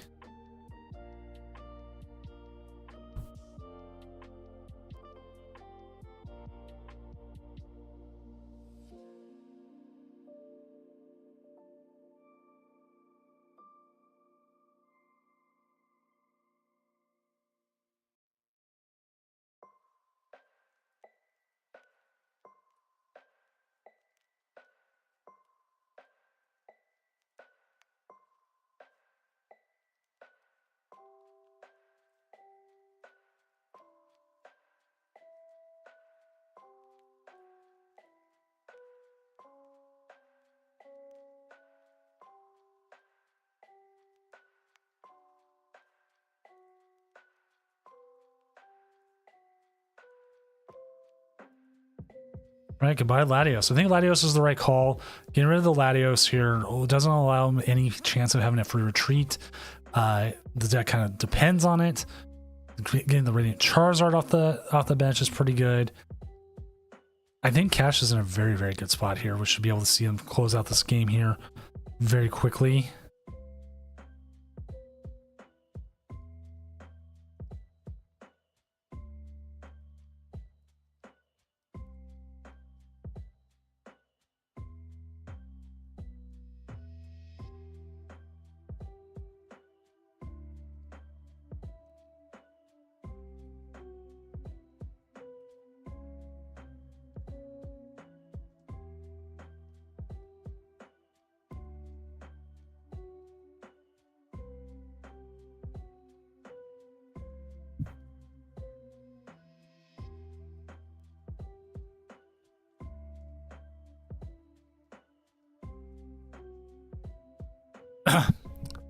Just playing some quick hands. So my Iron Bolt, and I am so well. So we could see Bear close out the game. We could also possibly see here, depending on what happens, Charizard winning with there's a lot you need though to win with the Briar next turn.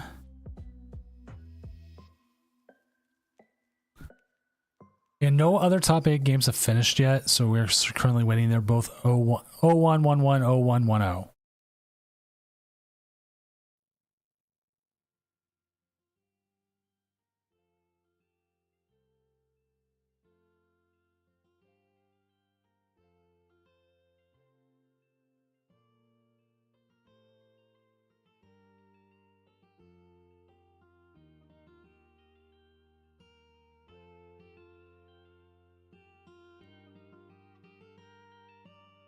Right, boom, boom. We do see the Pidgeot EX come up. Well, now it doesn't matter. They just top deck the Briar.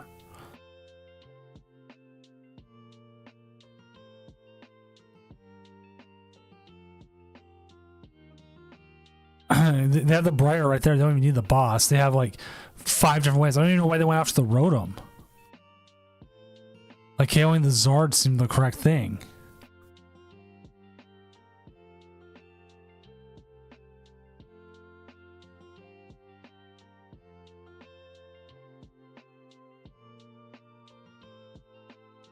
Because like KOing the Zard to me means they have to find more to get there. And Mando and Mika has taken their set against Andrew Diaz. Wow.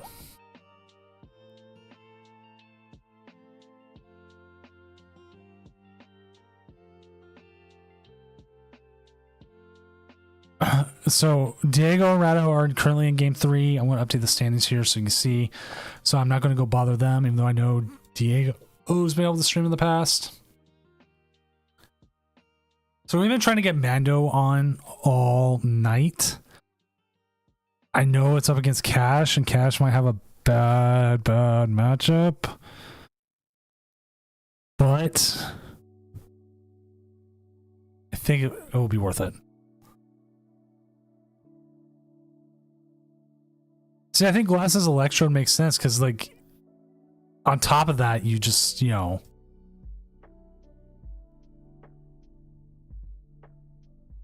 you need less. You need less, you have ways of grabbing it.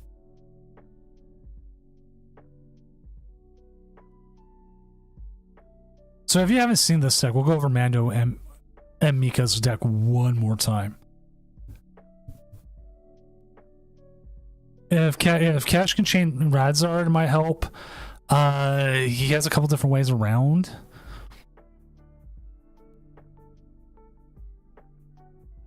I almost feel like he wants to go first.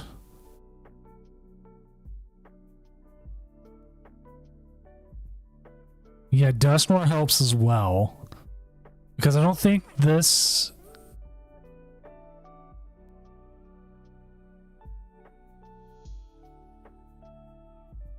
Okay, because you gotta watch out for the Storehouse Hideaway, but the Storehouse Hideaway doesn't work against it.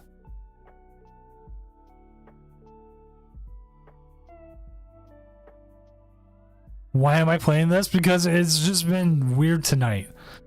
It's one of those nights. Cash, it's one of those nights. That's why we call it the Tournament of Doom, not the Tournament of Normal.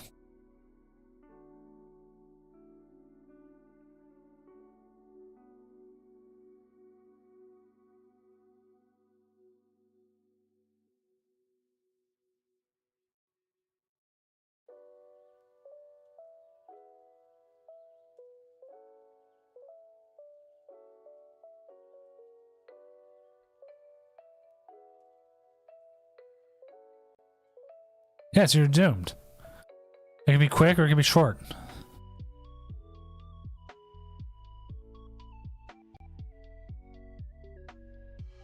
If James Steele and Anti-Tank G get into a game 3, I'm going to reach out to them. Again, I'm not going to bother Raid Out or Diego because considering they already are in game 3. So there's no reason to do that. But I mean, you have... Your biggest worry, Cash, is like this Ogre Pawn, right? Rebrew is... Yeah, that's going to be a pain. But you can also take out the Poltergeist really quick. Them starting Fluttermane will be a pain. A little bit.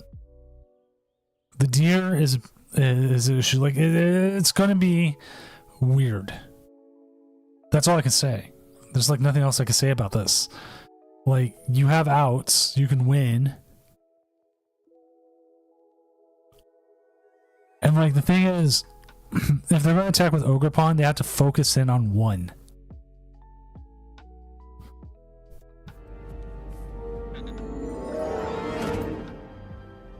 Hello there. What's up, everyone coming in from High Flyer UK's stream? I'm Senior Doom, professional illustrator, part-time lumberjack, and tournament organizer. We're currently waiting here for the semifinals of the Tournament of Doom tonight, the last one of 2024. We do have a Challenge of Doom that will run into 2025. That will be on Tuesday. We're currently looking at the Sinacha Ogre Pawn deck. Also, Merry Christmas to you too, High Flyer. Hopefully your stream went well tonight. Please go give our friend here a follow. Yeah, it's just this deck is I get it went 6-2, 7-2 now. It barely snuck in to cut after losing the Cloth Pagos. There's a possibility it got donked, and lost to James Steele, lost zone box, possibility again donked again. Starting baby Pokemon going second would definitely not help. Beat Dragapult Iron Thorns, beat Turbo Roaring Moon, which it makes sense because Roaring Moon is weak to grass. Beat Daycamp. Daycamp almost made it. I mean, it's had some really good matches here.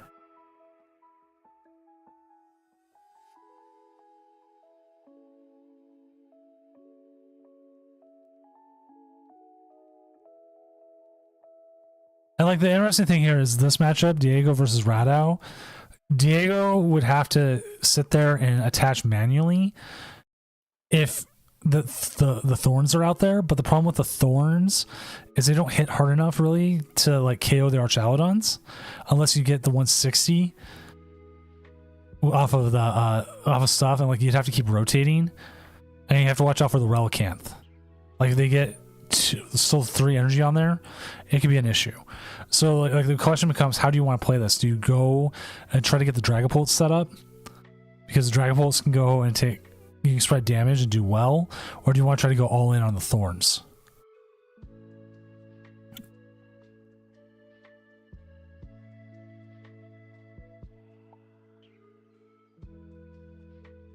So even then, the thorns here, Toescroll doesn't do much. Like if you look at this list outside, okay, actually, you know what? No, Toescroll does a lot. I'm sorry, it does, because you want to shut down their Night Stretchers.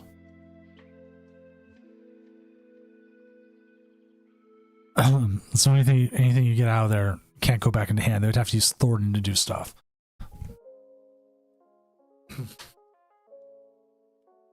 Jamming Tower can shut you down really quick if you're trying to get like Dracloak set up. So that's a huge issue, considering it's going to stick in there once because you only play the Lost Vacuum. You play no other stadium knockoffs. So then Booster Energy and Rescue Board become pretty unusable. That's why I like running the Switch, to just confirm how many Jamming Towers there are out there.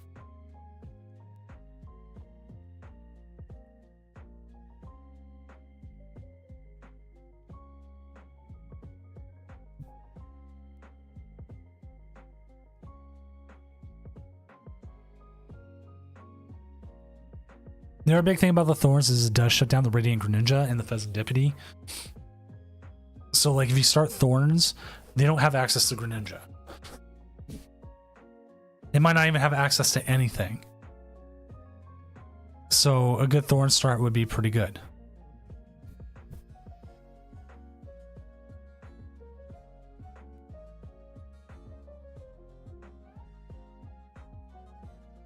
So I can definitely see why it's going to a game 3. It's a very hard matchup. Like you kind of want the Tatsugiri to like increase the chances of getting Arven and everything else, but it just doesn't work as well.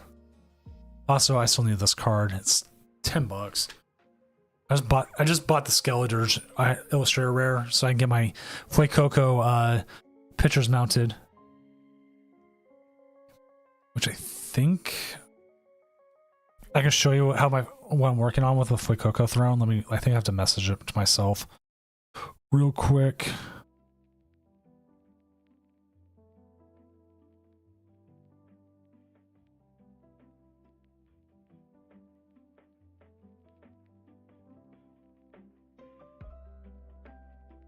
I'm working on it. I've still got like a couple different things I need to do.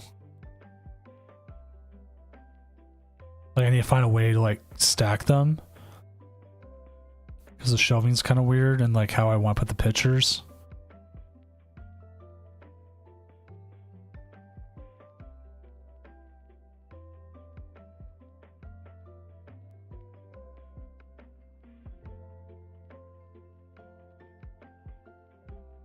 All right, just waiting. Head transfer it real quick.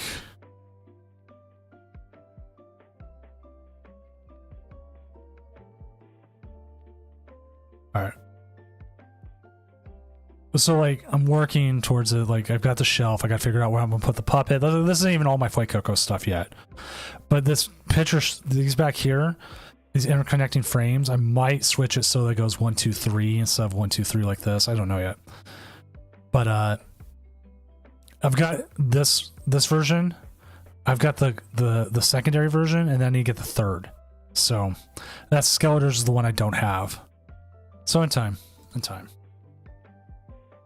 And also by doing that, it becomes a tax write-off. So still no movement on the 2 other matches.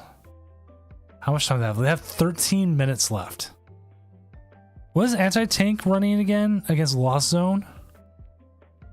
Oh, Charizard Pidgeot. And what's James is running what? The basic? Yeah, he's running the basic Lost Zone. I also have like some Ghostbusters cards. I'm trying to figure out how I want to display them.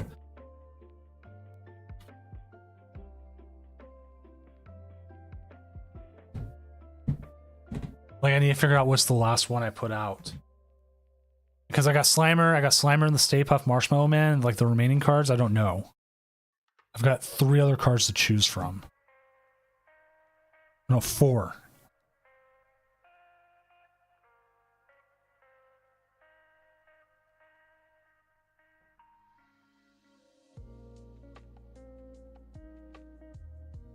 So I've wanted to display cards forever.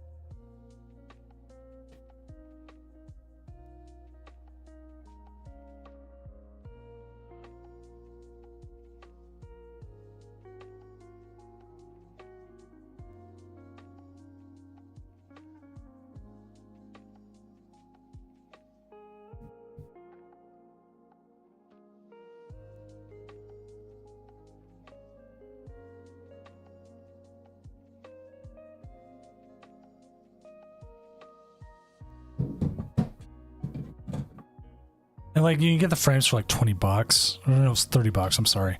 So I mean it works pretty well. Well, it looks like James Thiel has beat Anti-Tank G. So that matchup is done. Oh, they're all done. Diego Coronado bringing it out.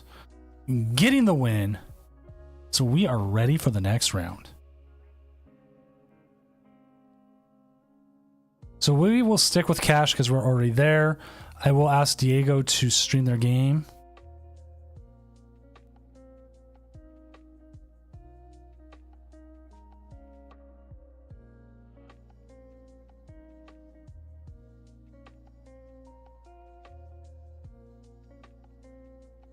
So we'll at least have cash. I'm also asking the other game, if they're able to stream as well. So we have the cash side and then hopefully the other. And we can hopefully get through both games fairly quickly. But as soon as we're able to, we'll be good.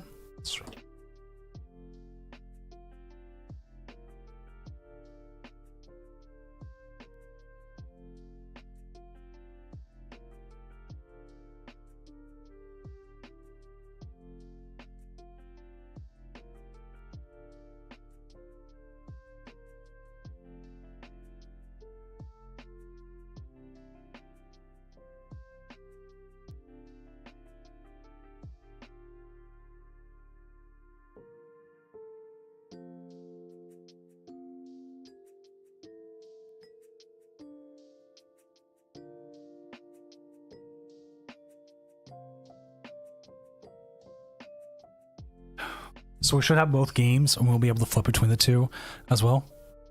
Oh.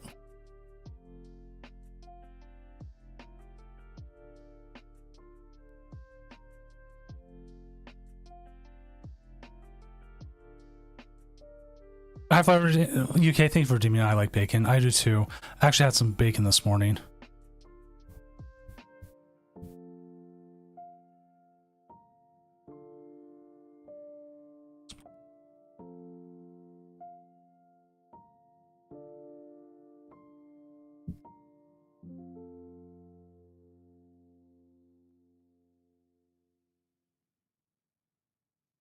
Right? I think they do.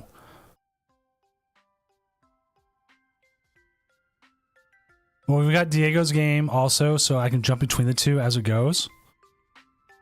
But here we go, cash going up, or if we need to do more. So we'll have both. Yeah, I had bacon this morning. I made bacon for myself and my son, my youngest, and it was pretty good. Got a nice crisp to it, like a good crispy bacon. We used to. It was really cheap. You go to Whole Foods and get like 2 pounds of bacon for about $10. Used to be the greatest thing.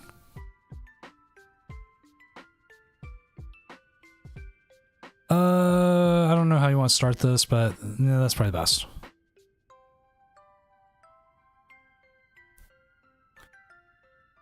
Get a mulligan. Okay. Okay.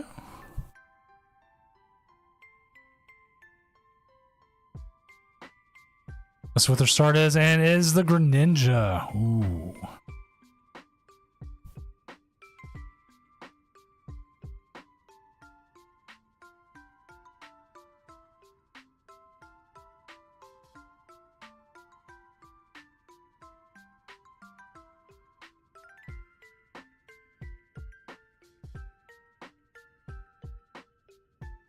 Oh, the Sinatra. They're coming. They're coming.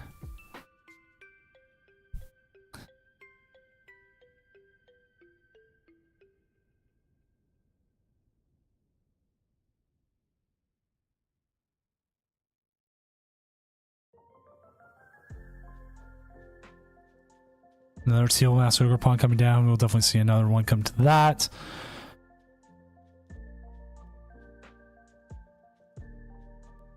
And another Poltergeist. They are setting themselves up fairly well here.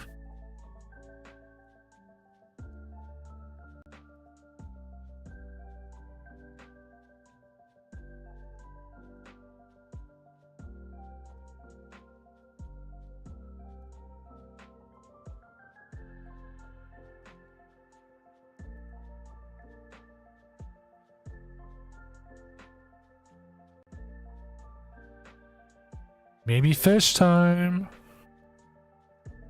Fishy, fishy.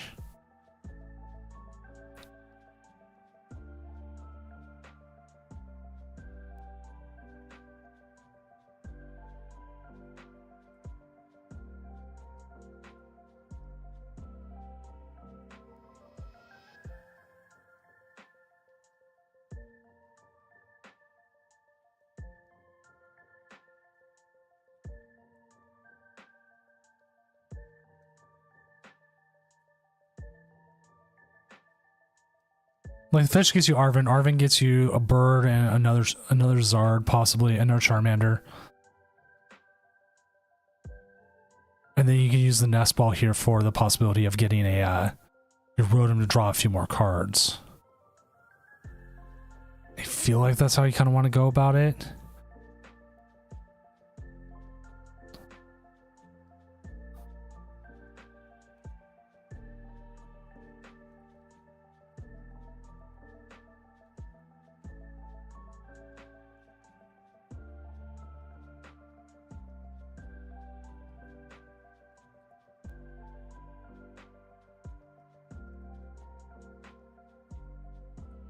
You might possibly have a turn here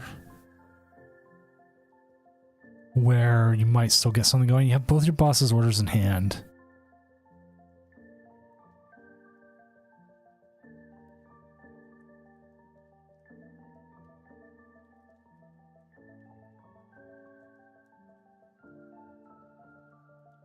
You still have to get the Radiant Greninja out of the active. Let me check their list. Don't know if they have any just straight switch cards. I don't believe they do. I believe it is very much tons of grass energy. No straight grass card. No straight ones. So, I mean, Cash can kind of sit there and figure out what he wants to do. While they do this real quick, we're going to check in on the other game, which we currently have a Colress going into it with a Dialga with 1 energy on it and a Duraludon waiting on the bench.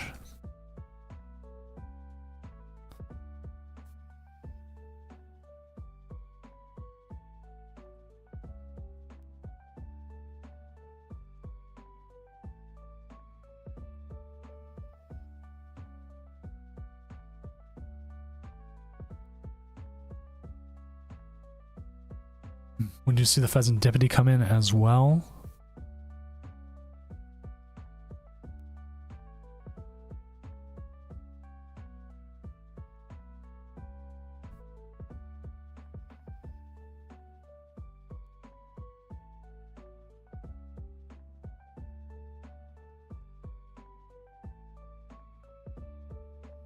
My garage alarm's going off. Let's go find out what's sneaking around my house right now.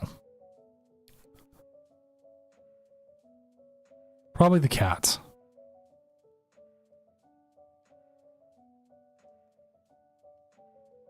Nope, nothing.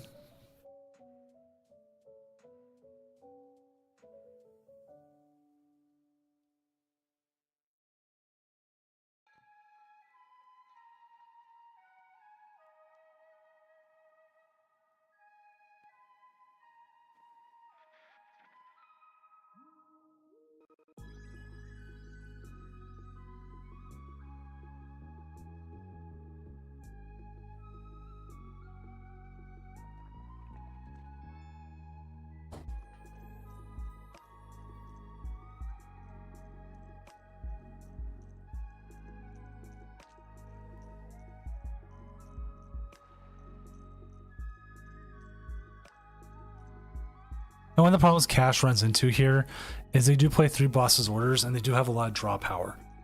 And you kind of want to go, you could go 1, 2, 3, but going 2, 2, 2 seems the best.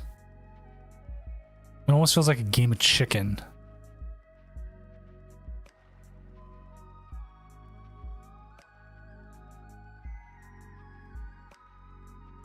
What's up, Samba? Right, Melion would be great in this position. But with it being prized, there's nothing we can do. And also with Mori throwing the Radiant Zard, Radiant Zard's gone as well. At least for now. Radiant Zard could come into the game later. You could also pressure with the skull still. Again, take care of those babies. They play 19 energy. It's just a lot. And you're inviting a KO here if you take the KO right now.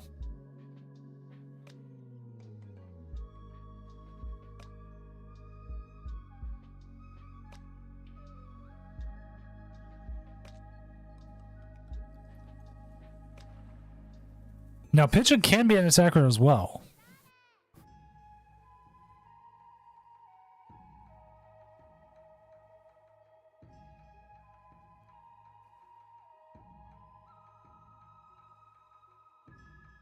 So we'll see what Cash does here. He does set up the Pidgeot EX. We'll take the 180 here. They'll get rid of the Radiant Greninja, but then offers up to the Teal Mass Ogre Pawn the next turn.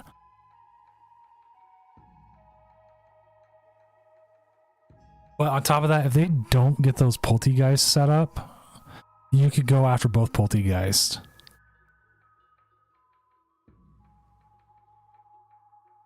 So definitely see what happens there. So that turn will finish. Let's go ahead and check in with our other game. We'll see actually see what prize it takes first before we switch over.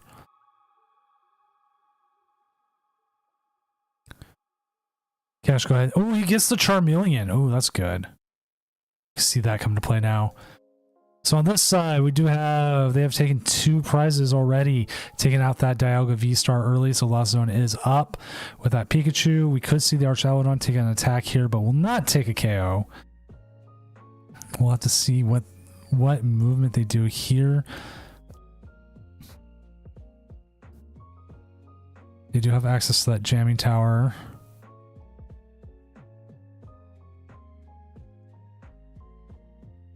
Yeah, the pull was really nice.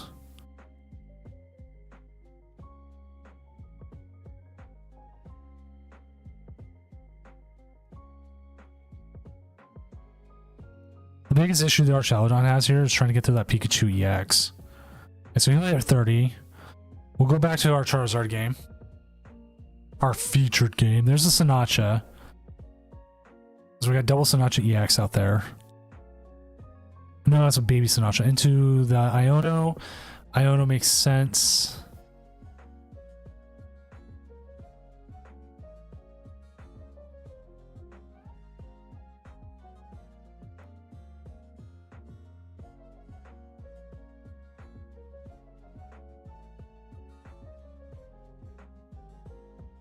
You have the vacuum for that pesky bomb. One of the biggest issues you also run into here is that Sinacha EX does attack anything it wants to with 20 damage counters for each and every single energy in the discard pile.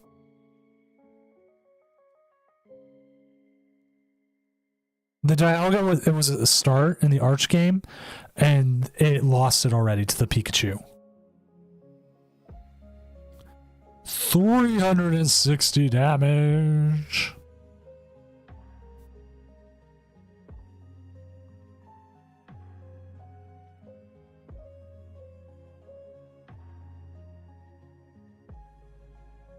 Cash has a couple options here.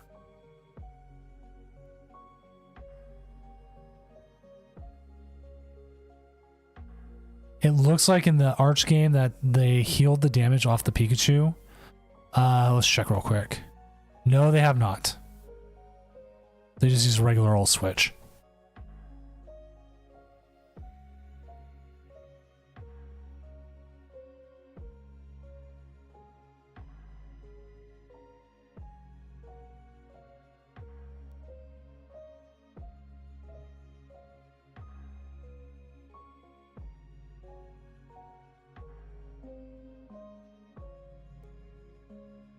Okay. There's actually a way for Cash to win. Because of the Briar play. If he can get back another Charmander. Takes the KO here, right? If he was going that direction.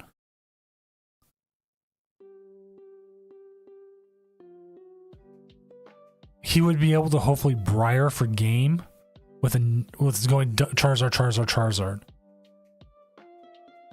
Because he would be able to take 3 prizes on anything.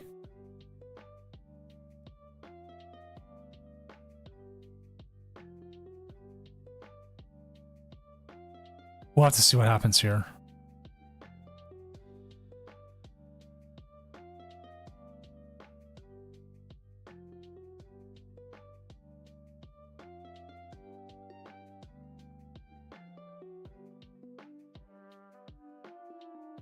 Well, I definitely have to see how well this Pidgeot hits on. Should be able to survive any attack. We'll see the 120 here after a quick search and then see the 120. You can also Dusknoir here and get the prizes.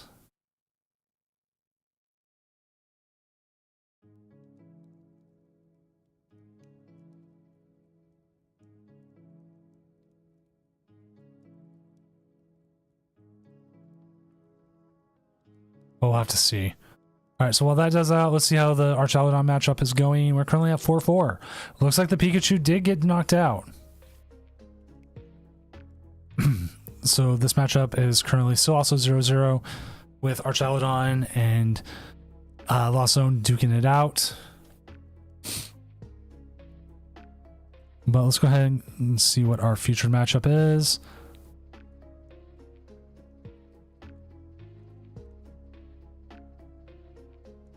Dusknoir KO can mean a lot. Like, it depends on what happens this next turn.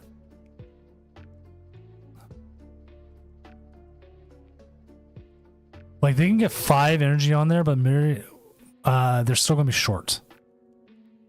They're going to be short no matter what.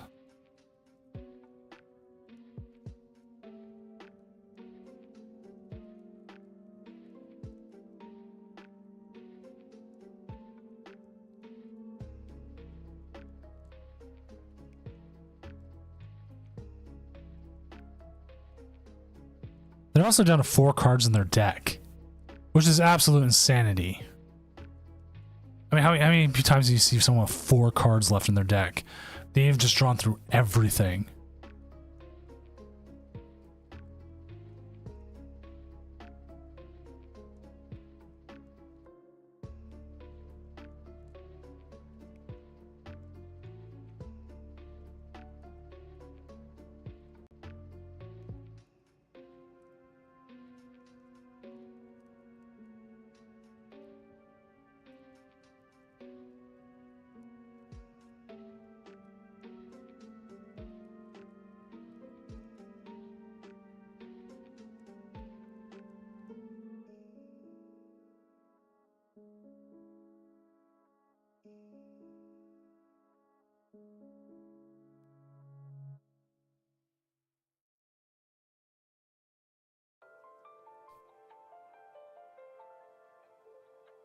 So that's a baby Sinatra, right? I do not remember that art.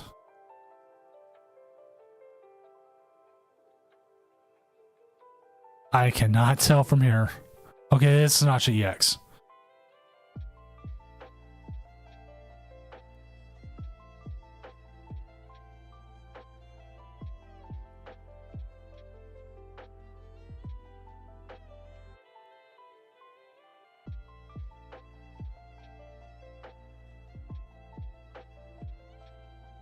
Well, Cash figures out his move. We're going to check the other game real quick, which we just saw Roxanne with a game of 3. Cramorant took 110 damage, so we are currently our Shalodon's up 3 prizes to 4, but this could all change this turn depending on how it plays out.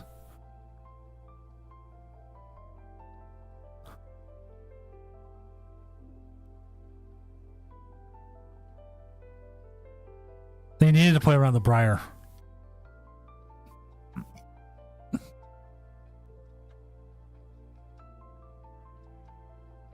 And they possibly played around the Briar. We'll have to see.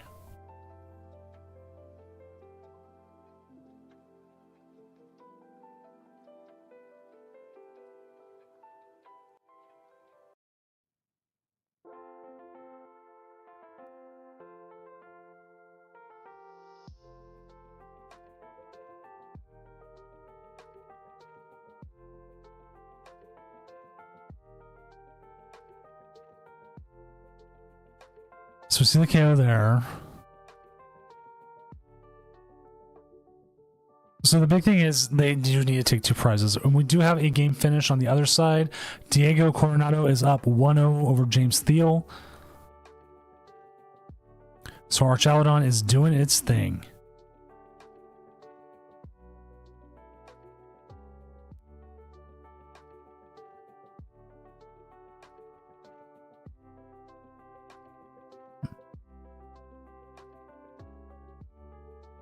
Yeah, Reaper's not doing much. It's stuck at 3.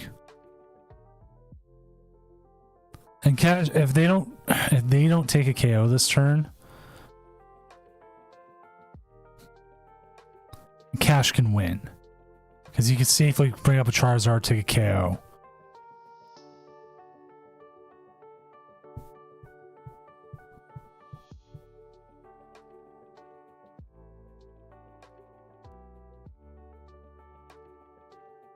He's sitting there waiting. Boss's orders into the fish. I think the fish gets KO'd here. Which will also make things really difficult. Yeah.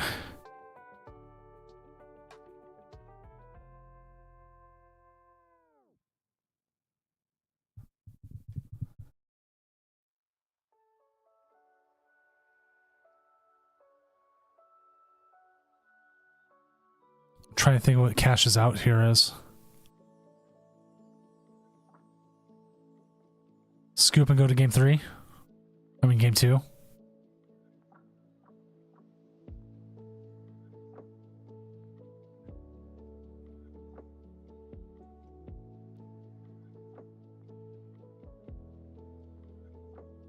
Because the problem is the rebrew. It's going to take care of everything. You can KO here with the Charizard. They just... You know what? Actually, you know what? No, that's right. The Rotom goes away.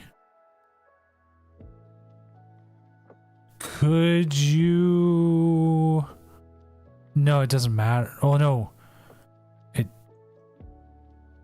kind of does, kind of doesn't.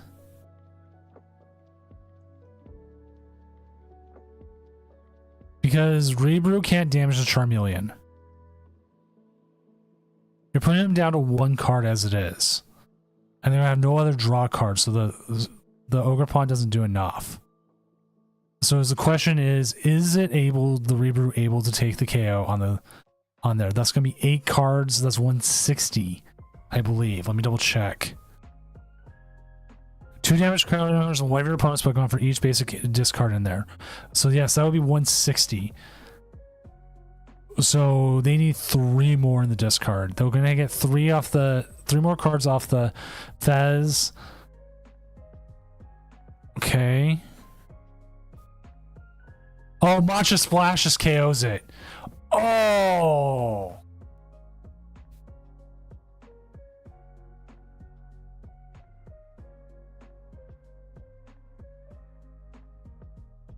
Iono, such a lie. All right. Moving over to our game while we wait for them to get set up for game 2.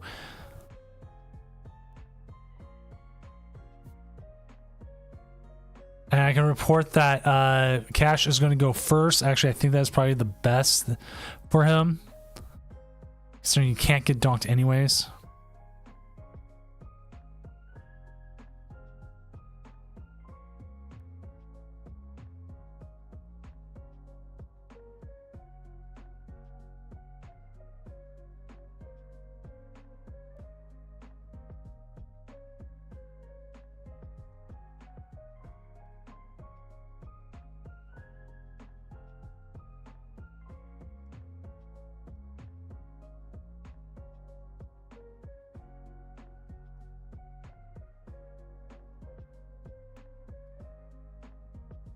Alright, so on this Arch Aladon game, it looks like they're getting pretty well set up. The Bears out there. Arch Aladon is up 1-0. The ticker thing there is not correct right now, only considering that we did not have a chance to. I don't have it set up to switch between games. Like, I need to figure out how to do that. I got some stuff I really need to figure out. And going to the Cash game, Cash started Rotom V and then instant drawed. Not good.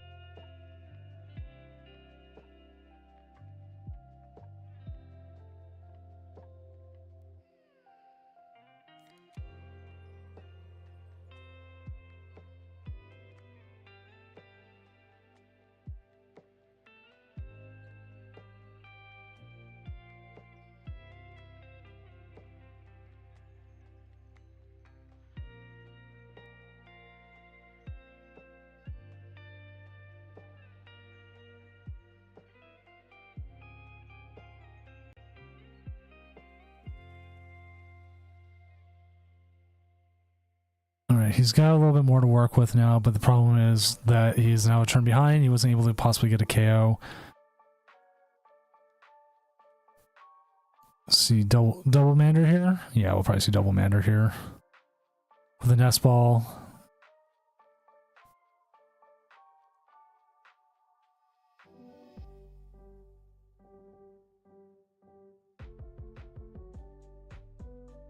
And then Instant Charge is about all you can do here. There's the Briar. I mean, that's a possibility.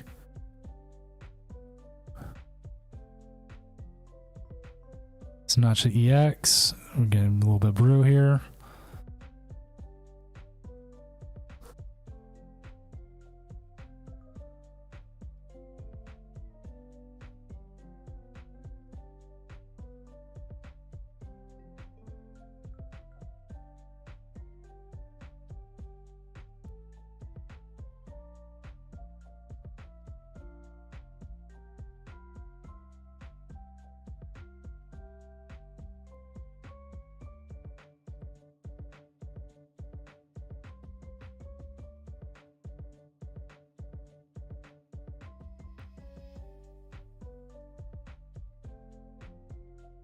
More little Poltergeist.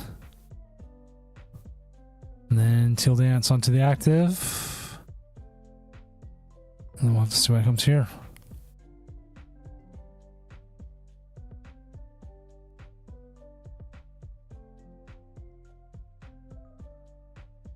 This deck is surprisingly setting up pretty well.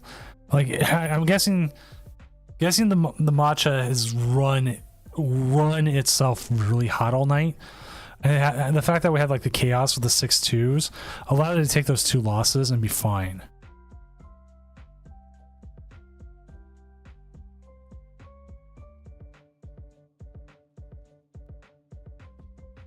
The fact that I didn't end up against the Dragapult Iron Thorns probably helped itself too.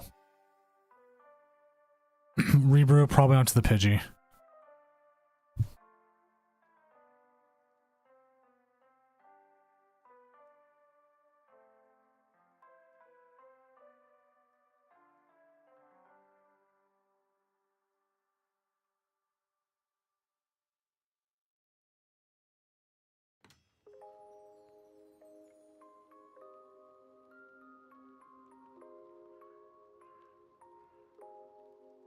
Yeah, I avoided all its worst matchups. And like sometimes that's all it takes.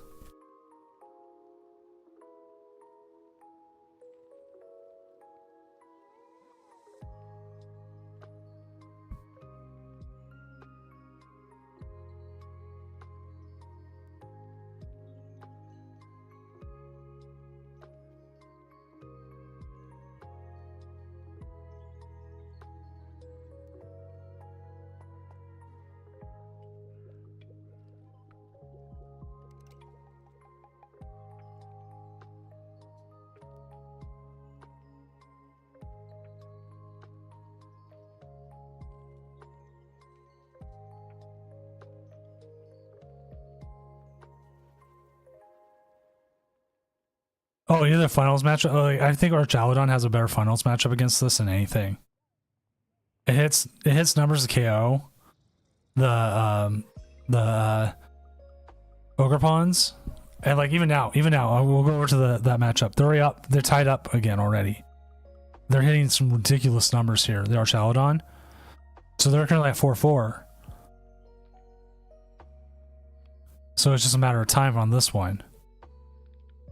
And then the Jamming Tower, but I don't think Jamming Tower comes into play that much.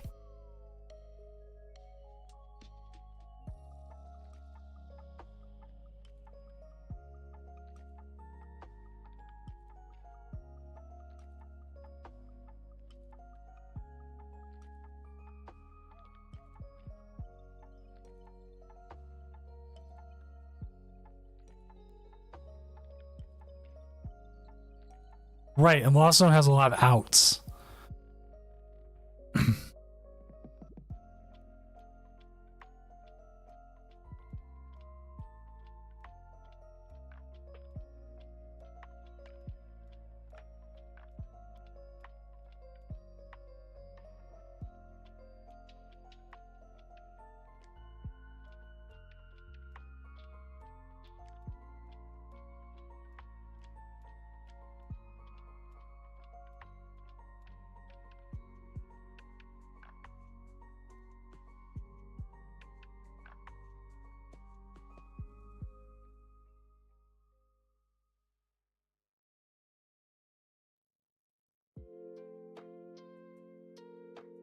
Definitely does not feel like it's going Cash's way as we see the boss's orders.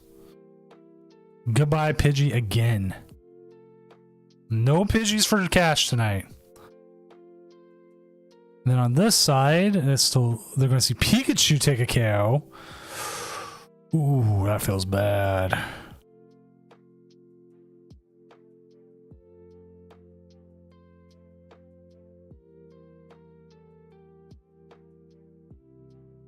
So the problem is it felt like Cash needed to take a KO.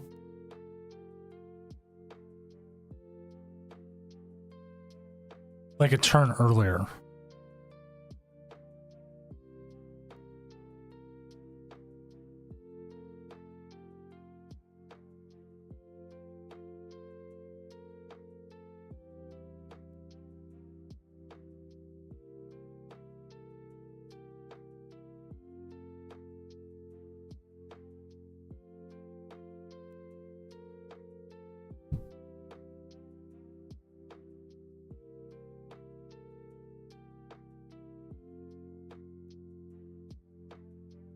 So we see the Iono here. We have no Charizard set up yet. Definitely get a Charizard set up now.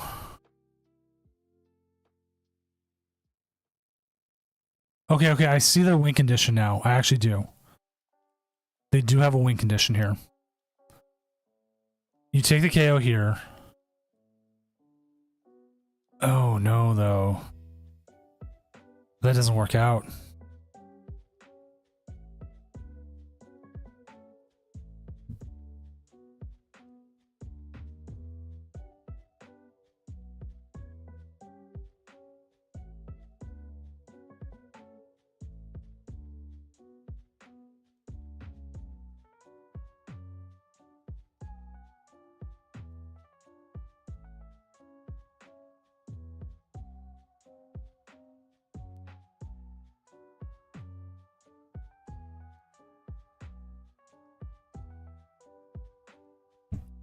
I don't think...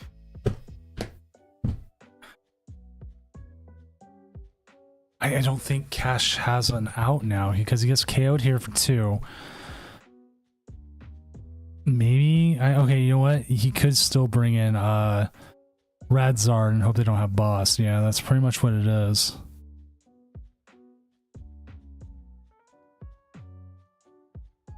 No, go ahead. Remember, I am on delay, so if it does seem like I'm not ignoring you, it's just delay. Well, they continue with their turn. We kind of know what they're going to do. Duraludon's in a really bad spot. And the Pikachu just healed.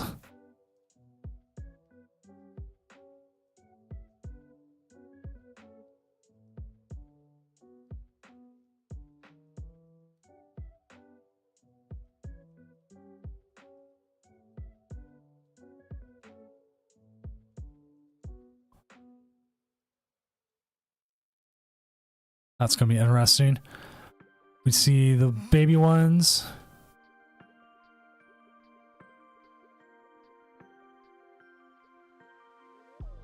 If a girl says she loves how dorky you are and asks to get dinner with you, they are asking you on a date. It's not a platonic friendship thing, it's a date.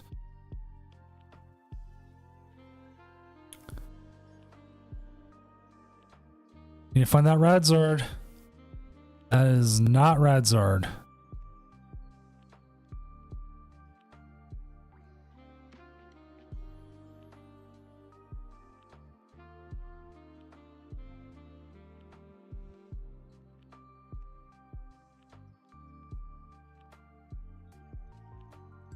It's 75 everything for 120.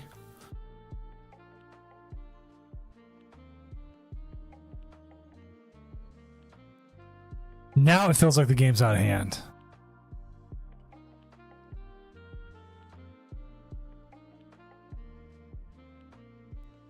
As an old man of 38 and dealing with a lot of relationships in my life, being married for 15 years,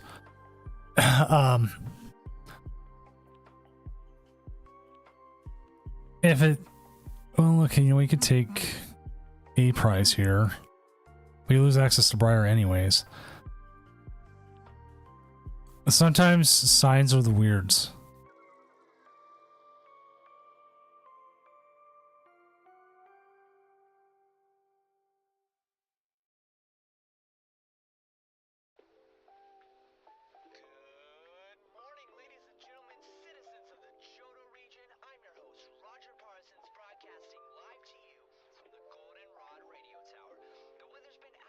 Oh, yeah, that's gonna lock up game right here. I think he needed to hope for the lock.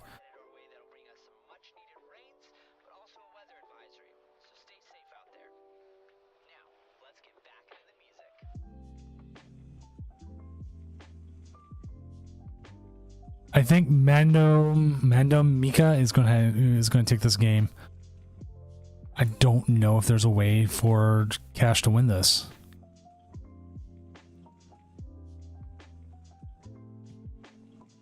Now, okay, here's the question. Are you interested in the girl?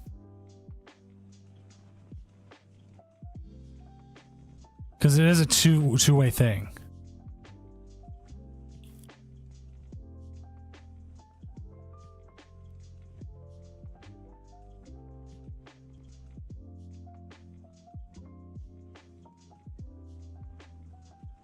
Oh no. Yeah. Oh no, but it's cash. We like cash.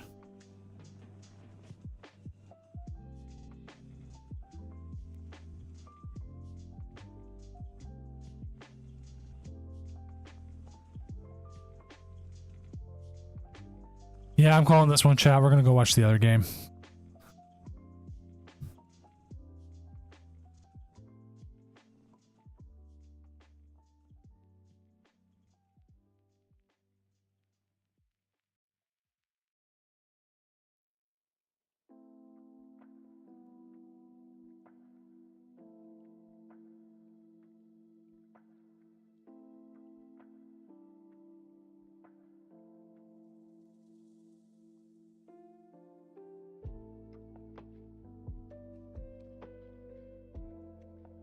Like, I don't see how Cash wins that game now. Unless they have absolutely no energy left. And they're able to, like...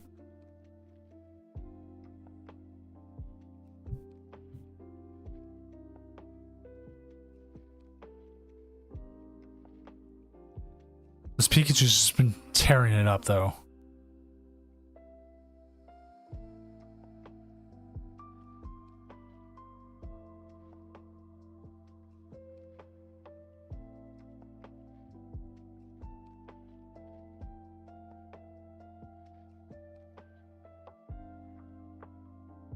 Check here. I don't think there's anything Cash can do.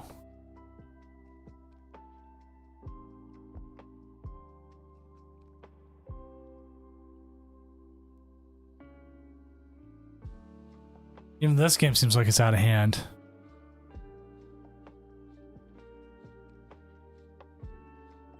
I gotta sing the Doom song now! Doom, doom, doom, doom, doom, doom, doom, doom, doom, doom, doom, doom! Daycamp22 gifted a tier 1 sub to Milk PTCG. They have given 8 gift subs in the channel. Thank you, Daycamp, for giving this sub to Milk TCG. Milk, you're now an intern in Doomcore. As an intern at Doomcore, is every Tuesday you must go and help make tacos because it's Taco Tuesday and someone needs to make the tacos. Actually, we had tacos 2 nights ago.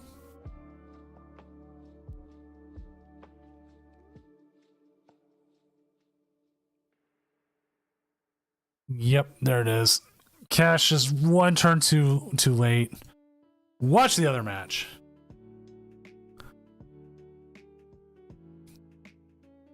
Have you ever watched the Family Guy tacos thing about the Midwest? I love tacos. On a corn tortilla?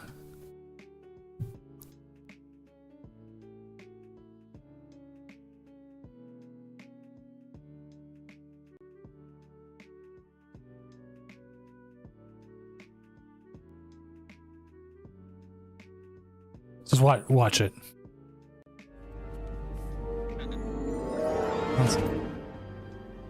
Hello there. Tacos. What's up, everyone coming in from Cash's stream?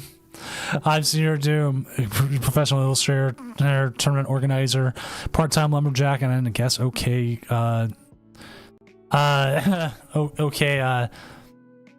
whatever you want to call it.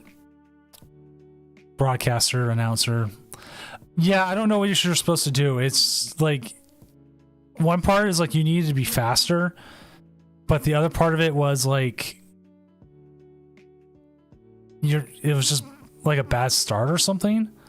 I have no idea. Like I don't know what you do.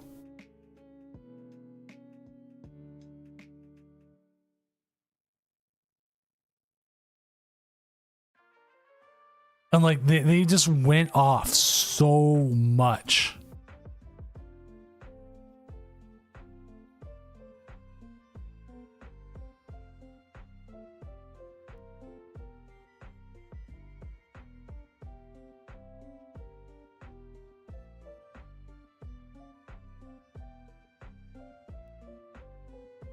Right, they had like the best setups they possibly could. There was nothing you could do with that.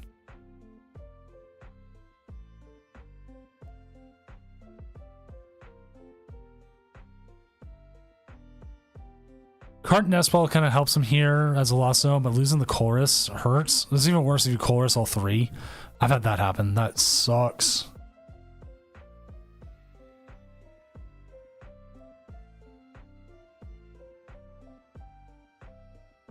Well, I saw you went first, and I was like, okay, that makes sense. And then, like, you start Rotom Pass, essentially.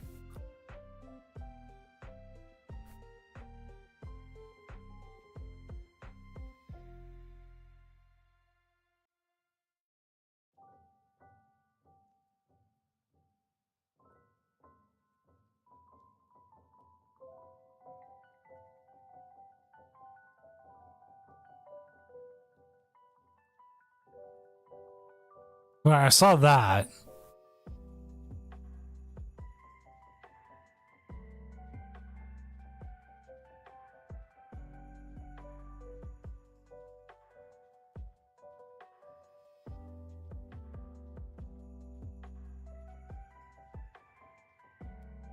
Like, they just hit everything they needed.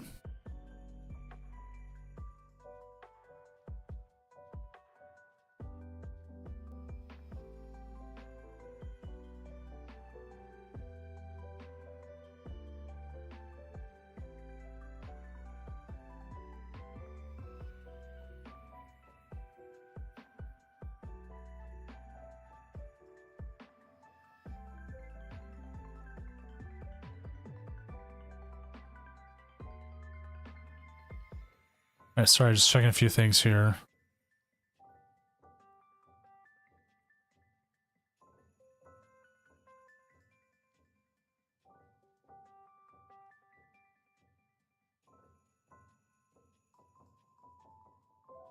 They're getting really close, but we can see what happens here this next turn. They are staying on the Iono. They don't have many things, much in the discard yet.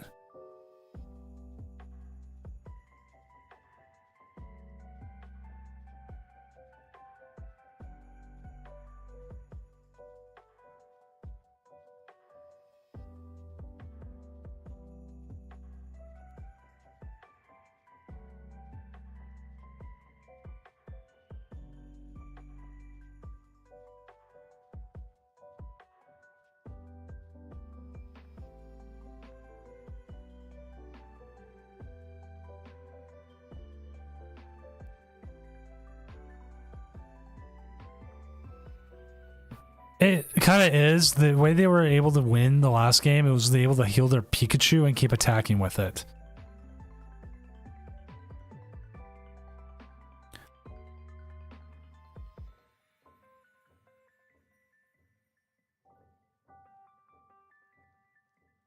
I don't think they ever got their Dialga V-Star to work either.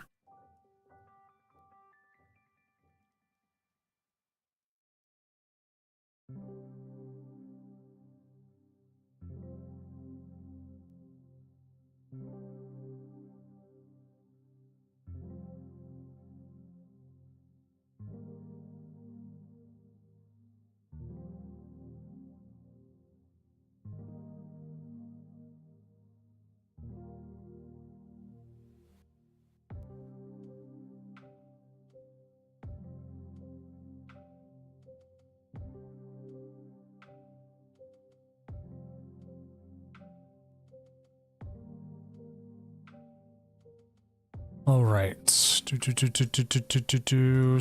always saying that.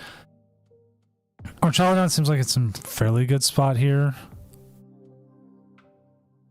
You could leave the Radiant Greninja in the active.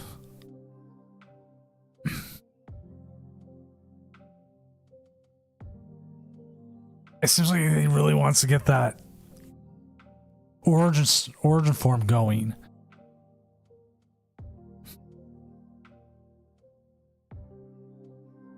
I mean, even then, you put energy onto the origin form and take a KO here, but that leaves it in the active. And then if Pikachu comes out and does Pikachu things, then it sucks.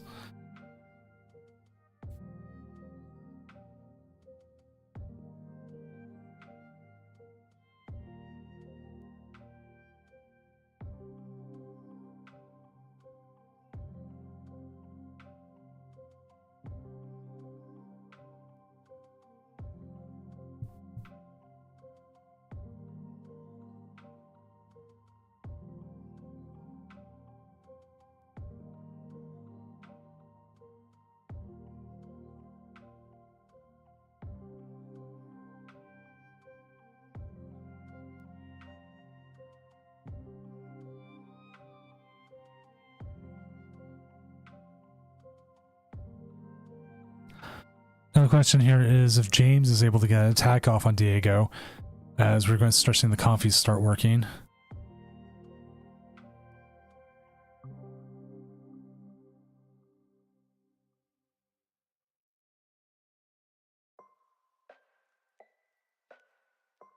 Do.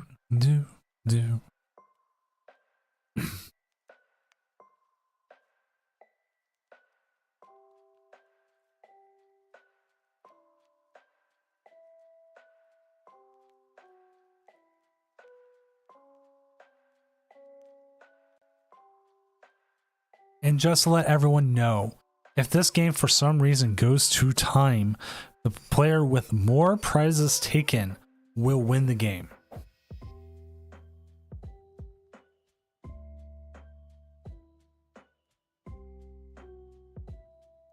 We're going to see the Pikachu take a KO here on the Origin Form Dialga.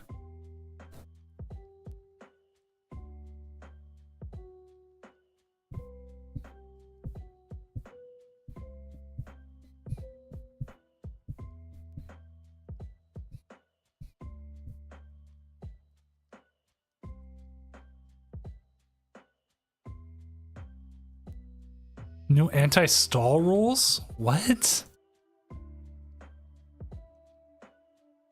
What are we seeing here?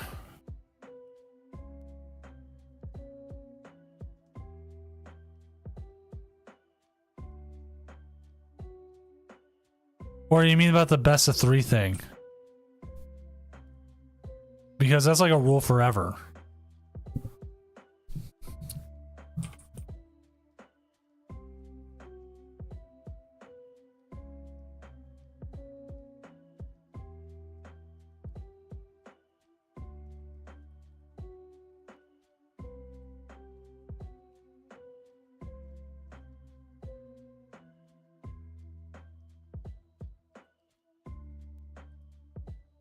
Well, you got 2 Duraludons. The question is, can you get enough to Star Chronos this turn?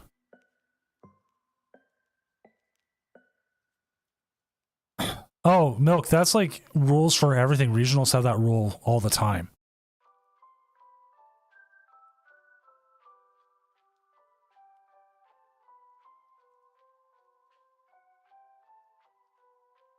Make sure you play your Archaludon before you play Iono then.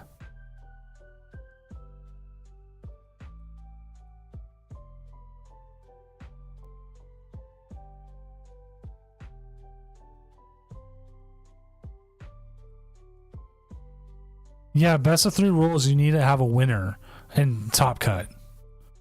So to do that, it's whoever takes prizes. It's only in Top Cut. It's not a best of 3 thing.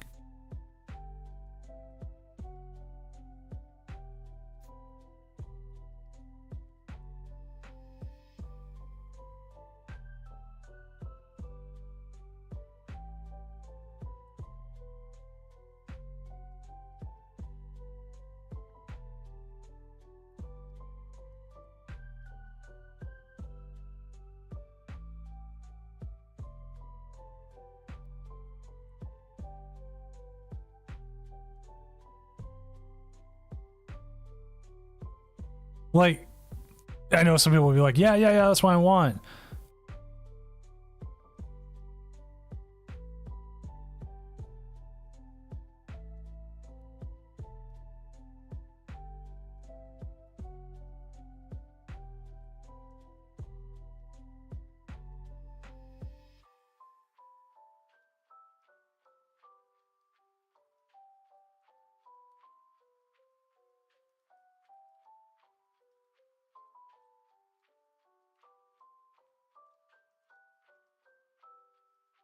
Well, guess what? Next week we're doing asymmetric cut. And so this is where I'm not liking like the Duraludon just doing 30 damage here, because they can heal it off with their switch carts, and then it's like, okay, cool, what do you do next?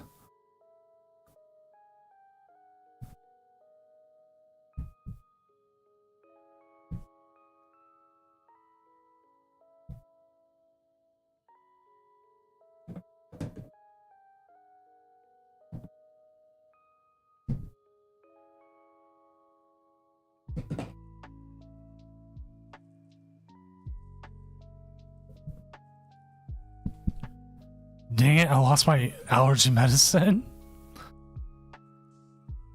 No, it does 30. Hammer in does 30. That's the issue. And the question is if they have boss's orders here. Yeah. We're going to see James probably take the win again because Pikachu's just going to keep destroying. Well, Comfy, yes, but he's trying to get through the Pikachu, and that's the issue.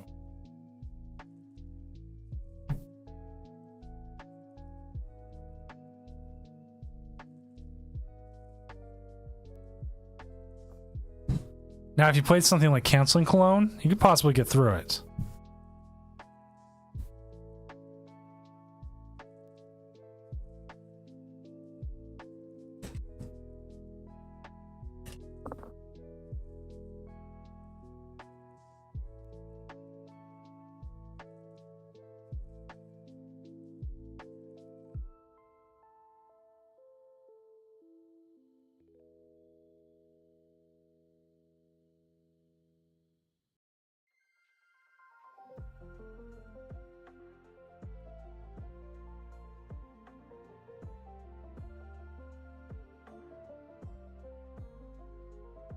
Yeah, if I remember right in game 1.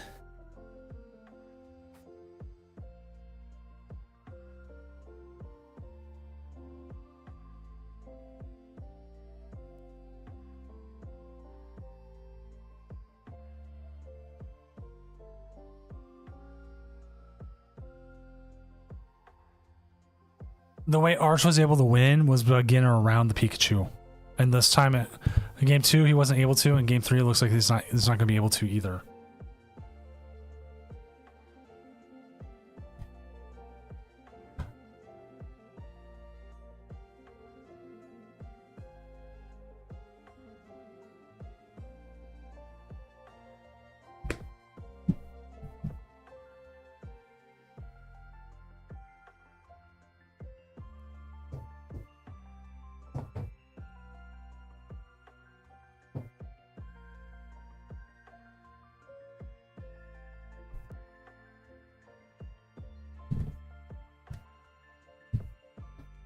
So freaking weird, I lost my pills.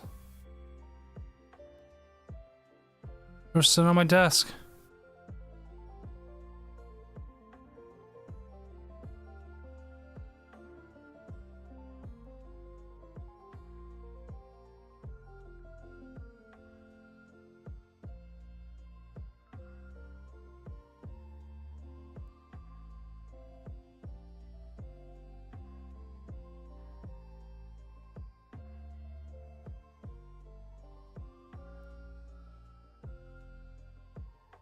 Like, it's okay, it's just OTC Claritin, but I mean, still. I just have to go get another set of them.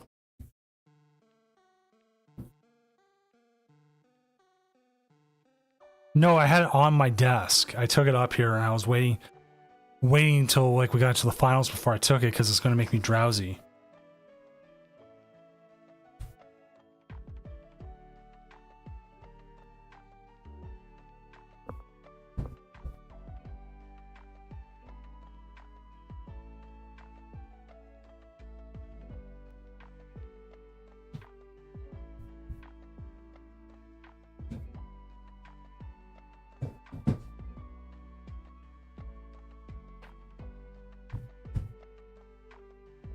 Is it in my pockets?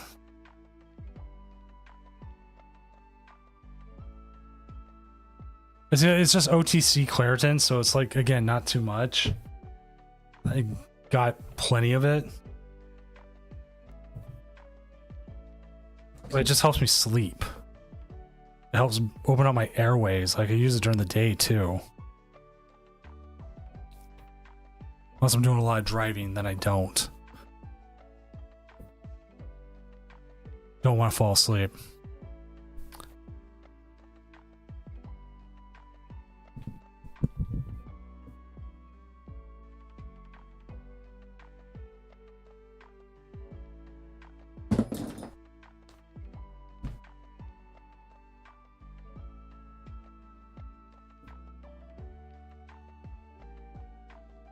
My insurance covers it pretty well.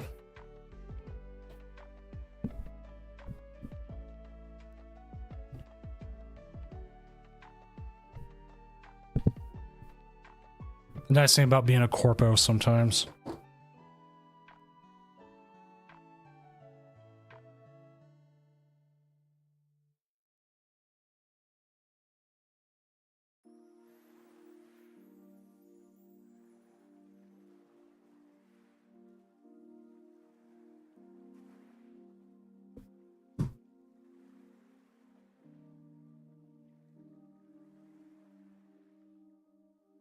Only other thing I can think of is if I absentmindedly already took them.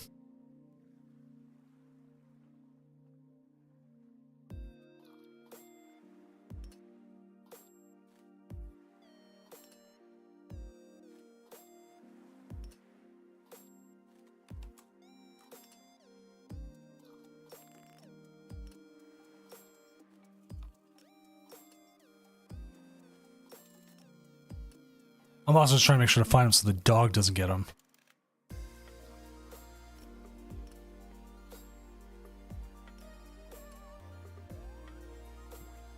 He's 12 going on 13, and I don't want him to die eating Claritin for whatever reason. Could we see a Dialga here? Possibly.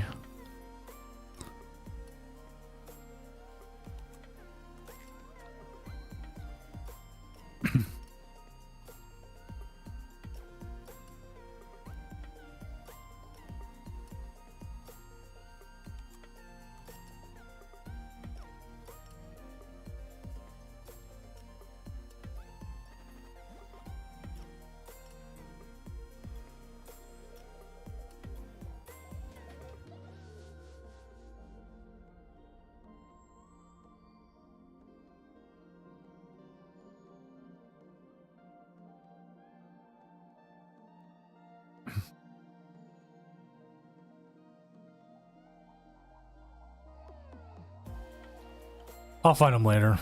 They'll show up probably. Or I did take them and I just didn't realize it.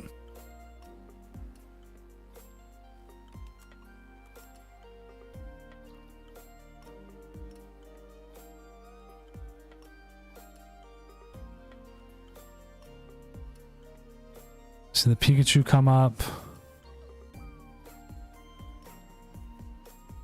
Going to music, it is.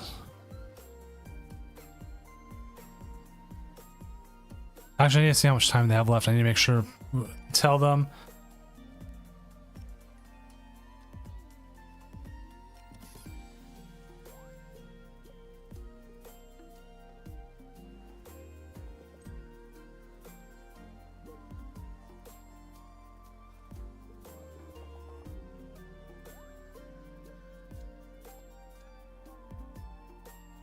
So, FYI again, for time.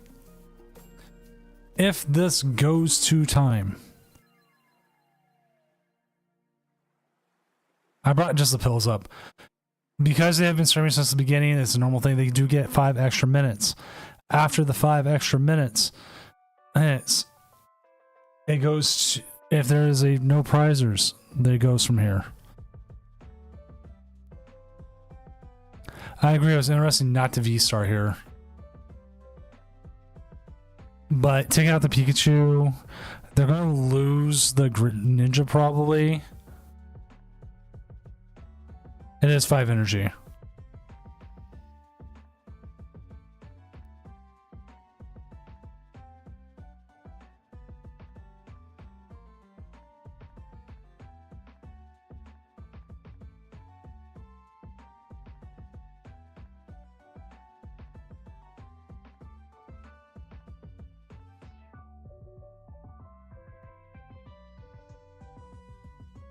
So you gotta watch out for the Ursaluna. That is true, Professor Primate.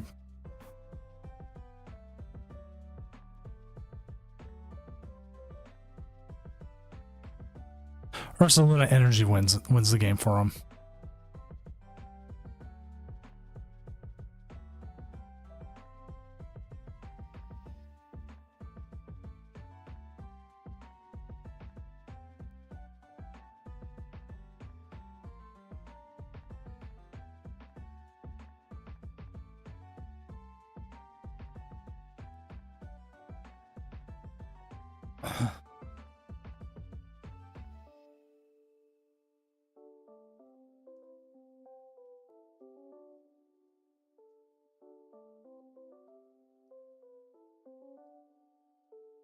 I believe they used their boss earlier, and they've already used their prime catcher as well.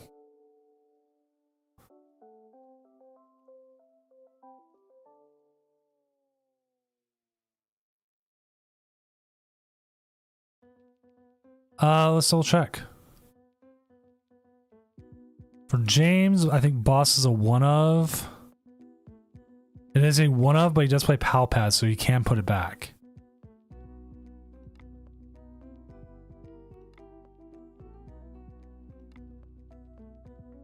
At this point, they're so close, I'd almost just want them to play it out.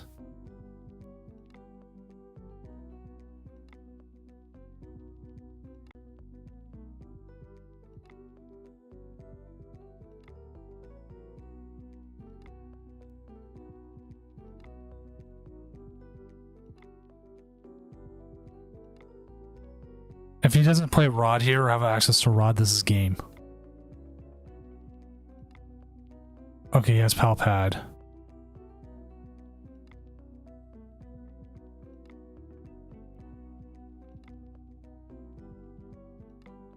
They usually get 5 extra minutes, but also...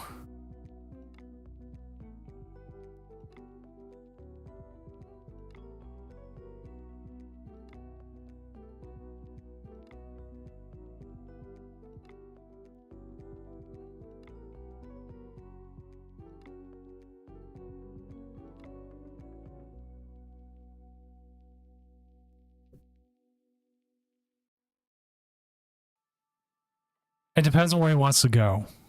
He can KO the Radiant Greninja.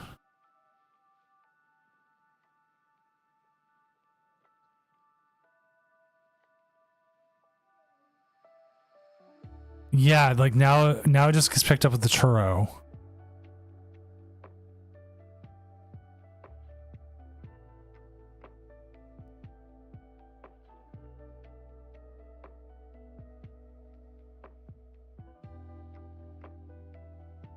So we see the churro come up. Metal Defender blow up the Sableye.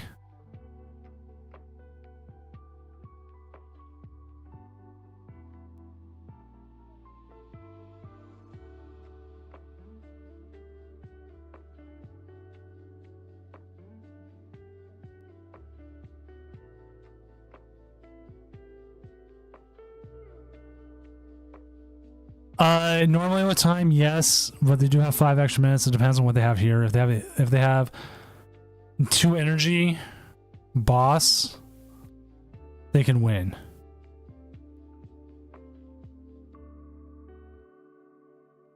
He needs 2 energy.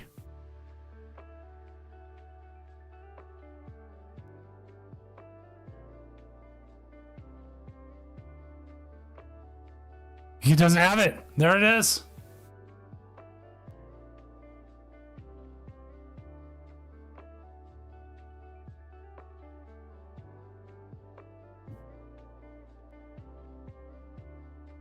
He needs 2 because he only took 3. He only took 3 prizes.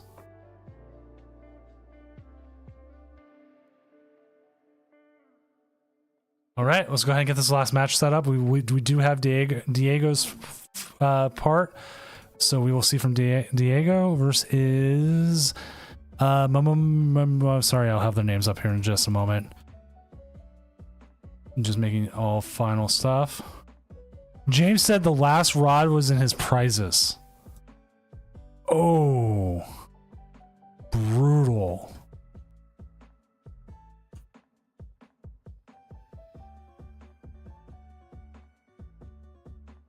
This would be actually the second time, possibly, that Archaludon wins.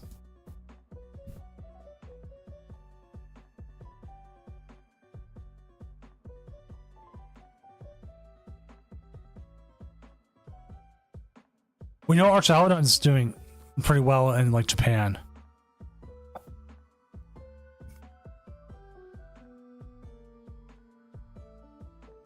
Yeah, no worries, Milk. So we have Amanda Mika versus Diego Coronado going in here for the finals.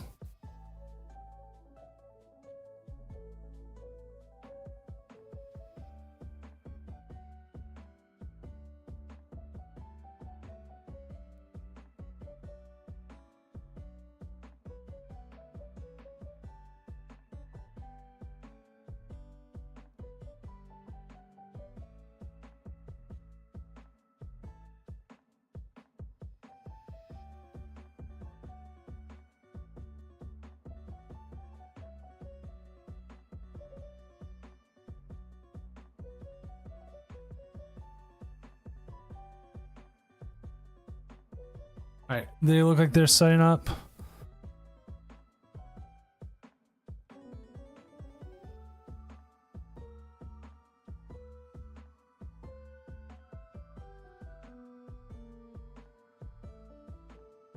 So I forgot to update this. They've sent their request. Again, we've got some natural Ogerpon going up against Archteralodon. And once they get going, we'll switch over. It looks like they are getting ready to as we go into the finals. There we go.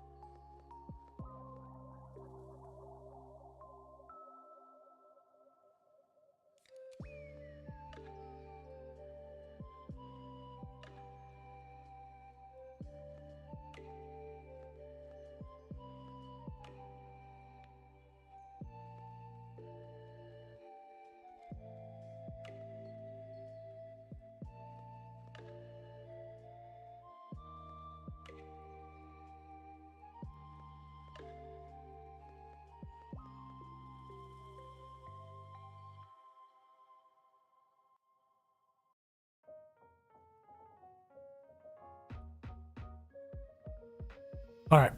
Apologies. Has stepped away for a second.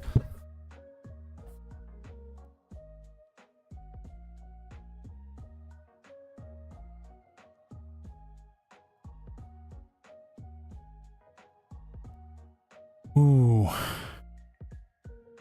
Think you'll lose everything else before you pair into it? Yeah, kinda.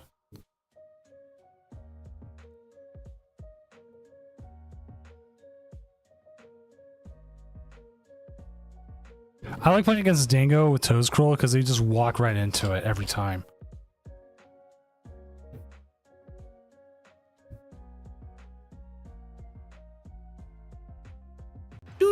Cronin, thank you for the follow.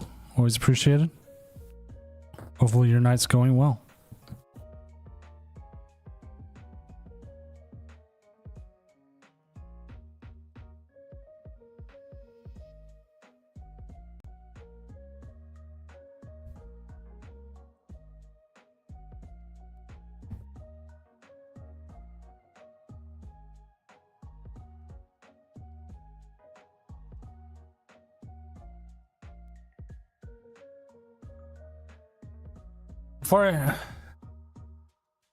Before I started running the tournament tonight, I ended up watching a movie. I ended up watching RoboCop 2, which is an absolutely horrible movie.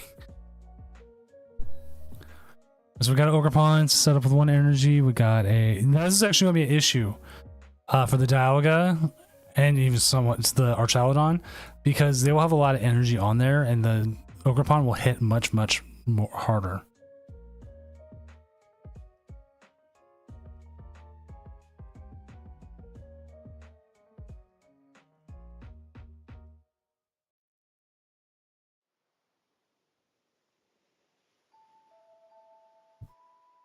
So we'll have to definitely see what happens here.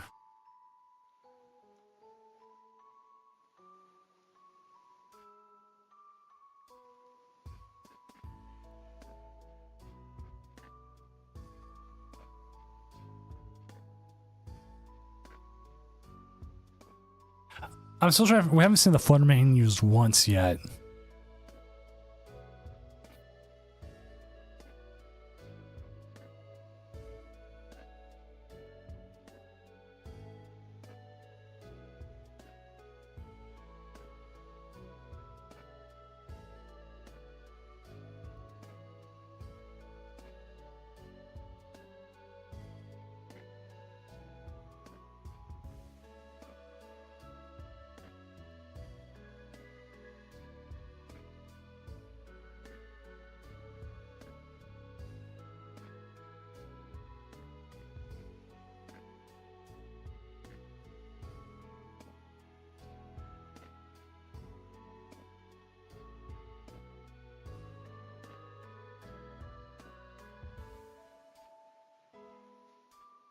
And this is a hard call here. You could scoop up Cyclone.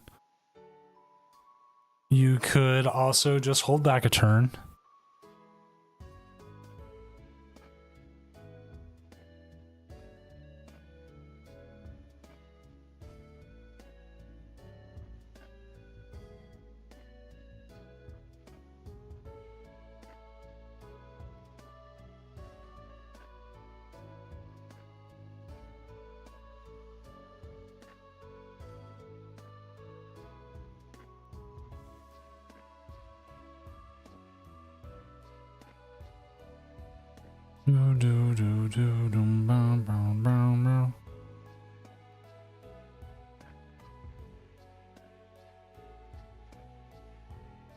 Alright, so we do see a little bit of damage coming in. Not much there, but I mean, we could see more. Like, trying to set up that Star Chronos turn into like another knockout is going to be the difficult part.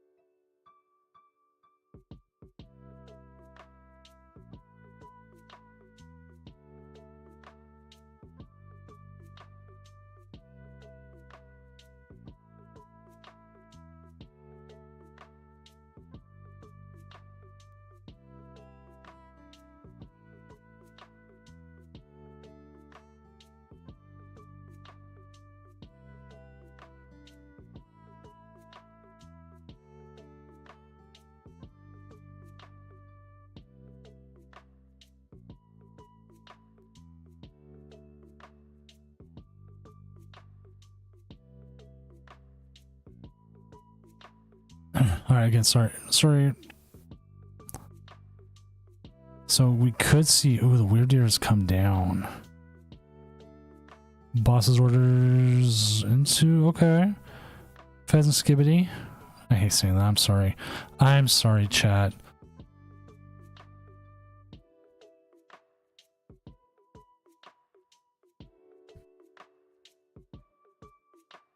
Let's see the baby come down, the baby Sinatra. Just 70 times spill the tea. Okay, this is the hard part, is we do have to look up what these cards do.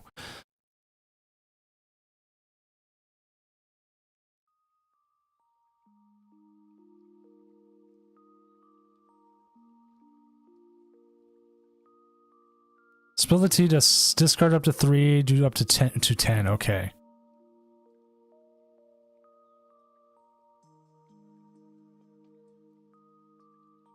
See, I Am Legend gets it.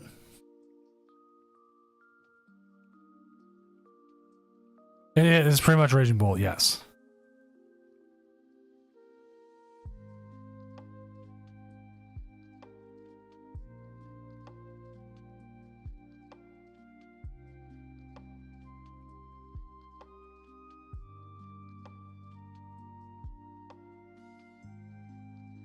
It's Raging Bolt at home.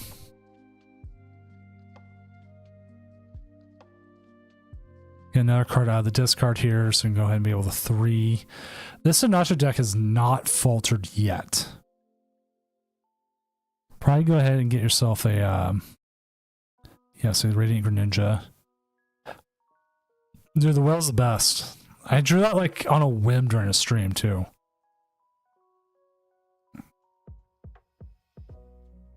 They can kind of get there, but I don't think they get there.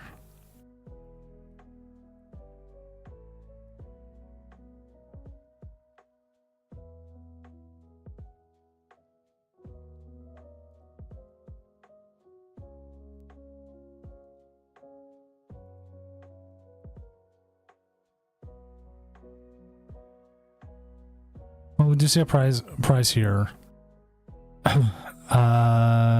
The lack of energy is going to make it a little bit more difficult to take some KOs. We could see if the Sinatra EX came out, we could see something get KO'd on the bench, but we'll have to see what happens here. I believe they're hitting 200 though, because of the 3 energy plus the one attached to the Origin Store Dialga. Should get him a KO here.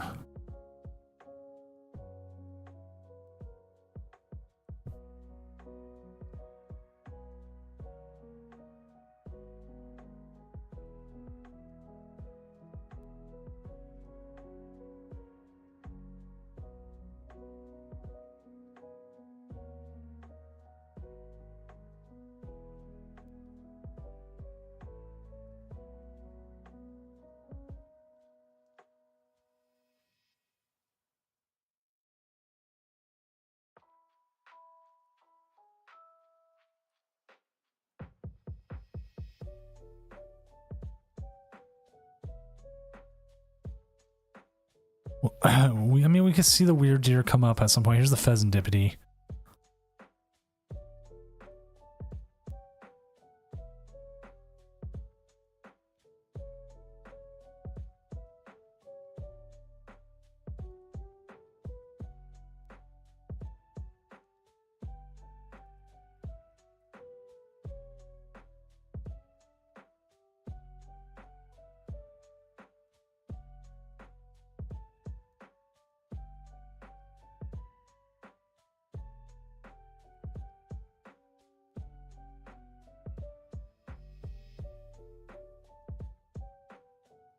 Oh, here comes the weird deer.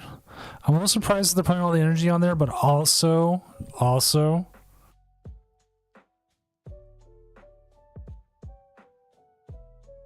by doing this, KOing the weird deer sets up for the Sinatra to finish the game.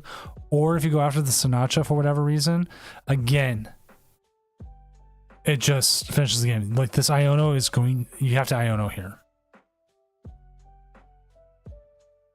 And you have to hope that they don't have one of like the remaining whatever 19 out of 19 energy they have.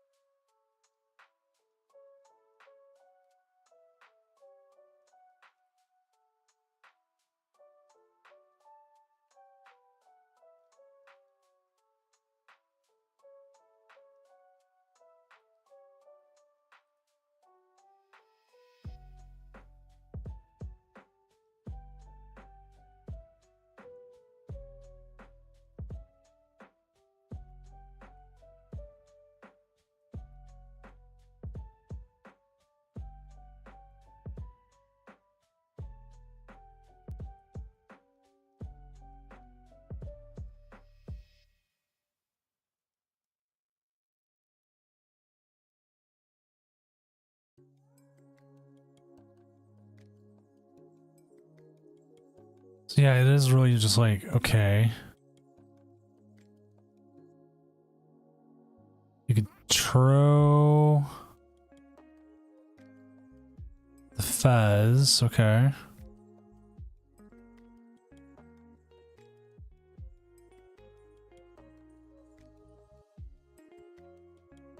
Like I felt like the Iono was like your best shot. Even though I don't even know how much energy's in there.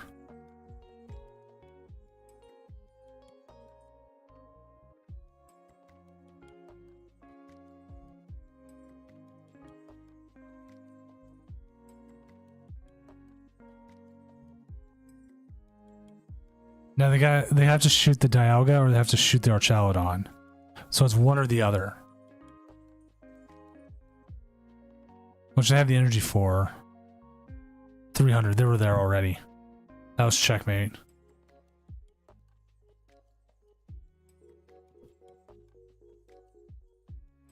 So the Sinatra, go ahead and take a 1-0 here, and we'll have to see how it goes next.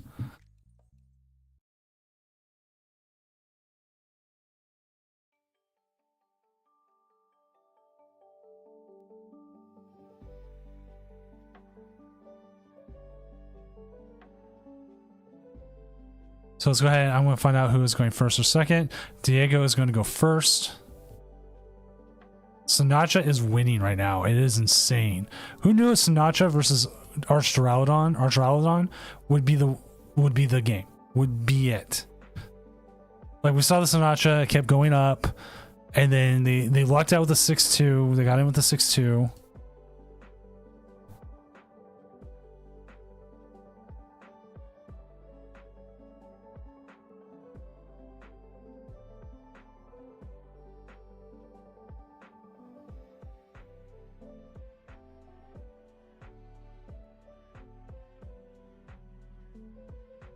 So we'll see. Archaludon's going first. They start the Dialga again. They don't have two Archaludons or Duraludons. So many Aludons.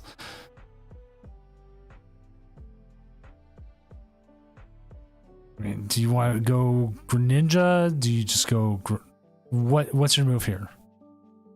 I feel like you do that. You have to attack the energy, touch the energy, pass. That's like your best thing, and hope they don't have an out.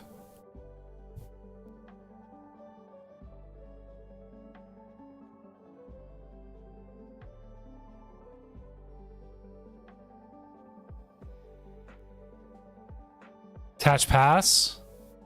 Oh, we see the research. That's a lot of energy there. You don't want to play the Iono. Nursinacha. Bug catching set. Go ahead and get themselves some more Pokemon there.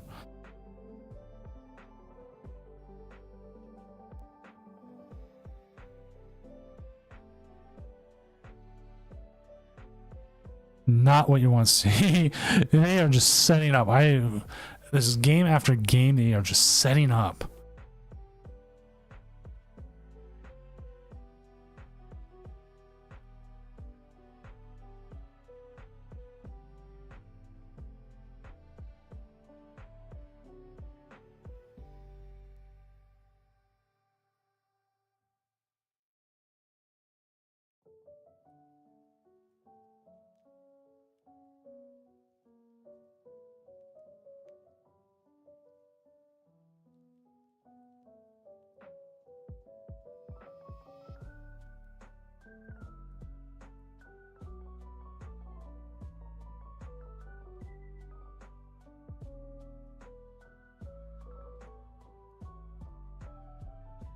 All right, we'll just see the Metal Blast here. Hit the 80.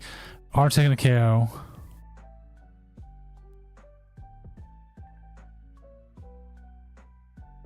I don't know. Like I've seen similar decks like this before,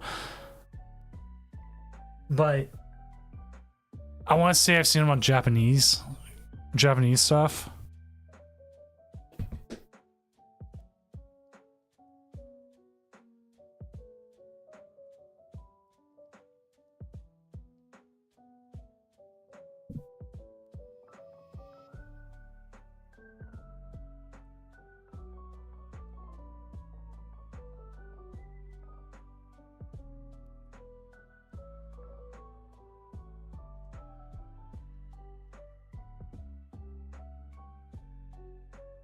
But yeah, Amanda Mika is 100% right now going off on main character energy.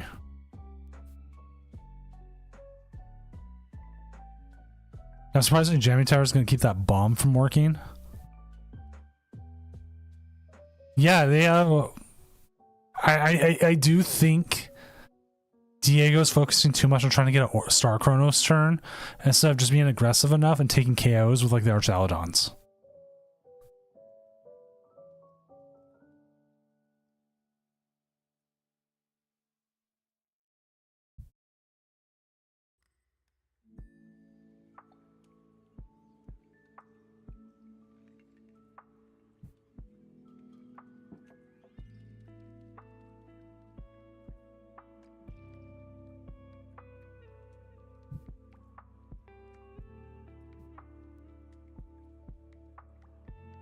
Yeah, so they played it before.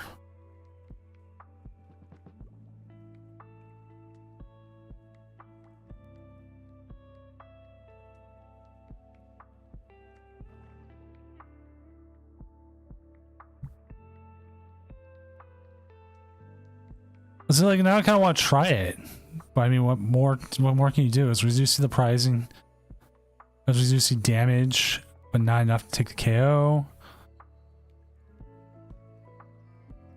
That's a lot of energy going into the discard. I feel like you might be able to Turo here. Maybe? I don't think so.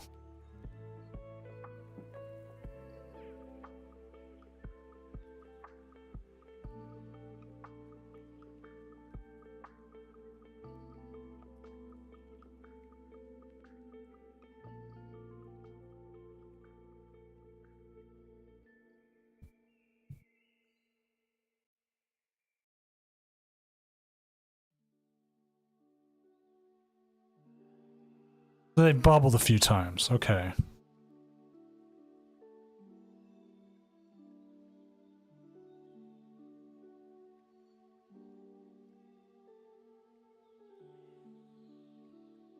That's what I was wondering too. With the jamming tower, it should just not the bomb shouldn't work. But there has been a bug before where jamming tower doesn't shut off A spec items.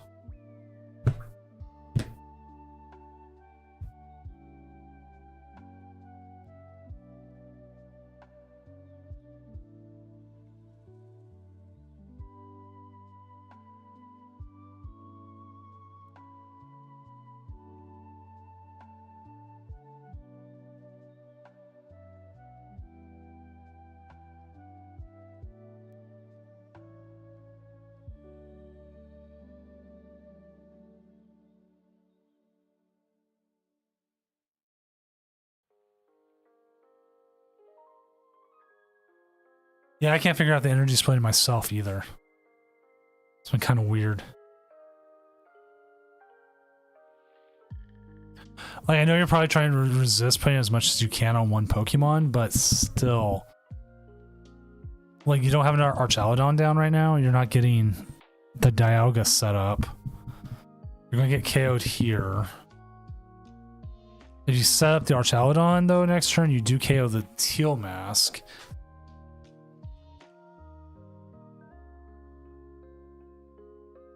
Like, I feel like the Teal Mask, you can KO Teal Mask pretty easily.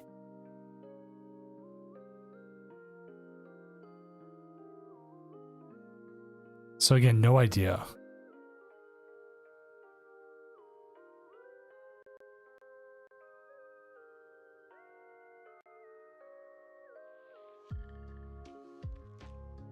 Come on, guys, we need to finish up some point. I got a cup tomorrow. No.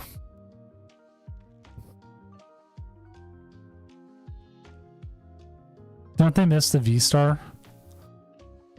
They need 5, and the most they can put out there is 4.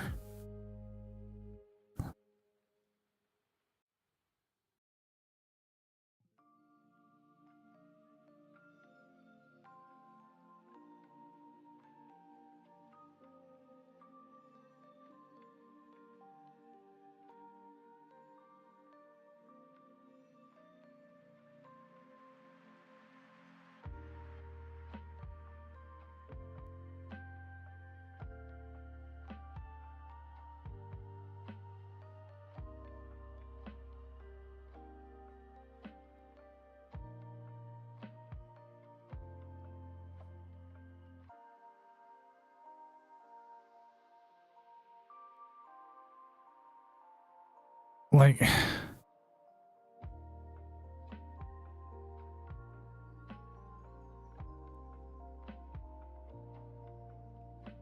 I definitely think the unknowingness gets to players. I think you just attack with what you have. You're taking a KO, throw it up, and then be ready to take another one.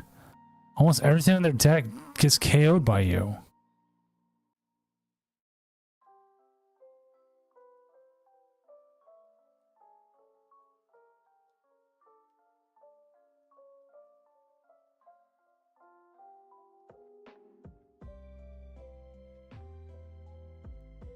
Nick, I think they have it here. Like, they should be in a good spot to be able to just win.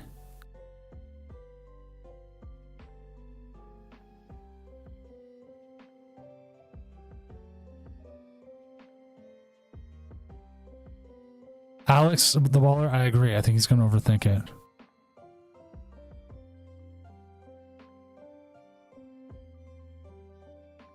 You'll be ahead in the price count right here. Again, I would have liked to see the Turo pick up the Archaludon. It'll give you 2 outs.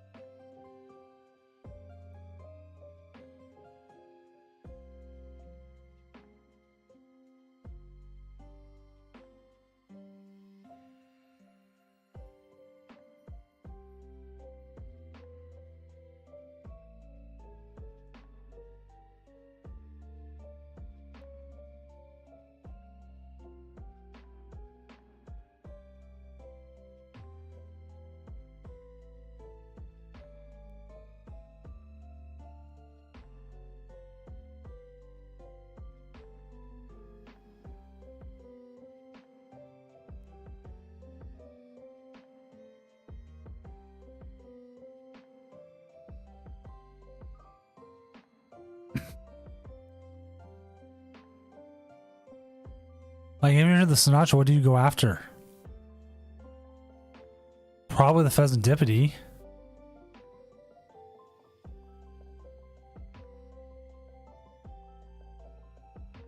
Oh, good one, Alex.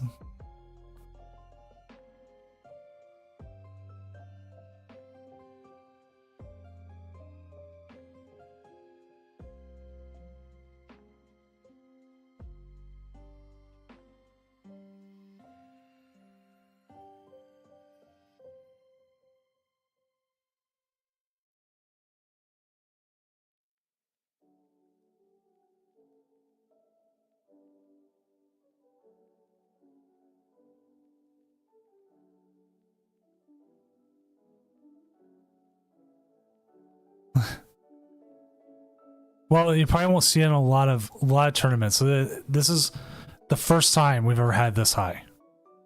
First time we ever had it on. I think. Oh no, actually, I think we had it on once before in an earlier tournament, and we watched it get blown up.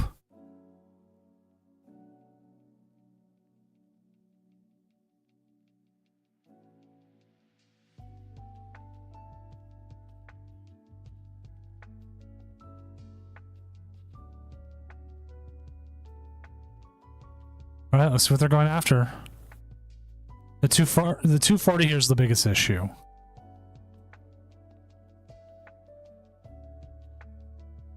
Okay, so they got the Pheasantipede. They have a way to get the Pheasantipede back. They have a way to get the Archelodon out of the active. They have a couple outs.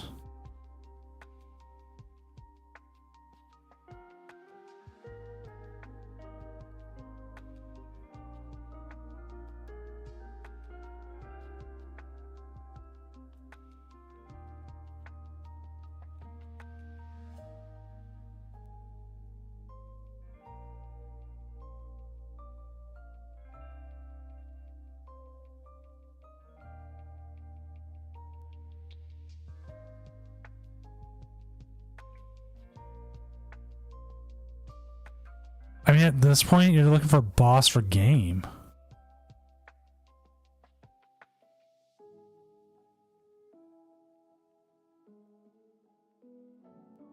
Again, Dialga doesn't do enough.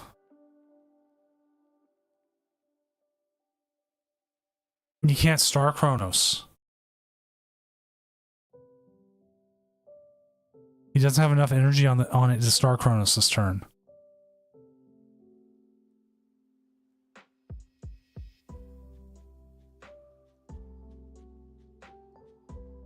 They should have turtled the previous turn.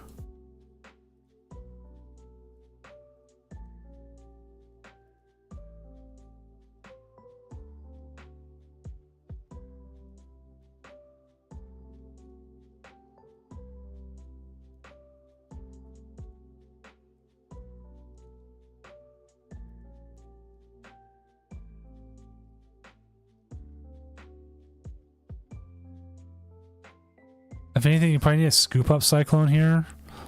You're active. And then Turo the Pheasantipede, but you can't even do that now. The Pheasantipede just gets KO'd for game.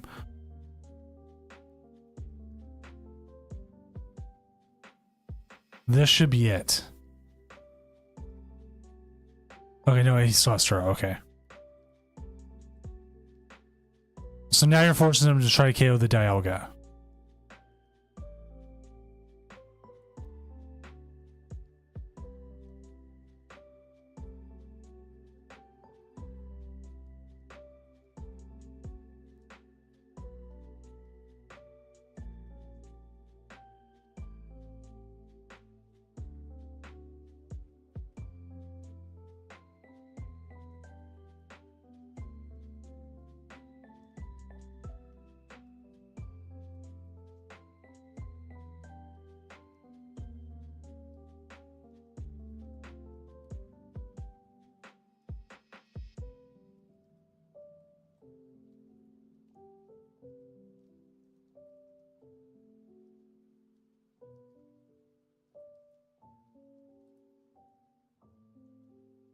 Okay.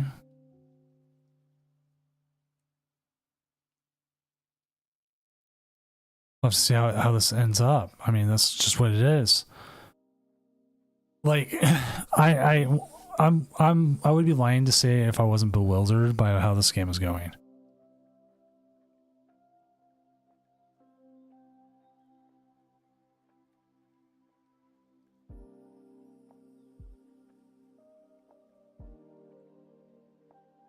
Okay, we're gonna see the retreat then into the baby poltergeist.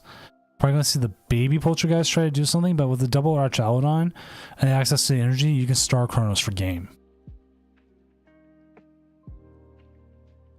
So if anything, we're going into a game 3.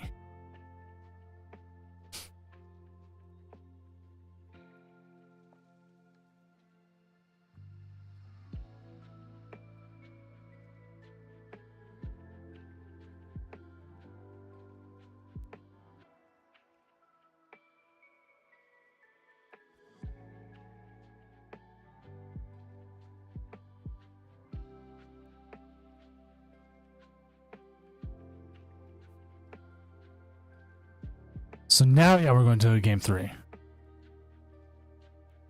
Funny enough, I've met the guy, the author of who writes Dogman and Captain Underpants, and he's actually a pretty chill guy.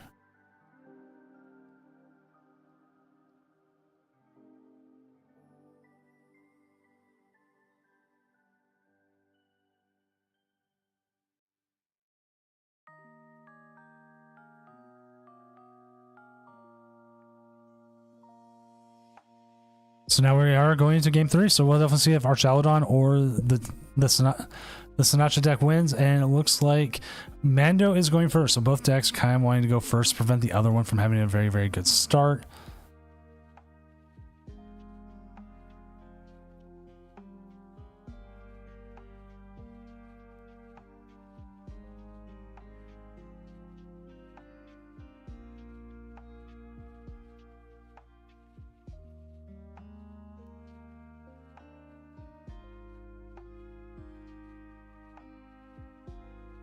How does Charizard lose to Archalodon?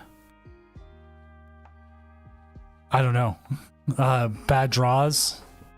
Star Chronos.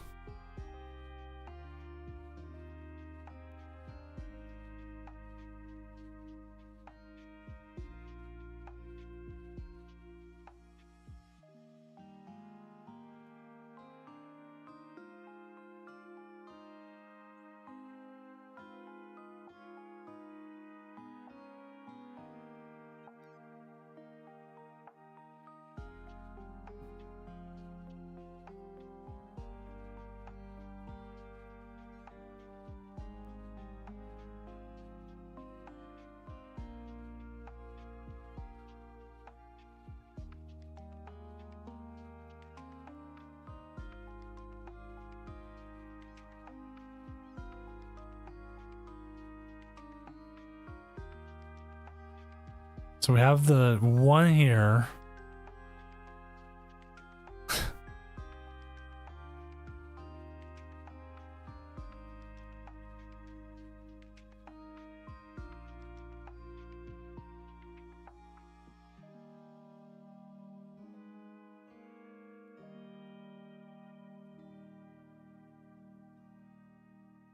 It depends. Like, look at the start right now for Archalodon. This is really bad. They're living on, like, hopefully a good top deck.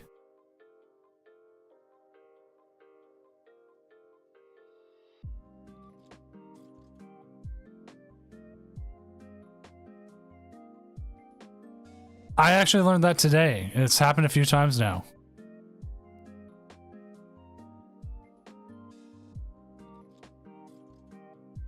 Wow. You've got to, like, bench the Fez just to survive.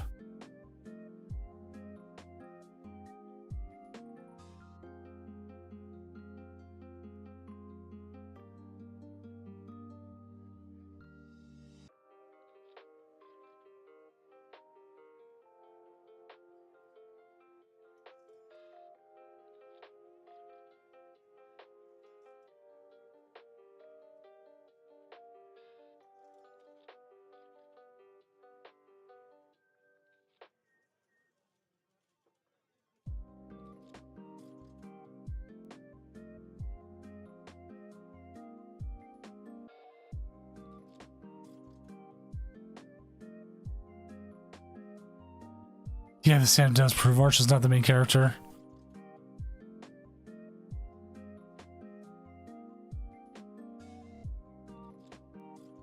We know Fez and Divinity will be able to survive. Possibly. Probably not.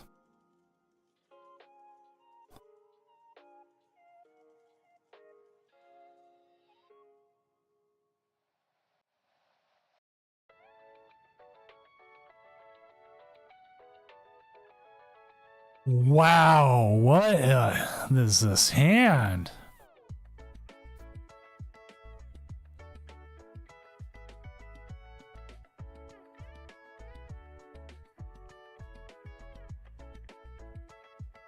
Yeah, they lucked out because like the 6-2 was all about like just how many people were able to ID.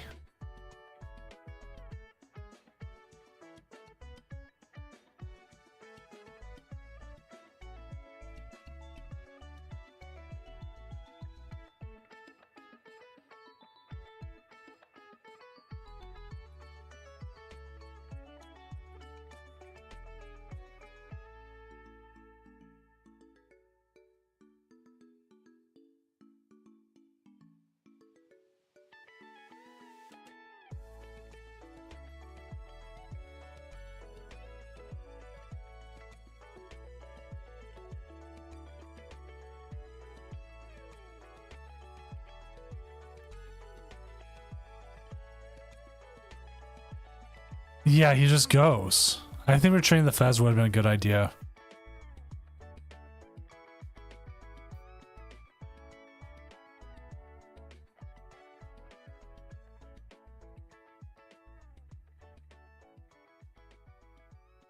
No, you give up a 2 prize right here and you're in like really bad spot. I think I would have been fine. Possibly giving up one of the Archalodons. We'll have to see. Because they can possibly set up the Star Chronos turn, this next turn.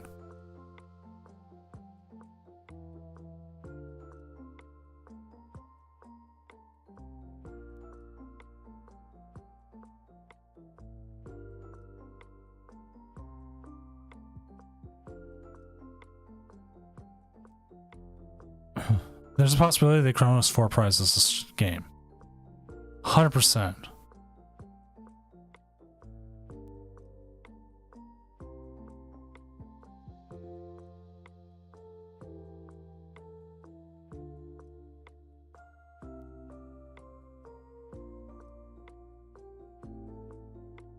I think you bring up the origin form. Oh man, I would have brought up the origin form. You could have went all in on that, but then again, you can still go. You can still get a KO here with the Archalodon.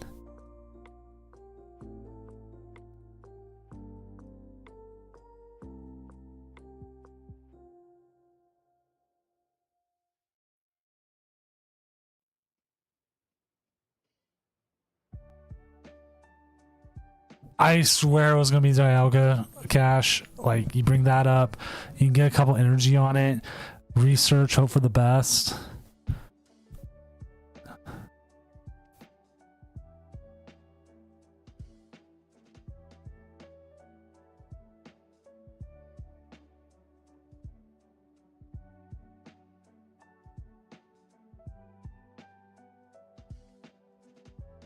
I mean, this seems okay.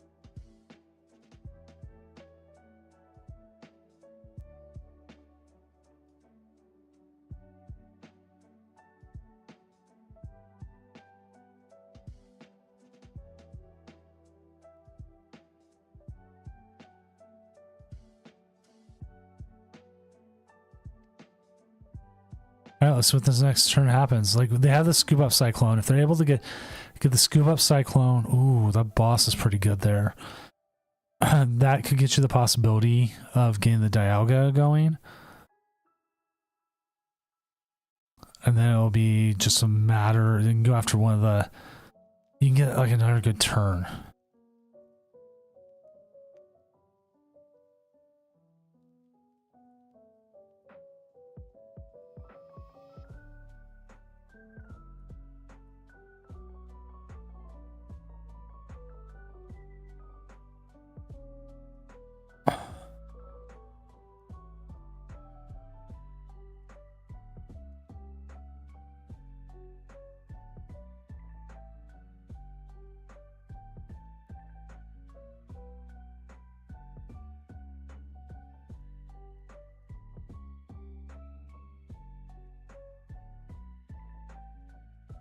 Alright, we got a couple here. We could see a little bit of Beruzzi here.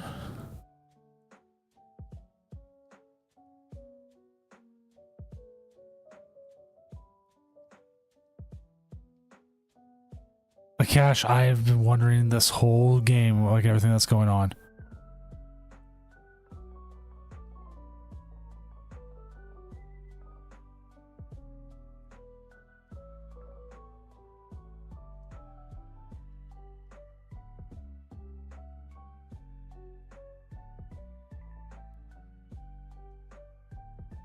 If we see a weird deer here, no, we see the rebrew. Probably going to get 2 prizes here.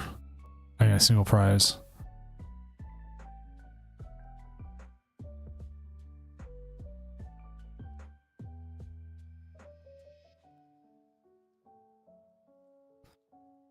That was a top deck.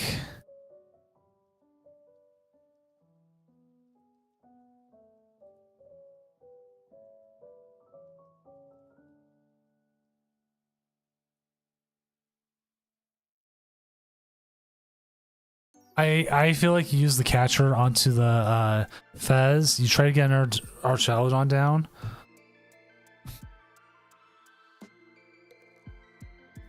Or Duraludon.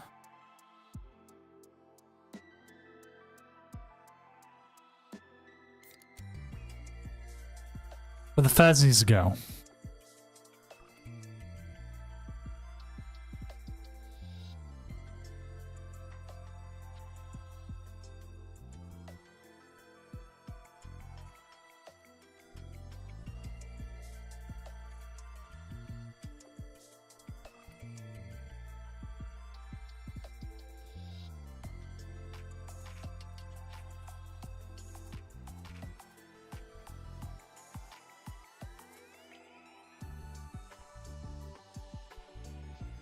I mean, even got the scoop up Cyclone now.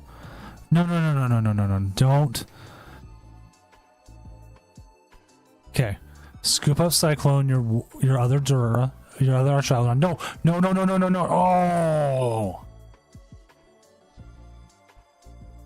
Oh, you need the Star Chronos turn.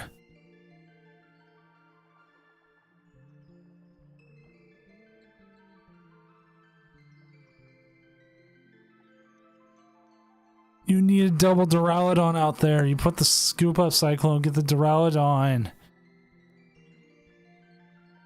Now you're banking on them not using Rebrew.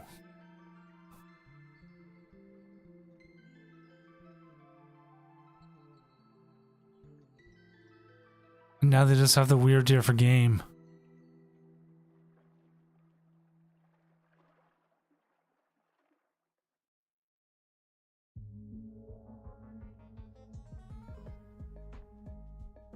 I don't think it matters. Weird Deer just wins here.